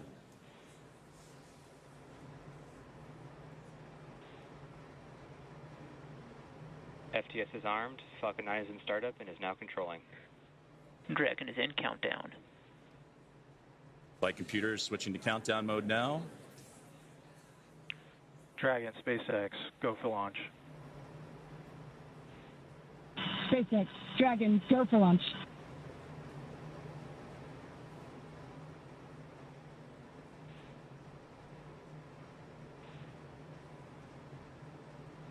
Seconds.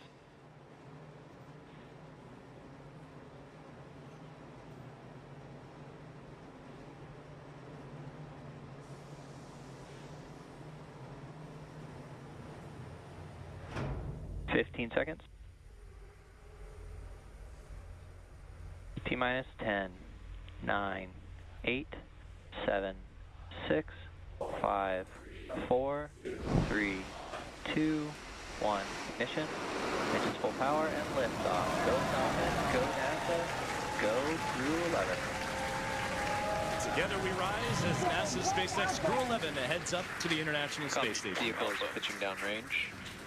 1.7 million pounds Stage of 1 thrust. propulsion is nominal. Propelling Falcon 9 as the vehicle pitching downrange and making its way up the East Coast, and will soon join Expedition 73 aboard the orbiting laboratory. So far, getting good callouts on that first stage performance.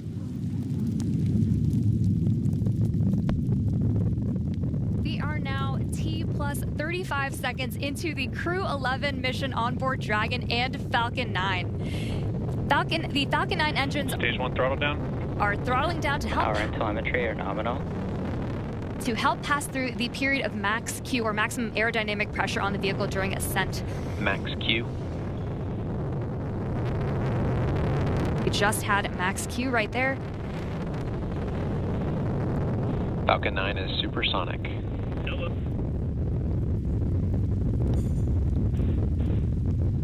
1 minute, 9 seconds into what is a little bit more less than a 9-minute flight uphill as Dragon continuing. Stage 1 Bravo. Copy. 1 Bravo. And that 1 Bravo, again, that's the abort zone, that last abort zone for stage 1 if necessary. The crew already pulling over 2 Gs. And next, we're going to have a couple of events happen in rapid succession. We'll be getting ready for the second stage to warm up and have the second stage MVAC chill. And then we'll also have MECO, or main engine cutoff, where the 9 engines on the first stage will cut off ahead of the first and second stages. Will then be separating from one another. And then the single Merlin vacuum engine on the second stage will ignite and continue to carry Crew-11 to orbit, while the first stage begins its journey back to Earth, as we're now 1 minute and 56 seconds into today's flight. The 9 Merlin engines are starting to throttle down and are standing by for MECO, or main engine cutoff. MVAC chill has started. And we just heard that call out for MVAC chill. And coming up in under like 20 seconds, we have 5 events happening back to back. MECO, Stage 1 throttle down. Stage separation, stage 1 flip, SES1, and the start of boost back burn. It's going to be pretty quick, so keep a close eye on the action and the mission event Main engine cutoff. tracker at the bottom of your screen. Main engine cutoff. Stage 2 Alpha. Stage separation Copy. 2 confirmed. Alpha. MVAC ignition. And there you see stage 1 pulling away, ignition of the lone Merlin vacuum engine for stage 2. And again, those happening in quick succession as we continue to get great views of that Florida coastline and the eastern seaboard there, as Crew-11 continuing its path to orbit, now approaching 3 minutes into today's flight. Still a little ways to go, about 6 minutes left, as they continue to climb their way up and eventually track down the International Space Station. And there, you see the Merlin vacuum engine, the second stage on the right-hand side, and great views of the first stage that's making its return to Earth on the left. About 5.5 minutes of powered flight remaining as we continue to monitor the progress of both vehicles, stage 2 and Crew-11, making the climb uphill, and stage 1 looking to land again at landing zone 1, the last landing at that location for this Falcon 9 booster.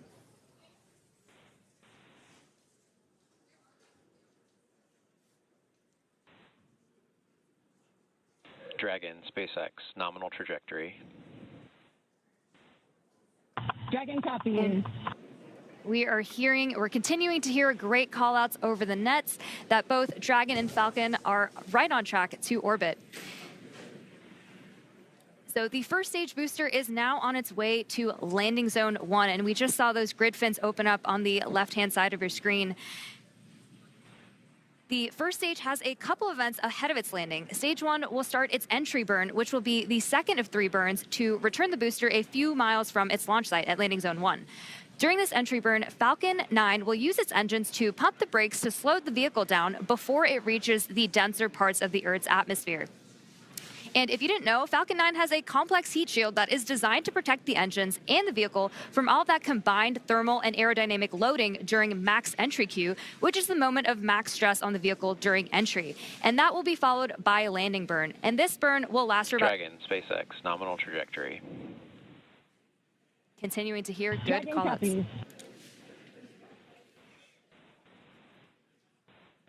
Great performance calls continue as we're now 5 minutes into today's flight. Still about 8.5 to go, a little bit more than that as the second stage continuing to perform nominally on the right-hand side. 2,400 meters per second.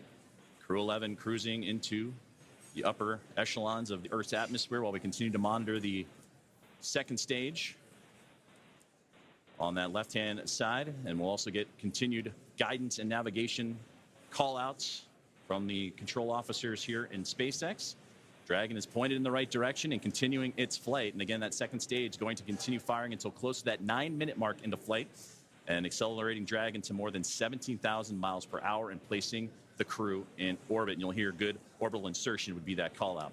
There's the single Merlin vacuum engine that can produce over 220,000 SpaceX, nominal trajectory. pounds of thrust on that nominal trajectory you're hearing right now. Copy. And into the vacuum of space. Now approaching 6 minutes into today's flight, about 2 minutes and 40 plus seconds remaining. We are coming up on the entry burn, which is just under 30 seconds from now. And so you'll see the first stage's center Merlin engine reignite as it comes back down to Earth. And after that, we will be approaching. Entry burn startup. And there's the beginning of entry burn right there. Again, this is the second of 3 burns to return the booster to landing zone 1. Burn shutdown. We just made it through entry burn. And you're getting some great views, too, on that Stage 1's return to the Florida coastline. Again, landing at landing zone 1. While on the right-hand side, the second stage. And that Merlin vacuum engine continuing to propel Crew-11. Dragon, SpaceX, nominal trajectory. Into orbit. And Dragon copies. And again, great.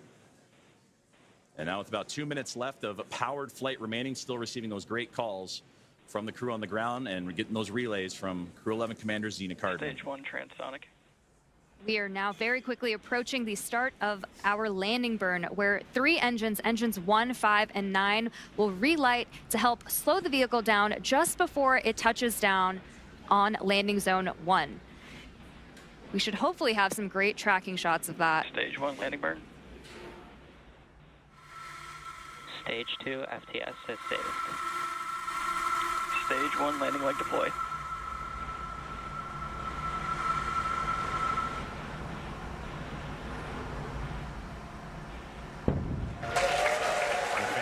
Return there of the Stage 1 booster. Rest time, completing our final planned landing at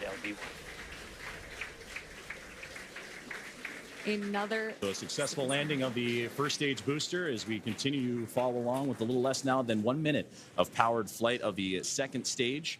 And you'll hear the call out SECO, or second engine cutoff. Is a great view there, glowing orange with the Earth eclipsing right around that Merlin vacuum engine, and everything continuing to perform nominally for NASA Stage 2 SpaceX is in Crew-11. terminal guidance.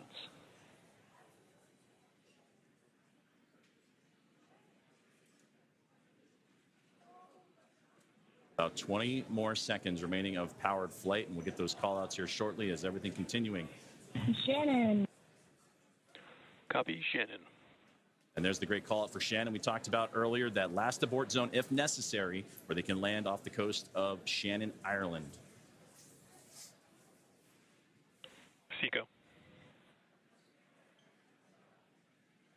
There we just heard that good call out for SECO, or second engine cutoff. Coming up next will be stage separation. Dragon, SpaceX, nominal orbit insertion. And that's the great call you want to hear. Launch escape system disarmed. A good look inside the trunk there as you're looking for that separation, but you wanted to hear that nominal orbital insertion as Crew-11 now has reached microgravity. So now we'll continue to coast for a little bit after SECO to allow rates and motion from the burn to settle out. Right now we have a great view on our screen of the Dragon heat shield, actually, which is made up of similar materials. And there we have that Dragon and stage 2 separation as we see Dragon coast into its orbit. And a wonderful view there is Dragon Endeavour with Crew-11 on board, safe. Dragon separation confirmed. And safe and Dragon, Chief Engineer on Dragon to ground. Zena, Mike, Kimya, Oleg, welcome to orbit. On behalf of the entire Falcon team, we thank you for flying with Falcon today and wish you a great mission. Dragon will take you from here. Over to Launch Director for a few words. On behalf of the launch team, it's been an absolute honor working with you towards launch today. We wish you well on the rest of your mission, and we will be awaiting your safe return. Godspeed Endeavour, Godspeed Crew-11, and thanks for flying SpaceX.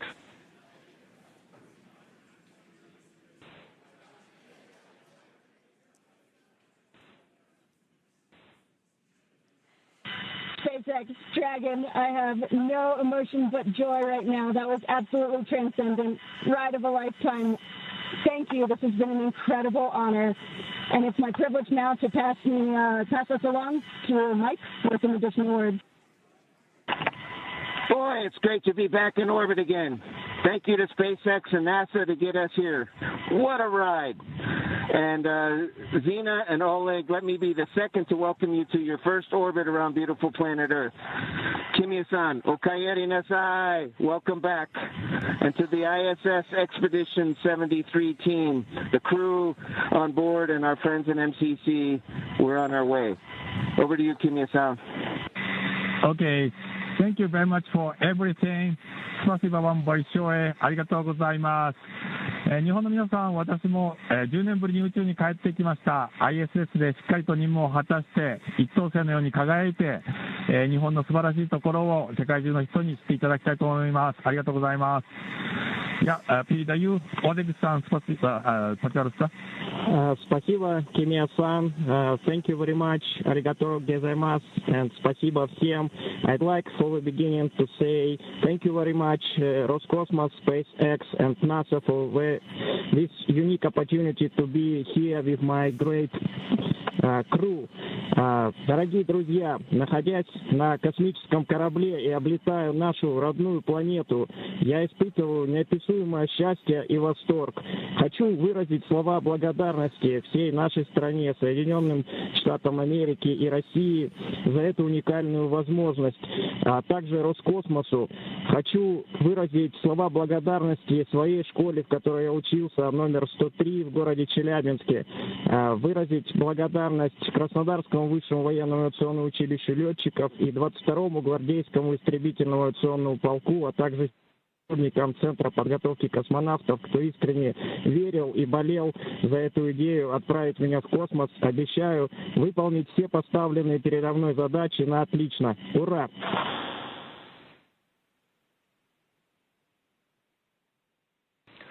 Crew-11, we copy all of your words. We are very excited for you to have reached orbit, and we will now proceed with getting you to the International Space Station. You have approximately 3 minutes left in this ground station pass if you'd like to introduce your zero-G indicator.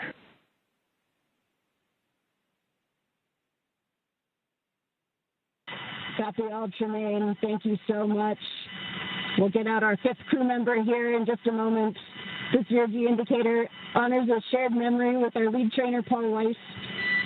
For all the mentors and team members who got us here through sacrifice of time and dedication, I hope we made you proud today. Thank you so much.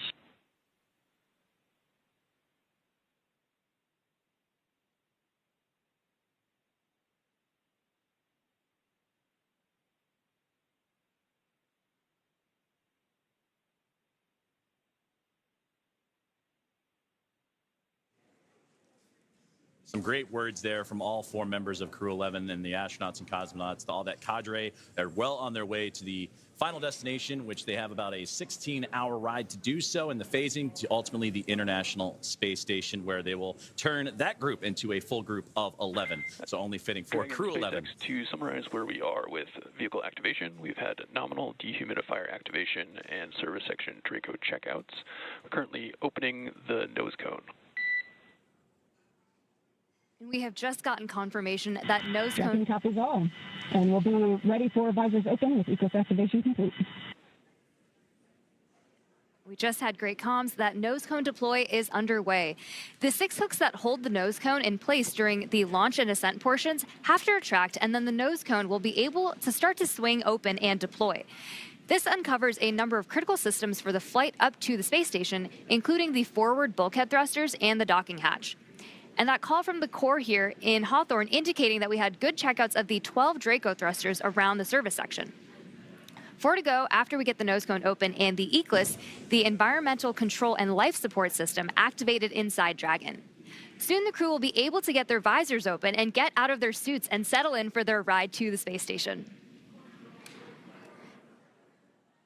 And we'll continue to get those call outs and hear about the nose cone again. Right now, currently opening. The hooks have been opening, and they were doing so during the great words from the crew. So we'll continue to monitor and waiting as the nose cone is deploying at the moment. And we'll wait for that final confirmation that it is open. And Crew-11 can continue its journey on as we await those last few moments here as nose cone deployment currently underway. And a great view of Dragon as it crossed went up the eastern seaboard, and we had a view for a moment there is, again, passing over ground stations. And that's what provides us the great views that you've been seeing throughout today's broadcast inside the Dragon spacecraft. And there's a great look at that single Merlin vacuum engine that helped propel Crew-11 into orbit. And a great view of looking outward across the arch of the Earth. Despite all of the weather issues we were having on ground leading up to launch, we seem to be having some really clear, amazing views in space today. And now 16.5 minutes into flight, you're right. It was threading the needle, but they were able to get up and about above the clouds. And even watching that ascent for stage one was wonderful to see them bypass those clouds that we were talking about a lot today. But again, as we await for further views inside the Dragon spacecraft and from their pursuit, Crew-11 to the International Space Station, we're now standing by for nose cone deploy as the team on the ground in Hawthorne, California, right there inside SpaceX Mission Control, actively monitoring all of those systems. You mentioned the Eclipse system inside, and once everything checks the appropriate boxes, then Crew-11 can doff or get out of their spacesuits, those new IVA suit for Mike Fink and company. And then from there, it's going to be about a 16-hour ride to the International Space Station, and that's where they will link up with the orbiting laboratory and the 7 current residents on there. Crew-10 is currently on board, as well as Soyuz MS-27 with NASA astronaut Johnny Kim, and they'll bring that 7 to a team of 11, hopefully in the early morning hours coming up tomorrow. So we continue to stand by, approaching 18 minutes into today's flight. We are just waiting confirmation that the nose cone is fully deployed, but all hooks are open. We should be hearing that confirmation hopefully within the next minute or so. And hopefully we'll also have great views of that nose cone deploy.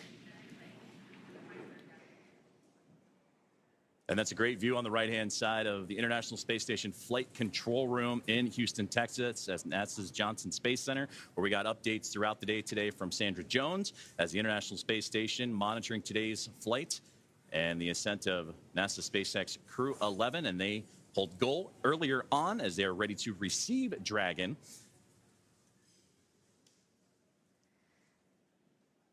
And we just received confirmation that the nose cone has completely opened and deployed. So great news, as again, all those checkouts continuing to happen for Crew-11 after a successful on-time liftoff today.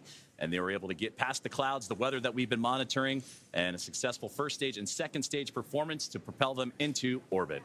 Crew-11 is comprised of NASA astronauts Zena Cardman and Mike Fink, along with JAXA astronaut Kimia Yui and Roscosmos cosmonaut Oleg Platonov. And they are now safely in orbit following that approximately 9-minute ride after liftoff today from NASA's Kennedy Space Center in Florida. The crew now, as mentioned, has a little bit about a 16-hour journey before they reach their destination. Dragon SpaceX.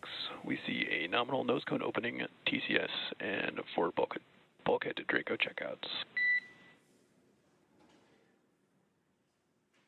Great call out right there. Dragon copies all. Good news. And that's what we were waiting for there, was that call up to crew. Looking forward in the timeline, you have your first burn up on your forward view. That's the phase burn in approximately 25 minutes. We will also be monitoring the stage 2 deorbit to give you the go for suit doffing, and we're expecting that at T plus 45 minutes. Dragon copies. We'll be monitoring, and T plus 45 approximately for suit doffing. We're with you in the timeline. Great conversations there with the team on the ground, and there they are, Crew-11. Happy as can be in orbit now, and they have a 16-hour journey before they reach their destination, the International Space Station, as docking currently targeted for tomorrow morning, Saturday, August 2nd at 3 a.m. Eastern Time, 12 a.m. Pacific, to the space-facing port of the station's Harmony module. Now, between now and then, Dragon will perform a series of burns as it catches up to the space station. And that first burn you heard him talking about is the phase burn, and that happens about 30 minutes or so from now. So we'll continue to monitor the Dragon spacecraft, and the teams on the ground will continue to monitor that first of a sequence of burns to help them stair-step their way up to the International Space Station. Human spaceflight has come so far in the last 5 years with Dragon. In addition to flying people, SpaceX's Dragon spacecraft also enables researchers the opportunity to fly critical science to orbit. So far, SpaceX and Dragon have carried more than 1,000 research experiments to and from low Earth orbit, both to the International Space Station and on our free flyer missions. From DNA sequencing to 3D printing, studies enabled by Dragon and the space station test a variety of technologies, systems, and materials that will be needed for future long-duration exploration missions. Every mission yields critical science, critical research, and learnings that help make life both on Earth and in space better. And flights just like today's help us continue to lay this foundation for our future among the stars and continue our mission to make life multiplanetary. We'll be signing off from SpaceX for now, so we're going to send you back over to Kennedy Space Center. But before we go, we want to thank NASA, Joseph, for entrusting us with today's mission, and thank you all for being with us today. Well, thank you very much, Soumya, Ronnie, and the teams here at SpaceX. It was another phenomenal opportunity to catch NASA SpaceX Crew-11 in orbit today. And with that, we're going to say goodbye from here in Hawthorne until we pick back up with our docking coverage beginning at 2 a.m. Saturday, August 2nd, tomorrow, for that targeting docking to the space-facing port of the station's Harmony module at 3 a.m. Eastern. So for now, thank you for joining us, and we're going to toss it back over to Nick and Daryl at Kennedy Space Center to wrap up today's launch coverage. Great job. If you're just joining us, welcome back to the Kennedy Space Center in Florida. I'm Daryl Nail here with NASA astronaut Nick Hague. Just moments ago, we saw Crew-11 safely on orbit with the nose cone open, checkouts complete, and a few words from the crew as they settled into their new environment aboard Dragon. And Nick, watching him in that moment, floating free, you must feel good about your friends and colleagues successfully getting to orbit today. Absolutely.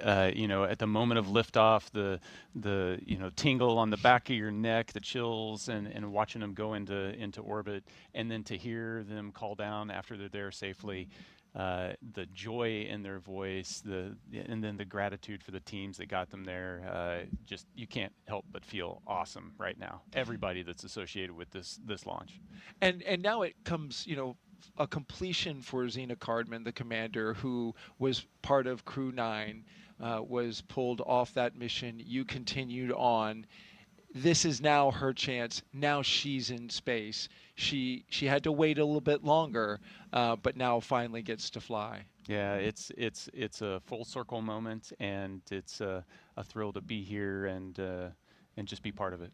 We appreciate you from the very start saying that you wanted to document this moment with her here at the Kennedy Space Center, watching them go up at that moment. Mike Fink has been around for a while.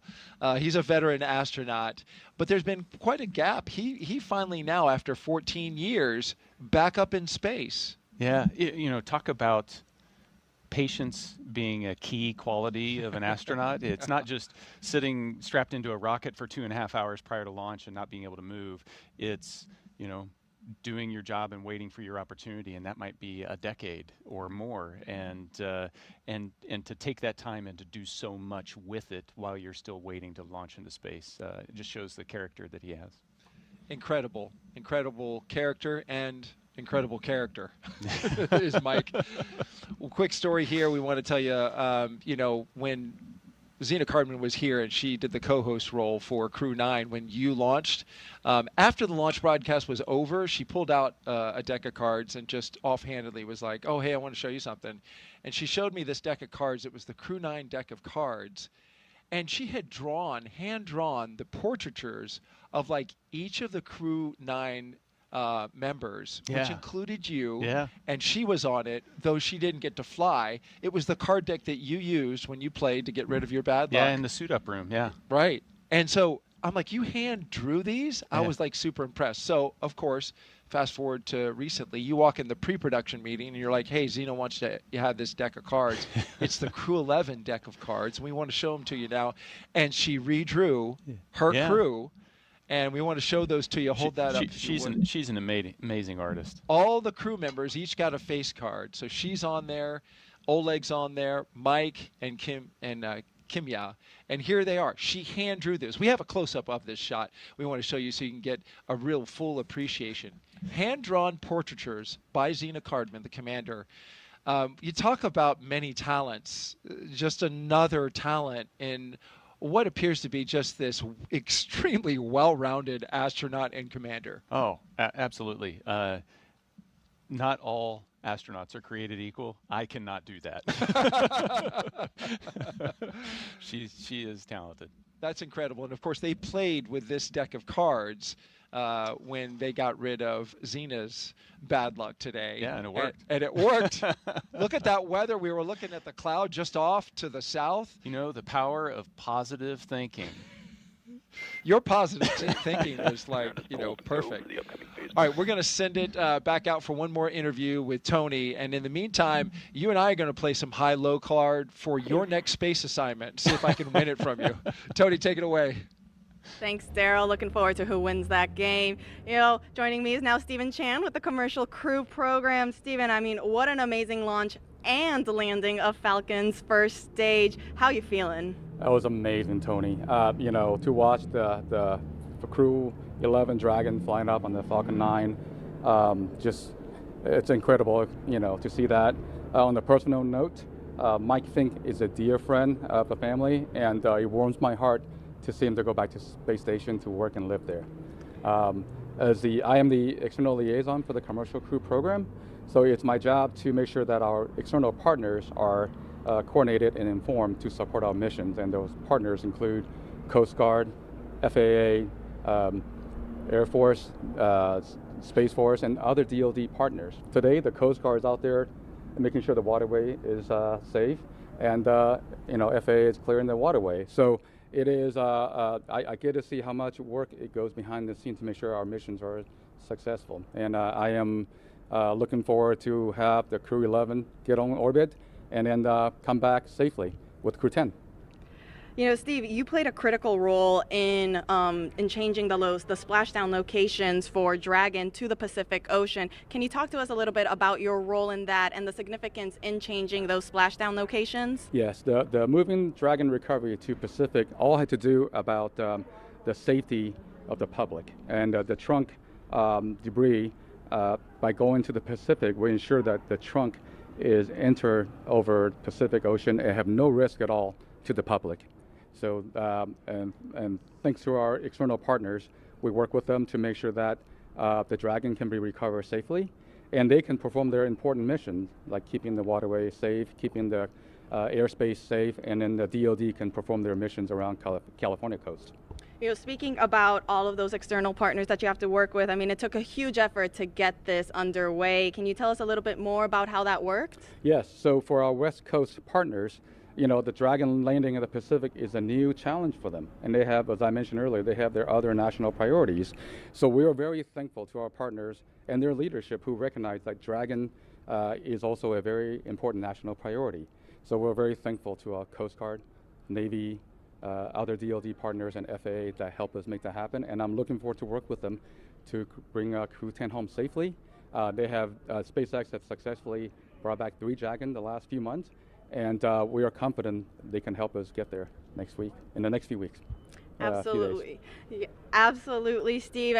We just launched, but like you said, we now have the rest of the mission. We have to bring Crew-10 home. Can you tell us what are the next steps for you? Where will you be going next? We'll be working with SpaceX and our government partners to make sure we look at those reentry opportunities and coordinate and inform each other, all the important activities. So it's just a lot of coordination, and we're thankful that our partner worked with us on this national priority.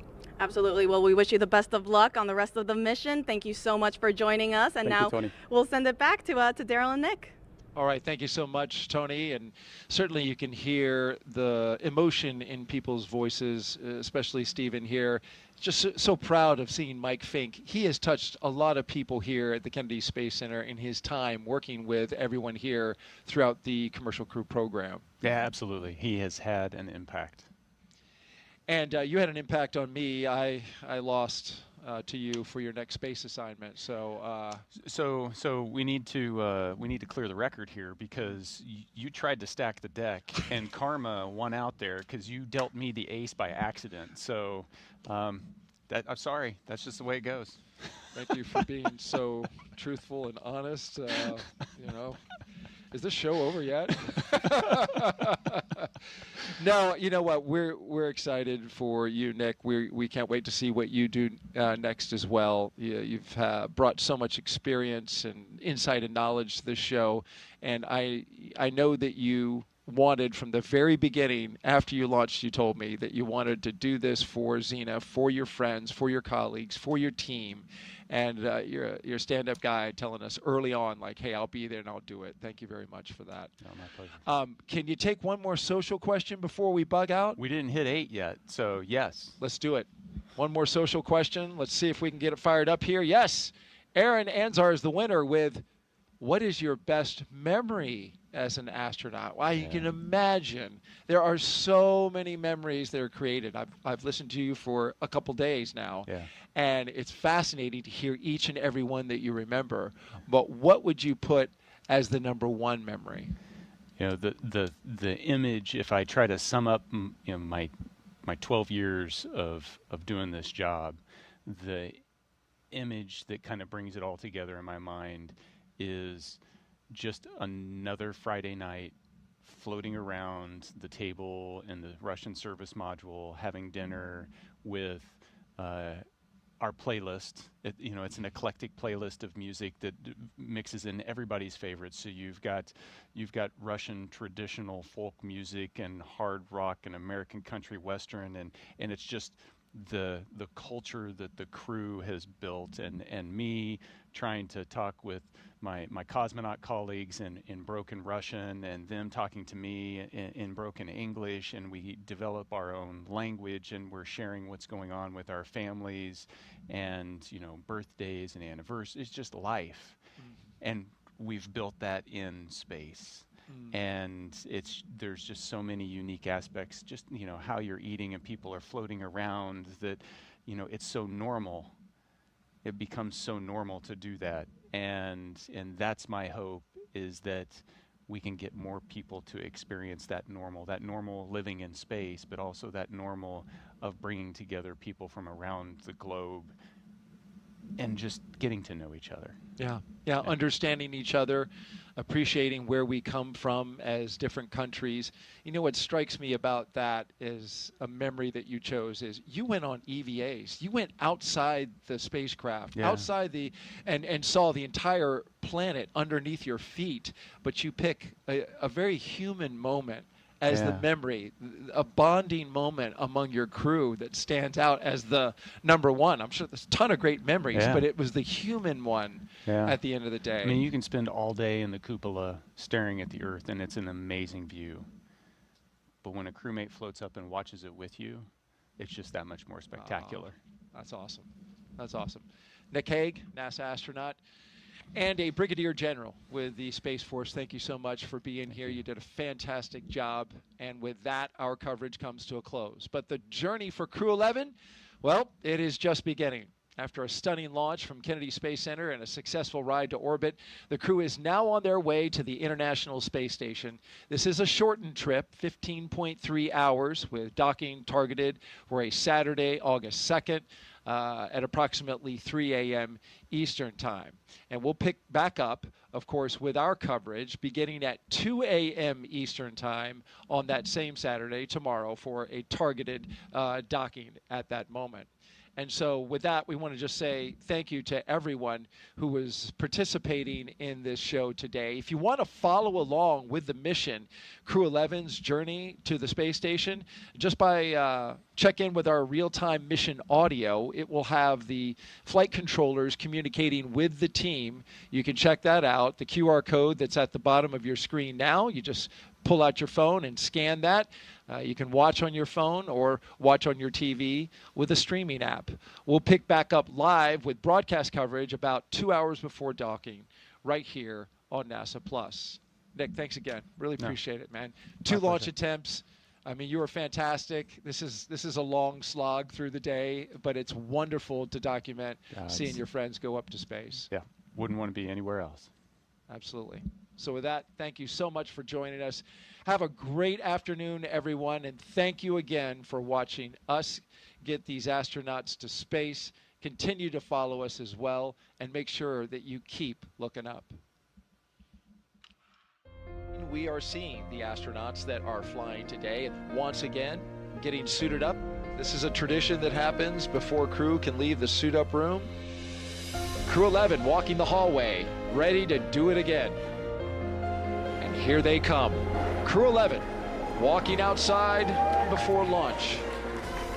Well, there's Xena giving a last wave with the window down. Crew-11 on the road to launch pad 39A. Well, there is our commander and our pilot looking up at their rocket. And here comes Mike and Xena, getting ready to get inside Dragon Endeavor. And here come our mission specialists right behind them, Oleg and Kimia. And there go the seats, articulating upwards, putting the crew in launch position. And the closeout crew closes the hatch to Dragon Endeavor. 3, 2, 1, ignition. Engines full power and liftoff. Go Falcon, go NASA, go Crew-11. Together we rise as NASA's SpaceX Crew-11 heads up to the International Space Station. Vehicles are pitching downrange. 1.7 million pounds of thrust. Propulsion is nominal. Propelling Falcon 9 as the vehicle pitching downrange and making its way up the East Coast, and will soon join Expedition 73 aboard the orbiting laboratory.